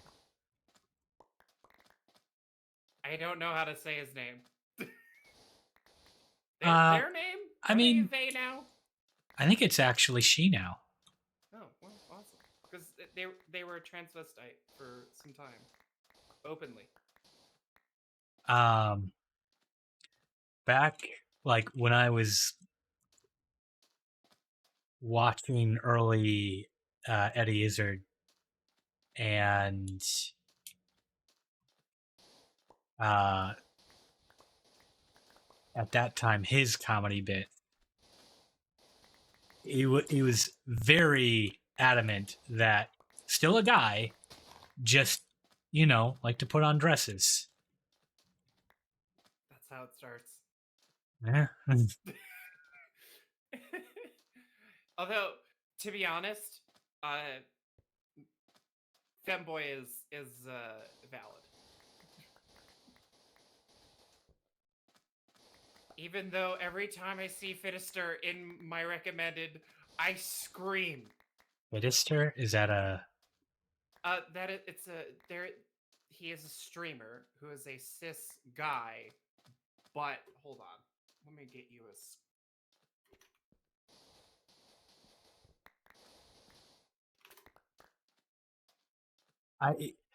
actually, you don't need to link me, I guess. I don't need more streamers to watch. No, you probably won't watch them. I'm just getting a picture. Okay.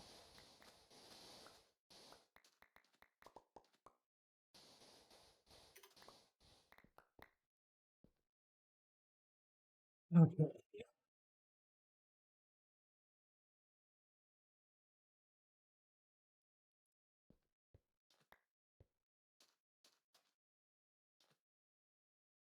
So if I hadn't told you this was a guy,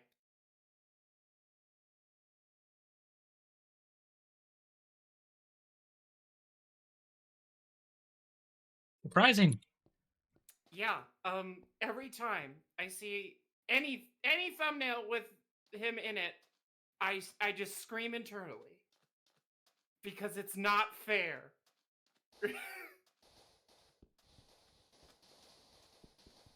Listen, we weren't all born hot.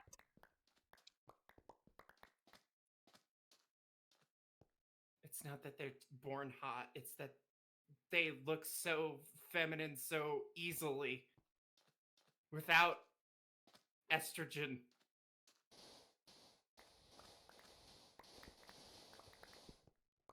I mean, estrogen is still in there, just not the same Yeah. levels.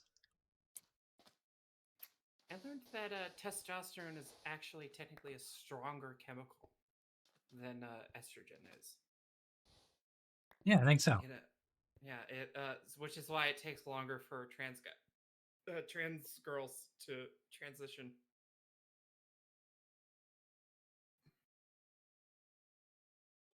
I didn't know that there was a difference. There is pretty interesting. There are a lot of things that happen on hormones. To be honest, it's like I was a teenager once. I fucking know. well, wait, so you know the whole freak out about trans women and men in women's sports.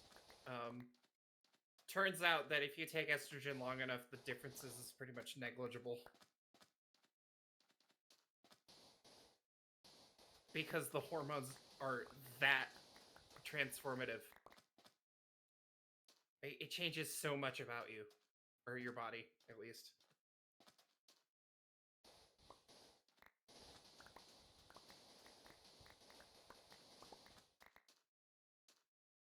It really comes down to the fact that the human body is like clay. Well, And I remember from my college days that one of my professors is claiming that like basically everybody starts female in the womb, and then you know the chemicals that you're exposed to it's the hormone basically watches. transform if you come out with a different set of genitalia, basically. Yeah. So what happens is your chromosomes determine what hormone wash you get. However, that's not the end of the story. There are people who are androgen insensitive, so they'll get pumped with testosterone, or and not become a man. Like, there's a famous African beauty queen who has XY genes, and she was born female and looks female. But since she's androgen insensitive, she never developed those traits. Hmm. Interesting. Yeah, there's a lot of things like that when it comes to this kind of stuff. Like, I found out that there are men who have fully functioning uteruses who will never know about it for their entire life.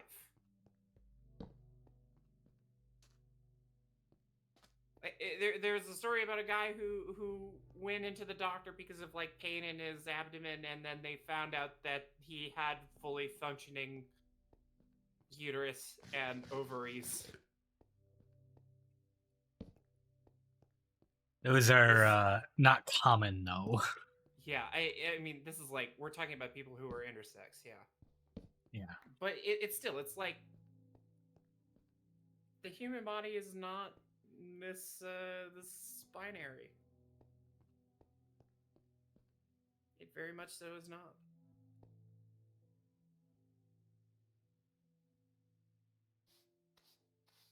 What are you looking for? Are you looking for weird sand? Yeah.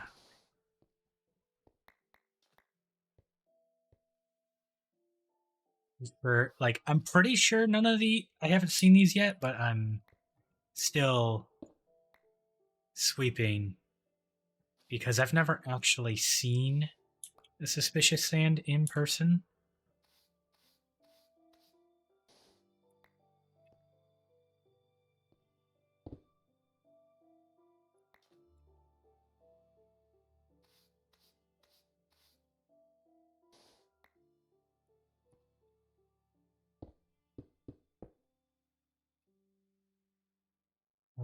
Let's do this.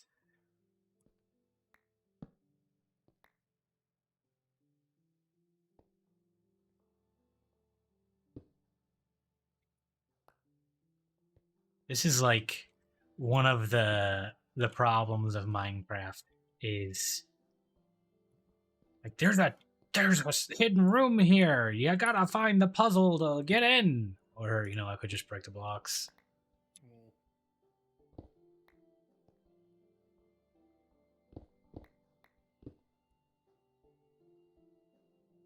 Yes, the eternal war map makers have been waging since this game's inception. Do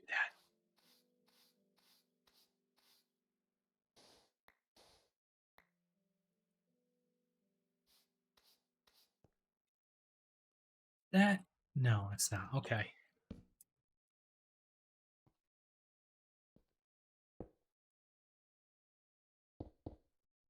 So did they add things to the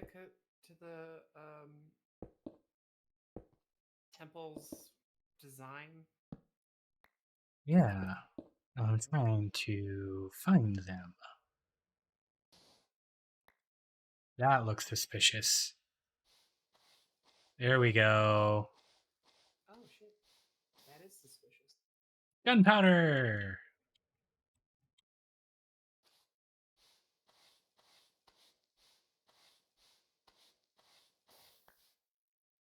More gunpowder.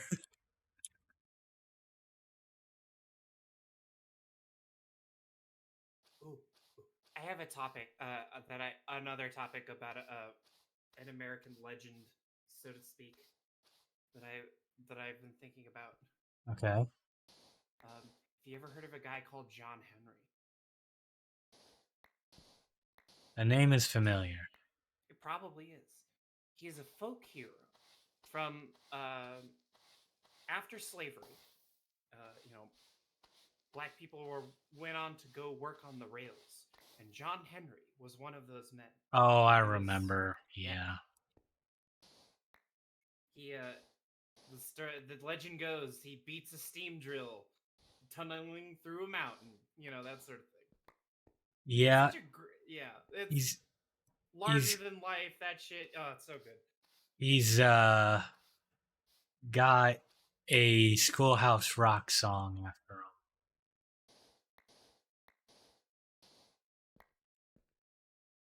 In any case, he's the type of figure who needs to come back, I think. He is literally the saint of the working man. Against exploitation, that sort of shit.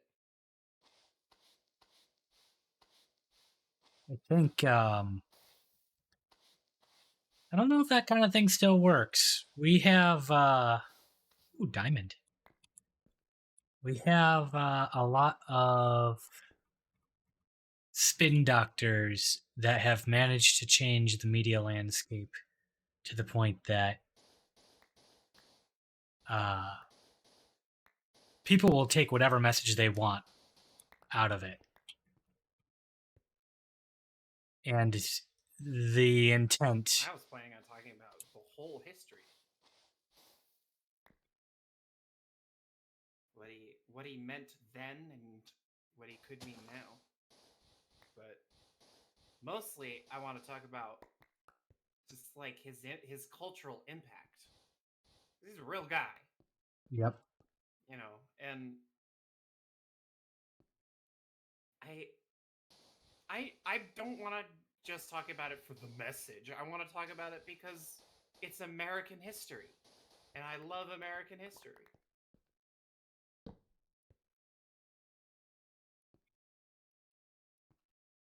I guess I don't have much to add to it. Unless you mean in general you want it talked about more. Well, I mean, I want to write a thing about it for me because that's the kind of person I am, but I also want to put I don't know, my own spin on it and have some sort of message, I suppose, but really that'll come out as I'm doing the research because that's usually how that works. My main interest is in the figure historically and, you know, culturally. Okay, and this is you're doing a story, or is this going into your music? Probably more of a soliloquy about the guy Okay. in between music. I feel like there's got to be more to this.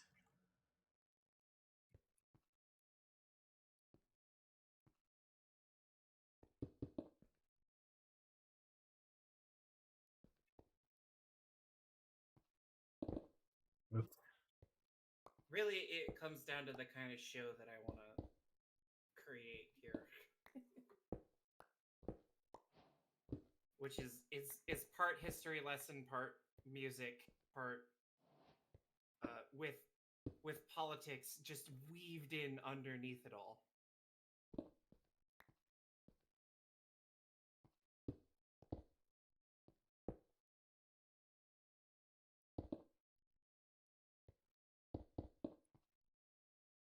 I didn't break nothing. It's fine. Blue tile? What?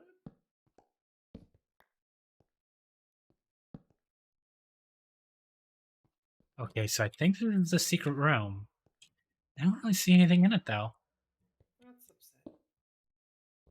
I mean, I had like some archaeology stuff to do in it. Get butt through it.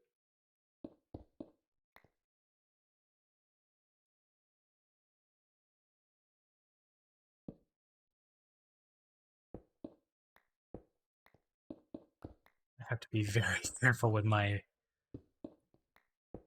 button clicks. How sensitive these things are. All right, so I got 3 pottery sherds. The sherds. And a diamond, and an emerald, and some gunpowder. That's not nothing.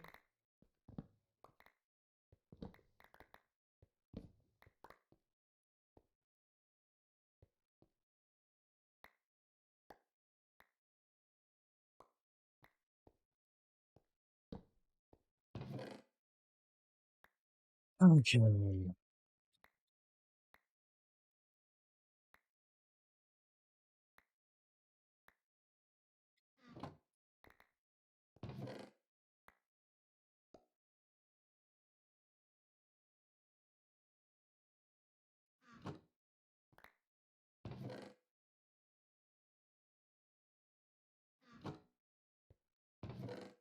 And then, of course, the most important bit, TNT.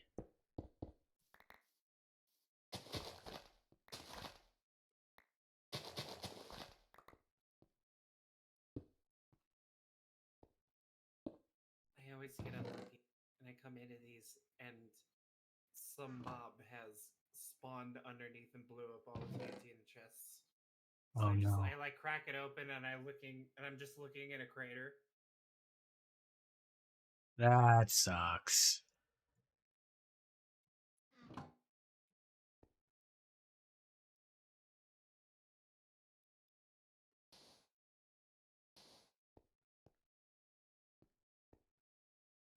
Okay, I want to look up to see if there's more here because this feels weak, if I'm honest. I feel like there was supposed to be more. You could just go and dig up the whole floor.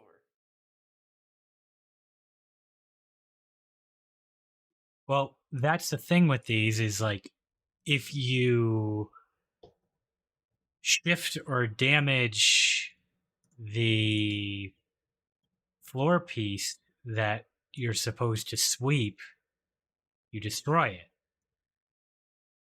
And then you destroy whatever's in it. I mean, you be careful. You take all the bits that aren't that and just tear up the floor to find the room. I think that is the room. I wasn't sure if you were suggesting there was a second room. I'm wondering if there is, or if there's like more to this thing. Also, it seems weird that like I'm supposed to break this and go down here still like that, but then this is like there's a sand path that you follow.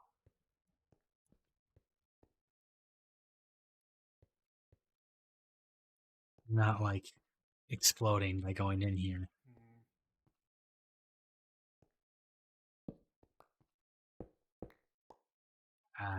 That's pretty close.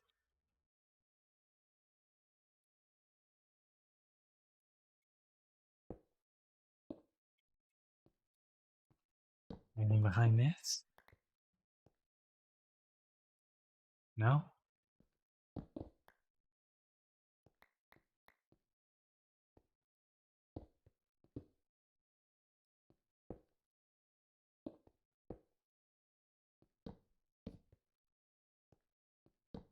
Okay. Let's take a look.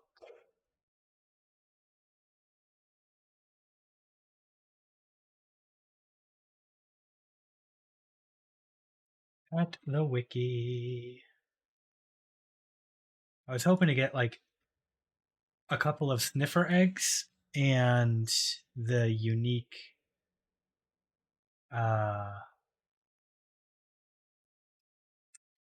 templates here.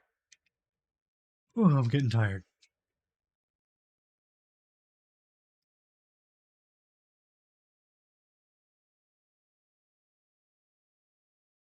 Desert pyramids, desert well, let's look at desert pyramids. Oh, they spawn in desert wells too. Okay, so me marking that well was a good thing.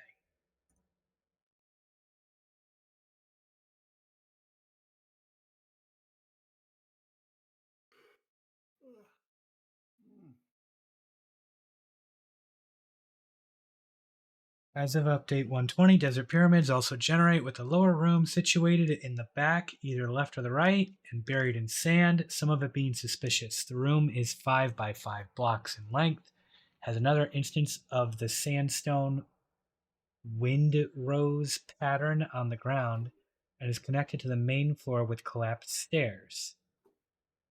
The desert pyramid generates in a ravine. The foundation extends downward until it reaches the bottom. Okay. That's it. That's it. We got it all.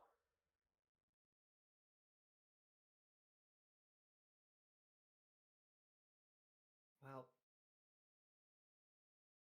time to find another one. I have another one.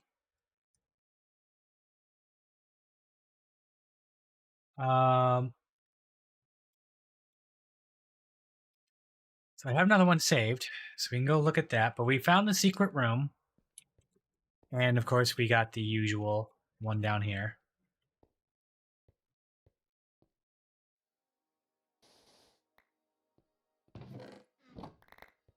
We'll take everything out of here.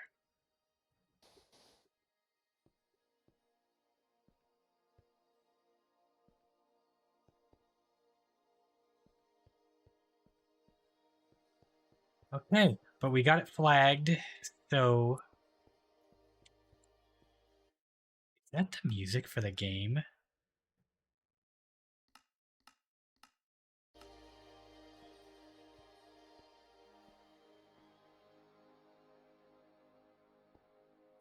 Going pretty fucking hard. I can't hear it. What is it? It was like big adventure music. Oh.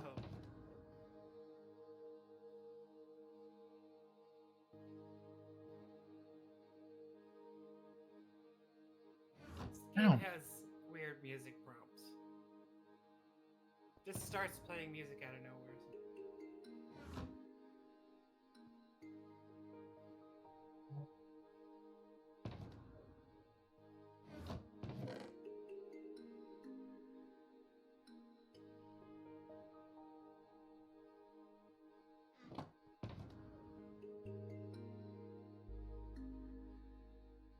I end up dumping a lot of this. I don't need these enchanted books. I've got better enchanted books at home.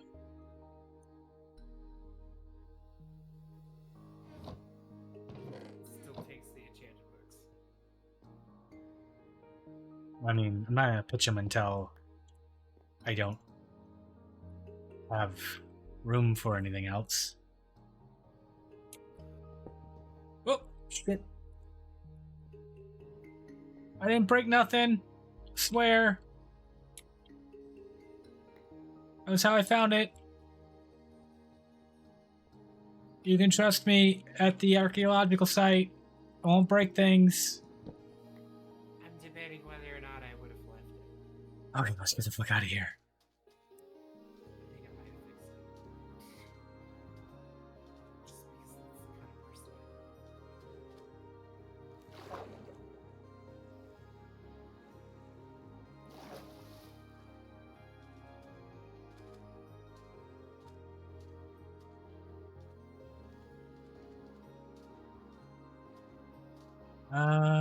Yeah, we've explored that. Okay. Pretty sure this... What's that? No, continue. Pretty sure this was this direction. 1579, 1754. Oh. No.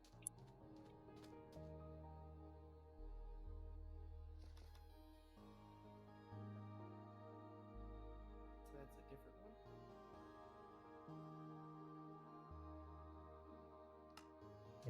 This way. No. There and there. I was right. God damn it. Got spun around. Good thing Minecraft has a global positioning system. Yeah, it's just inside Steve's head. Yep. Anyway, me when I'm 6, I'm not gonna be like my dad. Also, me now literally gets out of my car to pick up trash I see next to my fucking parking spot. Go out of my way to do that shit. That's not a bad trait to replicate. Hello. I know. I know. Oh, you are such a derp. I Aw. love him. You look like a stuffed animal. He does. I thought they hired the guy who did more creatures. What is this? I don't know. Or at least they did him for the horses, if I remember correctly.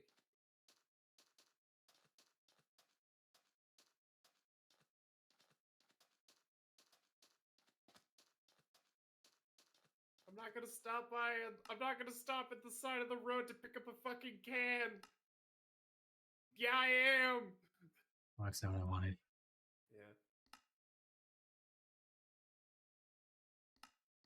Yeah. Yeah, we'll be able to hear the music next time. So I was just barely hearing it in the background. I was like, is that? Why is the music suddenly going so hard? So, for context, my dad literally is the guy who goes the speed limit in parking lots and doesn't and follows the lines every time. Yes.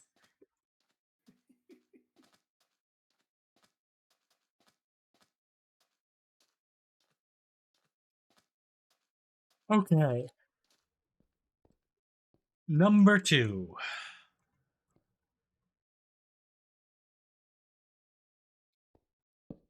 Here's your Good luck. flag. Oh, it's not on the map. Oh well. I'll at least have it flagged so I know I've been here. I hear water. What's the water?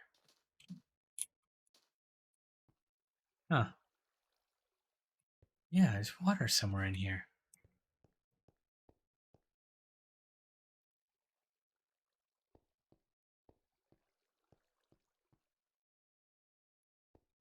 Like back that way. Oh. Well.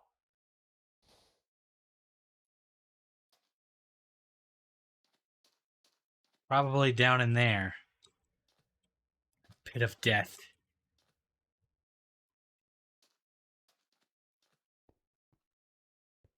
Set up our bed.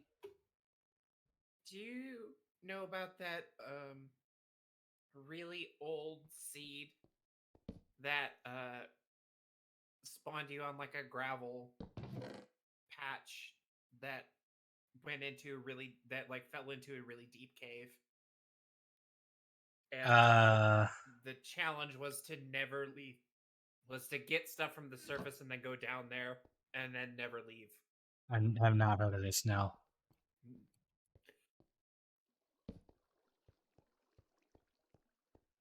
So it's ancient.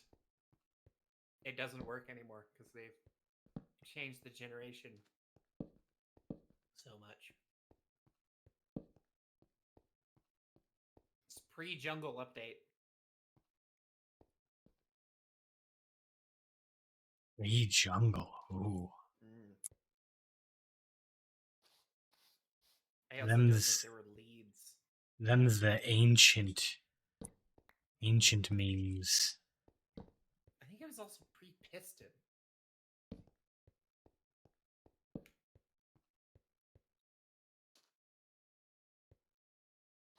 What you got for me? A third.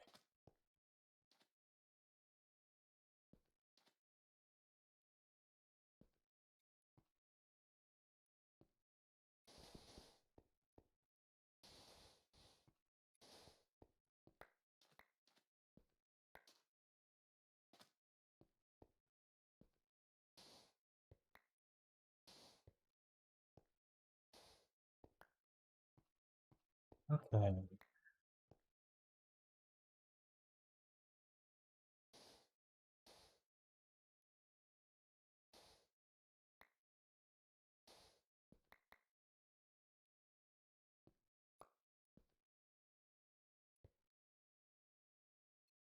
Use meter. You are supposed to be a pathway.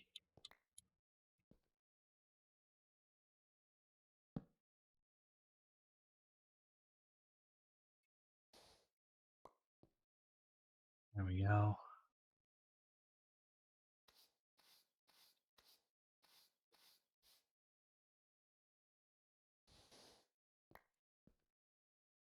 Doing this with an efficiency 5 shovel is not the smartest.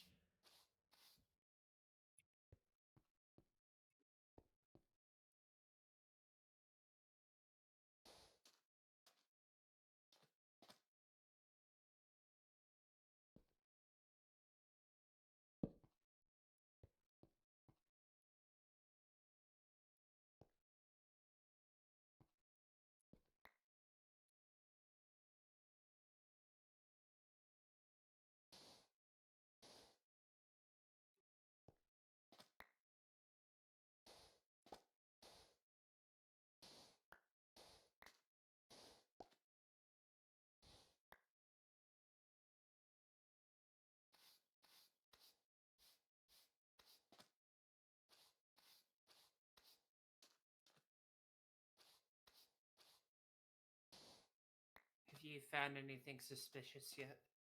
Yeah, I got a piece of Archer pottery sherd. Woo.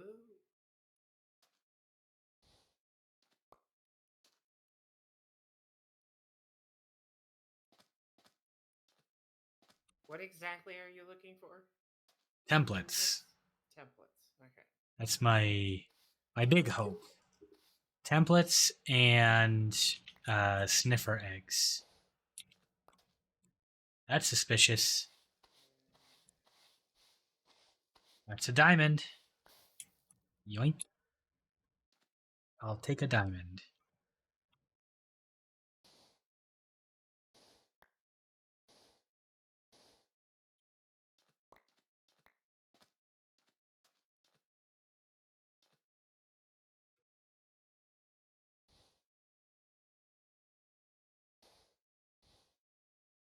There was a stand above that.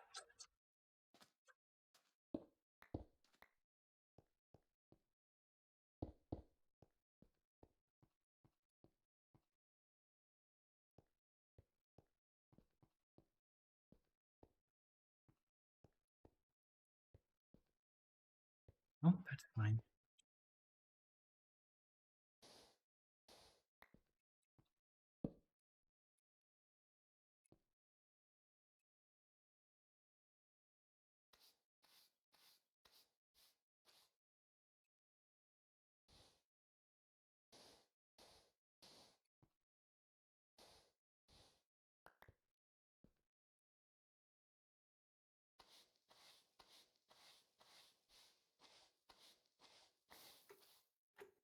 Gunpowder. All right.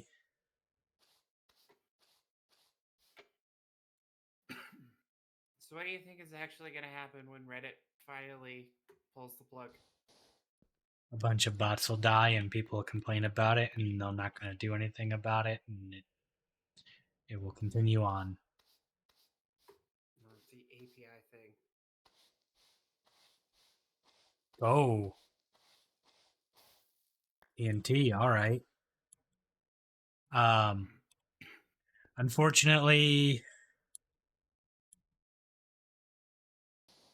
a lot of those complaints by fans don't make them money. You gotta follow the money. I don't think this decision is going to make them money either. In the long run, it probably will. The whole idea is that you don't get third-party things to avoid things like ads.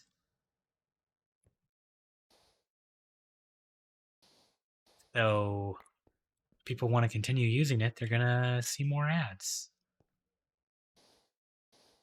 Well, People will continue using it. The main issue that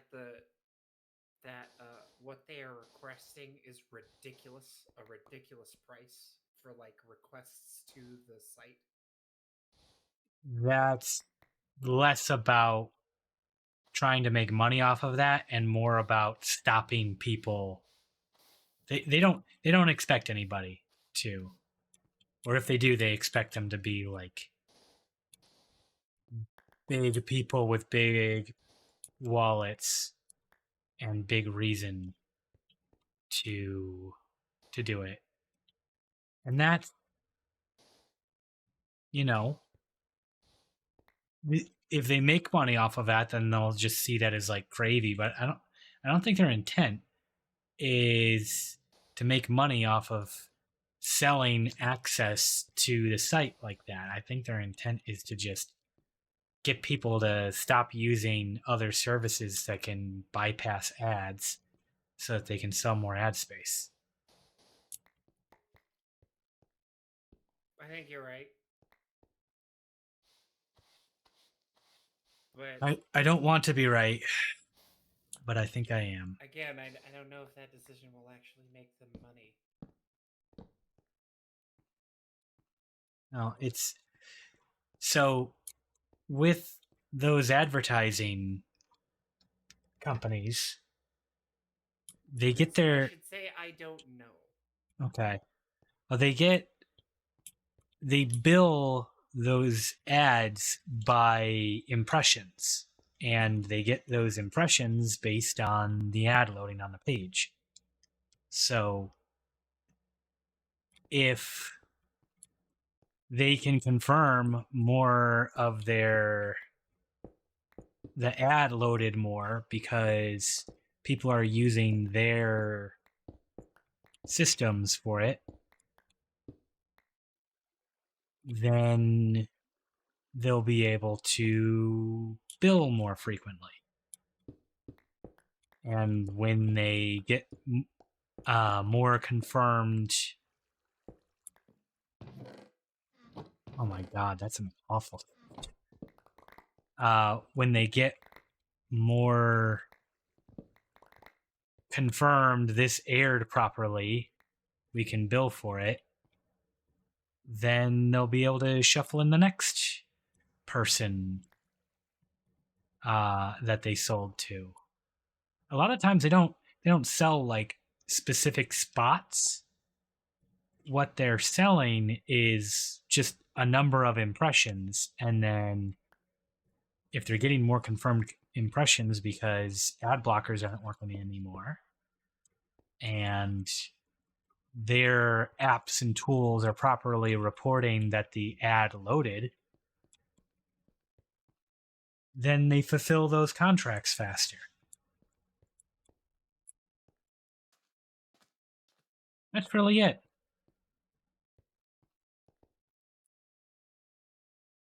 So they I know how ads are served. It's just, or I know how that works. It's just, I don't know. I'm pretty sure ad blockers will always be around. they'll find ways. Yeah, They're just it's like the locks on your house. You can pick a lock. It's just a matter of how hard or easy is it to do. If you make it easy to do, people are more likely to get in, right? And if it's a chore, if it requires specialized knowledge, there's that music again. I understand that the point of a lot of these security things is more of a roadblock rather than an impenetrable door. Right. I know that concept. I don't know.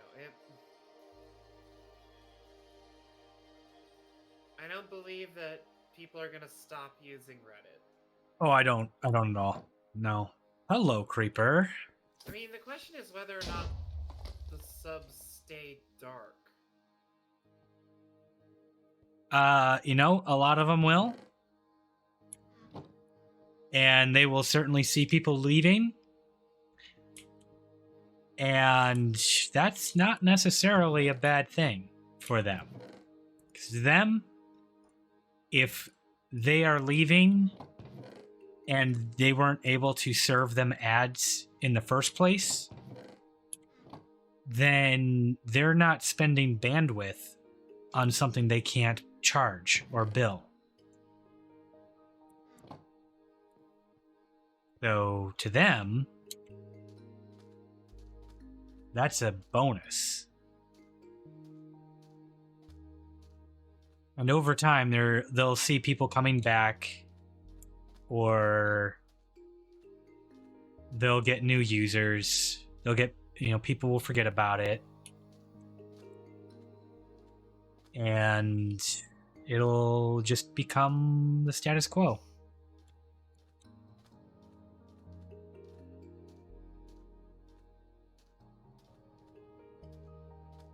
I don't see Reddit going anywhere. Nor do I see the vast majority of the viewers going anywhere. Some subreddits may go dark. Anybody can make a subreddit. And for every subreddit that goes dark, there's probably at least one person who is upset that that subreddit is gone, and they make a new one. And they attract people there because all the people that didn't go, or that weren't, all the people that went there previously. This music is like numbing my brain. All the people that went there, they're gonna want a new place to go, and that might be a new subreddit, or that might be, Twitter or Tumblr or Mastodon or whatever. But overall, I think they're expecting to see big money in more billable ads and less work around. Relentlessly. Yeah. I will not. I do not fuck around with ads. Okay.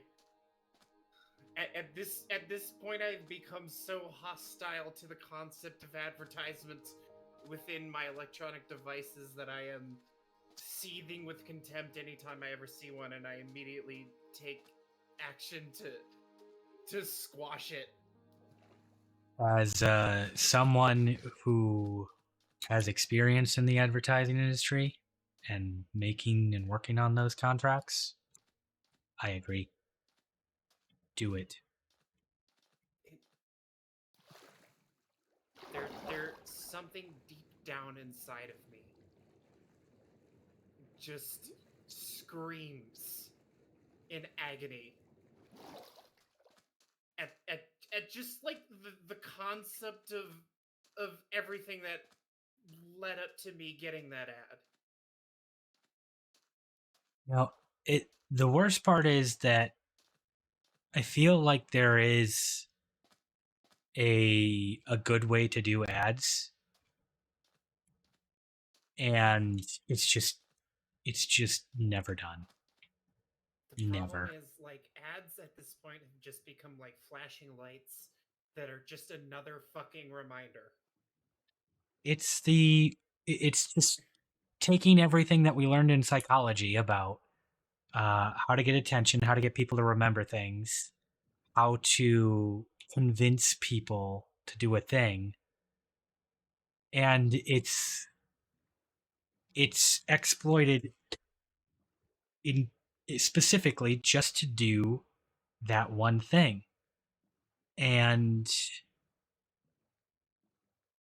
it's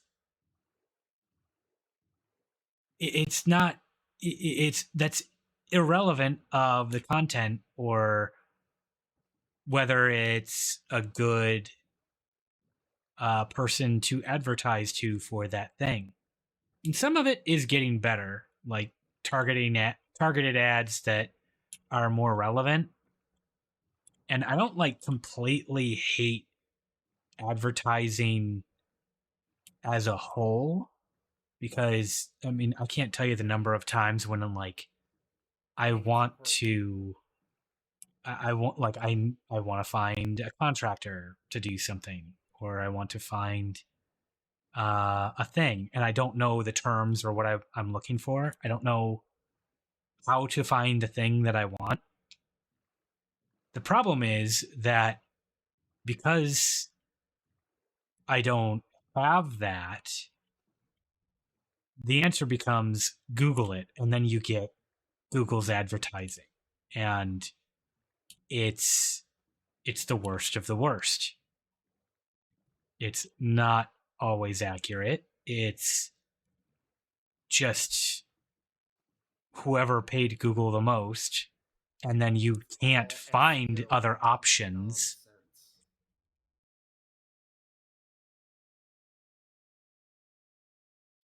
Yeah.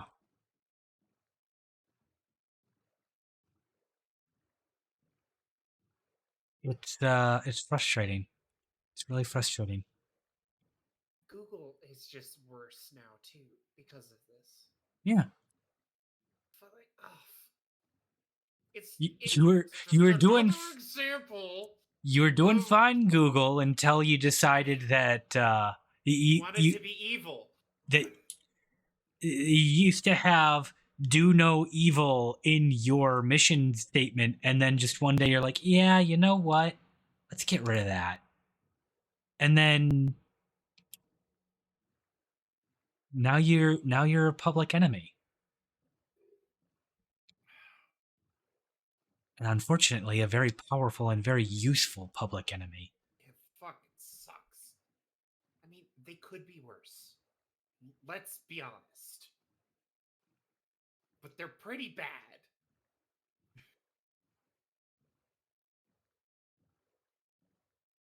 Bit Like as far as data overlords go, they're th- not actively malicious. they are the corpos that we learned to take down in Cyberpunk. Mm-hmm. And there's a chance they'll still be there then. That said, like, a lot of these businesses feel like they are impossibly large, like they could never go away. But then I remember that, like, even within my own lifetime, Enron. uh things have disappeared that used to seem like they were the default, the best, the only option. Steers. Steers used to be like That's not a name I've heard since. right? That's the point. Bro, I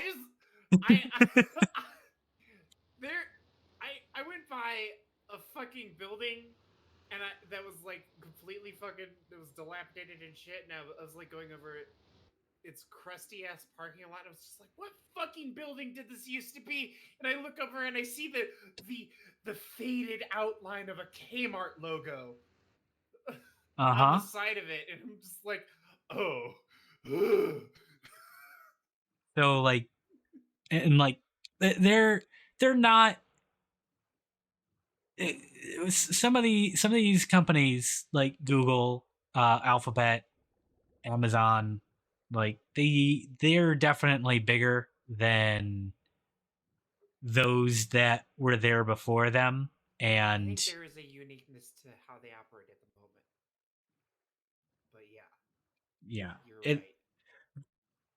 they're definitely like on a different level, but that doesn't mean that they can't that they're eternal. And if Here's my issue. Some of these tech companies are too important to our society as a whole yep, that it can't just be like broken up or if they fell apart it would be catastrophic. And for all its ills, Twitter does a lot of good. yeah, Not as a company necessarily, but as a platform. as a platform, as a community for people, as a way for people to be able to advertise themselves, like artists. Yeah, the issue is that they are digital infrastructure now. Some of them, not all of them, but some of them. And like the thought of that happening is it's one of those doomsday scenarios that I go over in my head sometimes. It's like I don't know what would happen after that.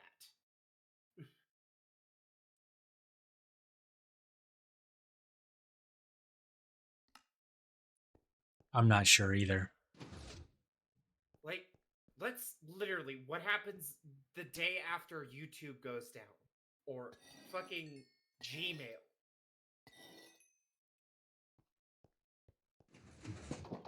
I can tell you I'd be losing a lot of my Google data. Docs? How about Excel sheets? Oh, the list goes on. Yeah, the fact that we don't own a lot of this anymore, even if it's our own work, our own creation, just exacerbates the likelihood that it's going to become a problem. Like, here's the issue. Like, if this is a tower of cards that we've built for ourselves, oh no. Like, I don't know what you mean by if. it Explain is. this word. It is. Being generous here. Mm-hmm.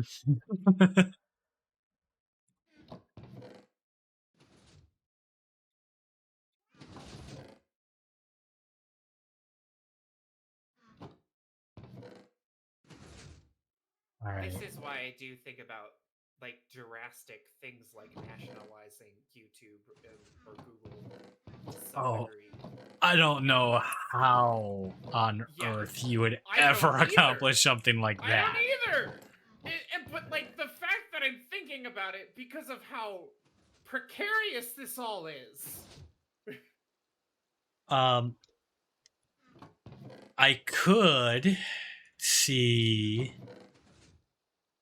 an expansion of our libraries to include things such as more forms of media and learning.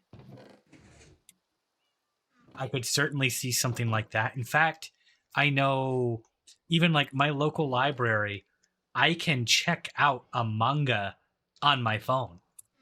Oh shit, that's awesome. Yeah. Um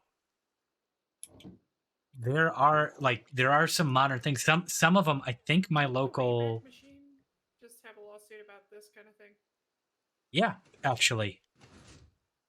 Um I think what was it I was going to say? I'm sorry, I cut you off. Oh, another form of like democratizing some of these features. I'm pretty sure my local library also has a free to use 3D printer That's awesome. and some like basic CAD software. So if you really want, you can go to your public library and you can watch YouTube videos on how to use CAD software and then use their computers to make a model and print it out.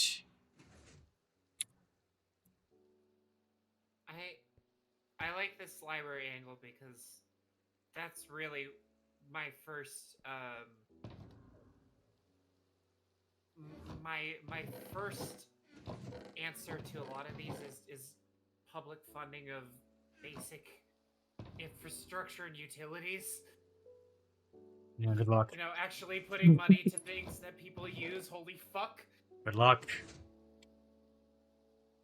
But yeah, no, Oh, these are new. the main issue with like YouTube is the file storage problem. Like, there's no other company that can do what Google can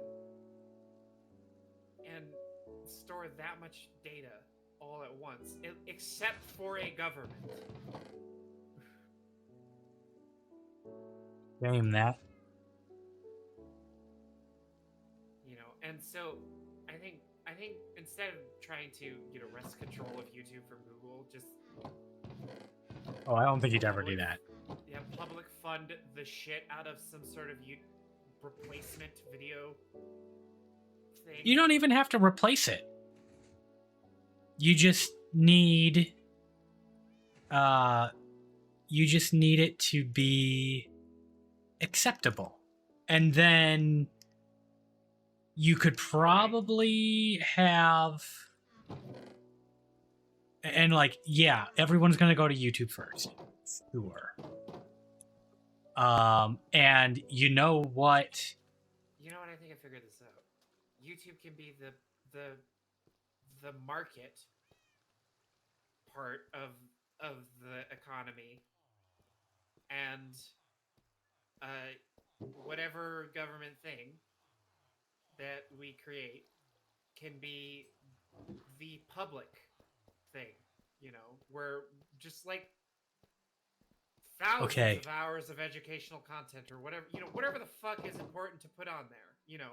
Like we'll figure it out. okay. Here's how you do it. You get uh you get public libraries to have a contract with YouTube where a large portion of the content in that those libraries are going to promote for educational purposes is on YouTube. YouTube gets the cut from the advertising revenue when it goes on YouTube, and in return for the libraries getting extra revenue, extra traffic through YouTube, YouTube guarantees that it maintains certain educational videos for these purposes.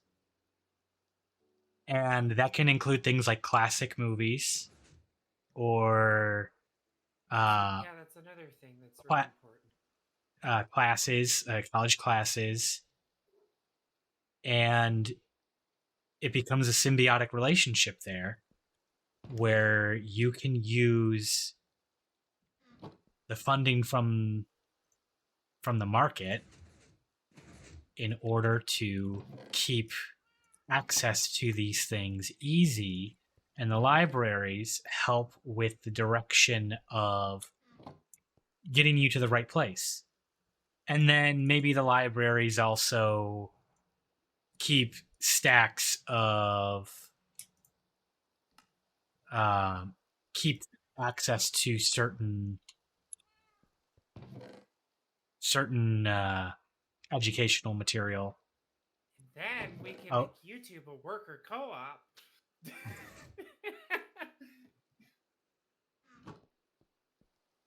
It's like I could see something like that. That's like a very broad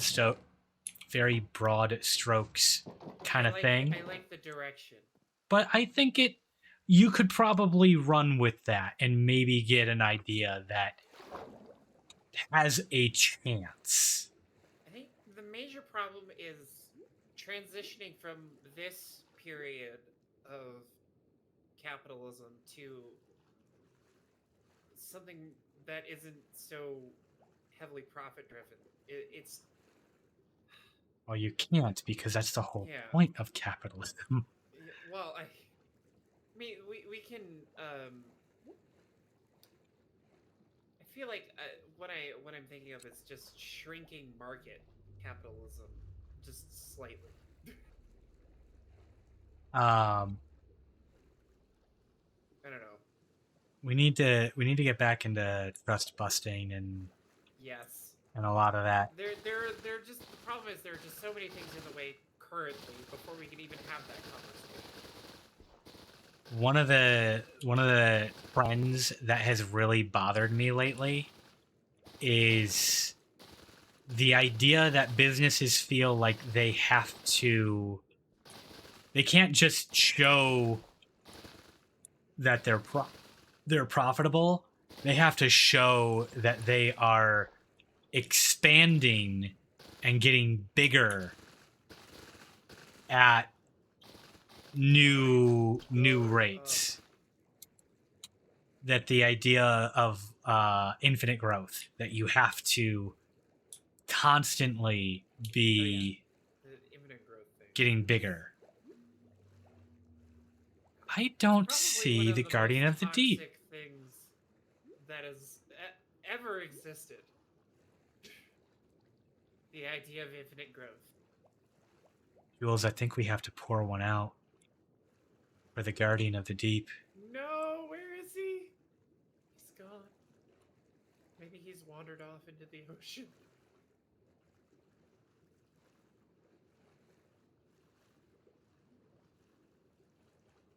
It wasn't like exactly mobile. There wasn't a whole lot of distance he could go. Can they despawn? Not when they're name tagged.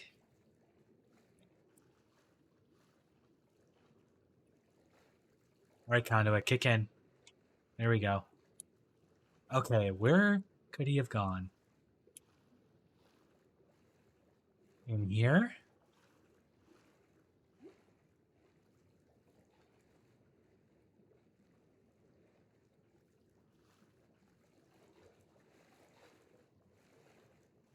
Oh, hey. No way. That's so cool. Conduits, conduits are pretty great to have around the base. Where you've got these aquifers now. I Oh. do like the sparkly squid. Have you not seen those before? I've seen, yeah, I've seen them. They're how you get glow ink, and you get the glowy signs. Oh, I've played a backport. Of Caves and Cliffs. The real danger of this is that I'm gonna like wander away from my conduit Mm-hmm. and then have no idea how to get back and I'll drown. You should not do that. Would not do that. How deep does this go?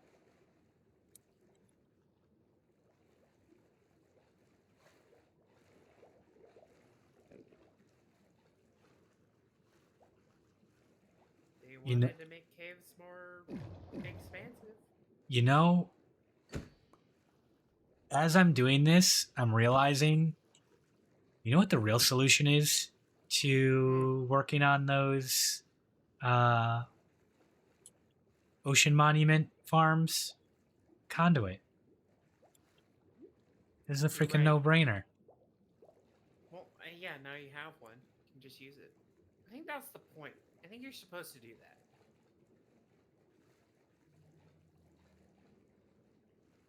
Wonderful.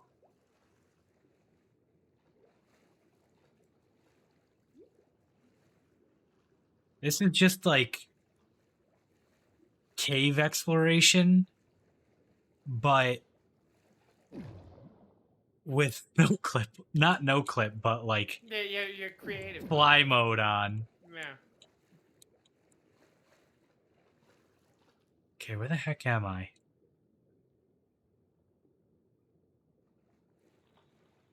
You know what? Every time I see an ad, I just think about how much brain space has been filled up by ad jingles. Unwillingly, mind you.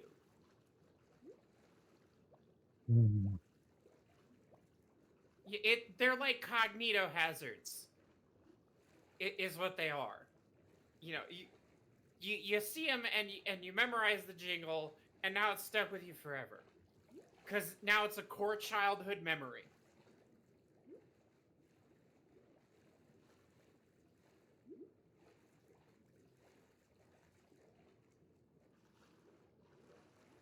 Oh, we're down into...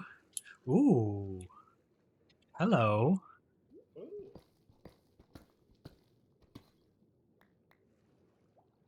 I'm gonna need more of those. Yes, I will take them. Thank you. Just diamonds laying on the floor. Yeah. Axolotl! Oh, he's cute. Yeah. He's gold. My little buddy. He's just swimming around with them. He's like looking at you like, bro. Bruh, let me go. I don't belong in a bucket. Let me go. I'm gonna bucket. Oh my god, Hey, Get me out of this bucket. I don't belong here. do you want to see a bucket cat? Sure. I have to find this short on YouTube. Hold on. This guy who just lives out in the middle of nowhere, on his like plot of land that he has a trailer, and you know he's one of those guys. His cat got in a fight with a hawk, and so it got an infection in his tail, so it has to sit in a bucket of Epsom salt. Oh no. I know. But he. Oh, hold on. Also, I love I can just like tab off screen underwater. I have to find the video.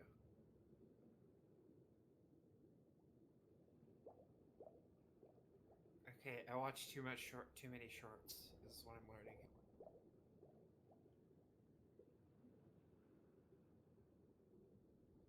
Alright.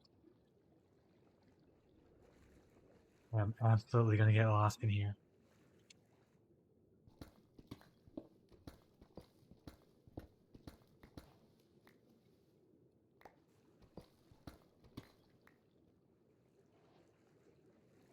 Oh. There's the lights. There we go. I'm gonna put this in here. Alright.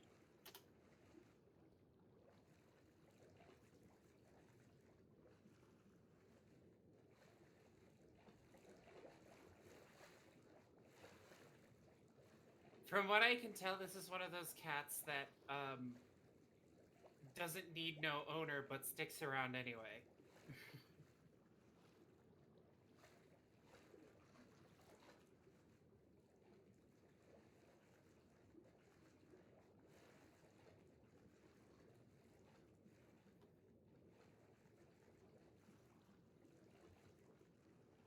How come I can't find an amethyst field around my home? Oh, look at that. Is that all cave? That's more cave. Holy cow. Too far. Gotta turn back. Tether reached.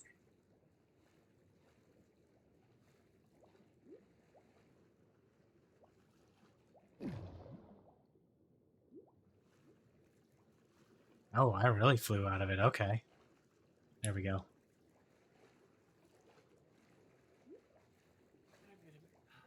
And boom. We're at the big. Awesome. Yeah, I do not see Guardian of the Deep. I think he's gone. I think he's gone. I wonder if it counts as a hostile creature and the conduit killed him. I'm guessing he probably like fell in that hole there.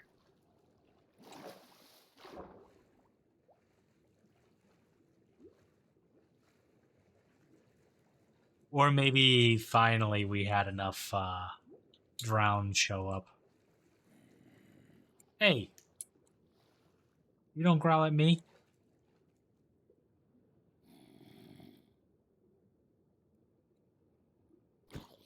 Bye! The way he's just spinning around and he just stops and looks at you like, motherfucker, why are you watching me dance? No, not stopped his death! Oh, hey! We're under the pagoda!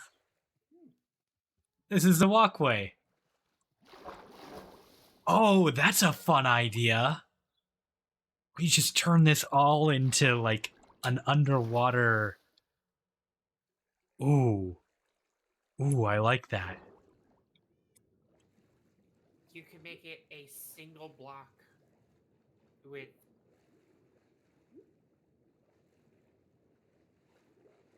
Oh, we make the most dastardly trap. Not that there's other people, like, on a server or anything for this. But we make a dastardly trap where we make an amusement park underwater in there. And then we turn the conduit off. you ghoul. There, buddy. Do you want another buddy? There you go. That's like some Fallout vault level shit. Good rate for Bethesda. Hire me. It's another idea I've had. I want to do like a mock rewrite of Fallout 4.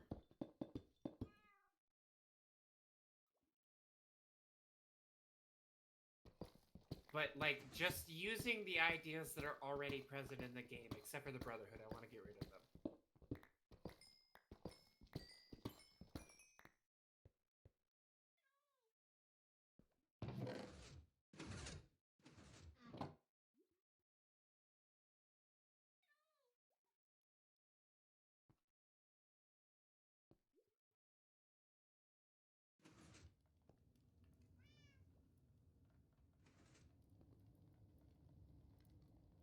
I'm thinking about it again, and I'm just reminded how much I fucking loathe that game and love it at the same time. It's maddening.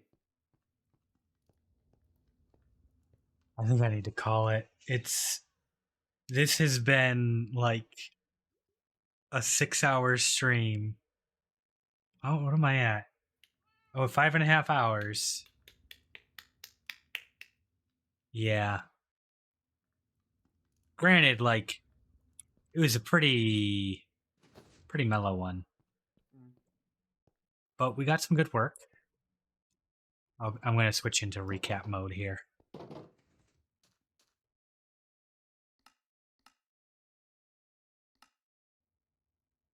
When did I turn the shaders off? Huh. Okay. Well, we got some good work. Mainly that guy is now built. And that's where I'm going to be AFKing. Oh my god, I saw that smoke on the going around the bamboo, and I thought it was a gorilla climbing the bamboo. It's like, what the fuck is that? Oh my god. Yep, it's late. And by late, Yeah, I I can mean, kind of see it. I can kind of see it. yeah. If you like squint your eyes and don't look at it and like are sleep deprived. Yeah. All right. So we got the place where I'm going to AFK. I probably only need to do it for like an hour max before those chests are full. And I'm going to have all of the Prismarine I could want. We got the start of another hub going. That leads Guardian Farm, Amethyst and Spider Spawner, which is a start. We explored a desert temple. There's another one up here that we explored, but it's off the map. And what else did we do? You built tunnels. I built what? You built tunnels. I built, yeah, the Nether hub. We made some tunnels.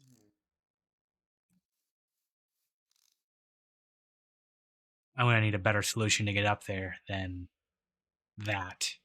That's dangerous. Kill the Ender Dragon and get an Elytra. Well, yeah, obviously. Yeah, but just beat the game. I think,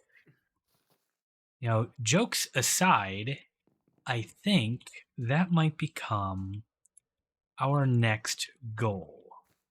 Is we start doing the work for a stronghold. So we triangulate its location, we find it, we put a portal on it, and then we take out the dragon. And maybe we start thinking about Elytra. I think that's a good goal. Time to get good on your MLG bucket strats. Oh, I'm not doing any bed tricks or anything like that. I'm just gonna kill him the old way. Yeah, but you can still get launched. Okay, short term. Automatic pumpkin melon farm. Done. Ocean monument farm. Done. Triangulate stronghold. Next. Finish pagoda. If I'm not feeling combat E, we'll put a good chunk of work into the pagoda. And if we are feeling combat E and we just end up crushing it, we get wings and then woo, we're done. We work on the pagoda anyway. I need to get you down.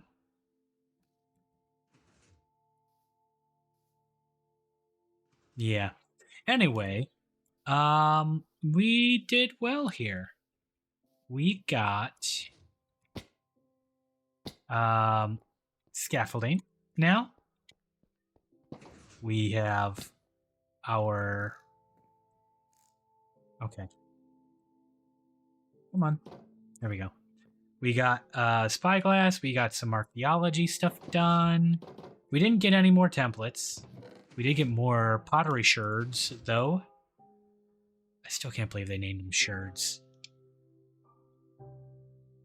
And yeah.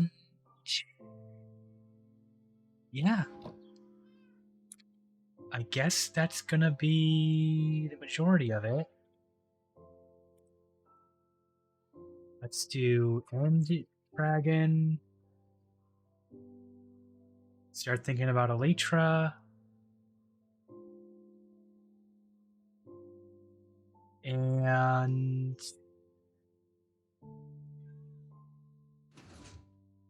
I like templates. I want more templates. I want all of the templates. Give them to me. So we'll keep exploring with that. And I want to find a sniffer or two. Two, preferably, so we can get more eggs. But I want to get a sniffer so we can get those new flowers. And actually do something with these pots. Yeah. Okay. So I'm going to wrap it up there. Everybody, thanks for watching. Bye.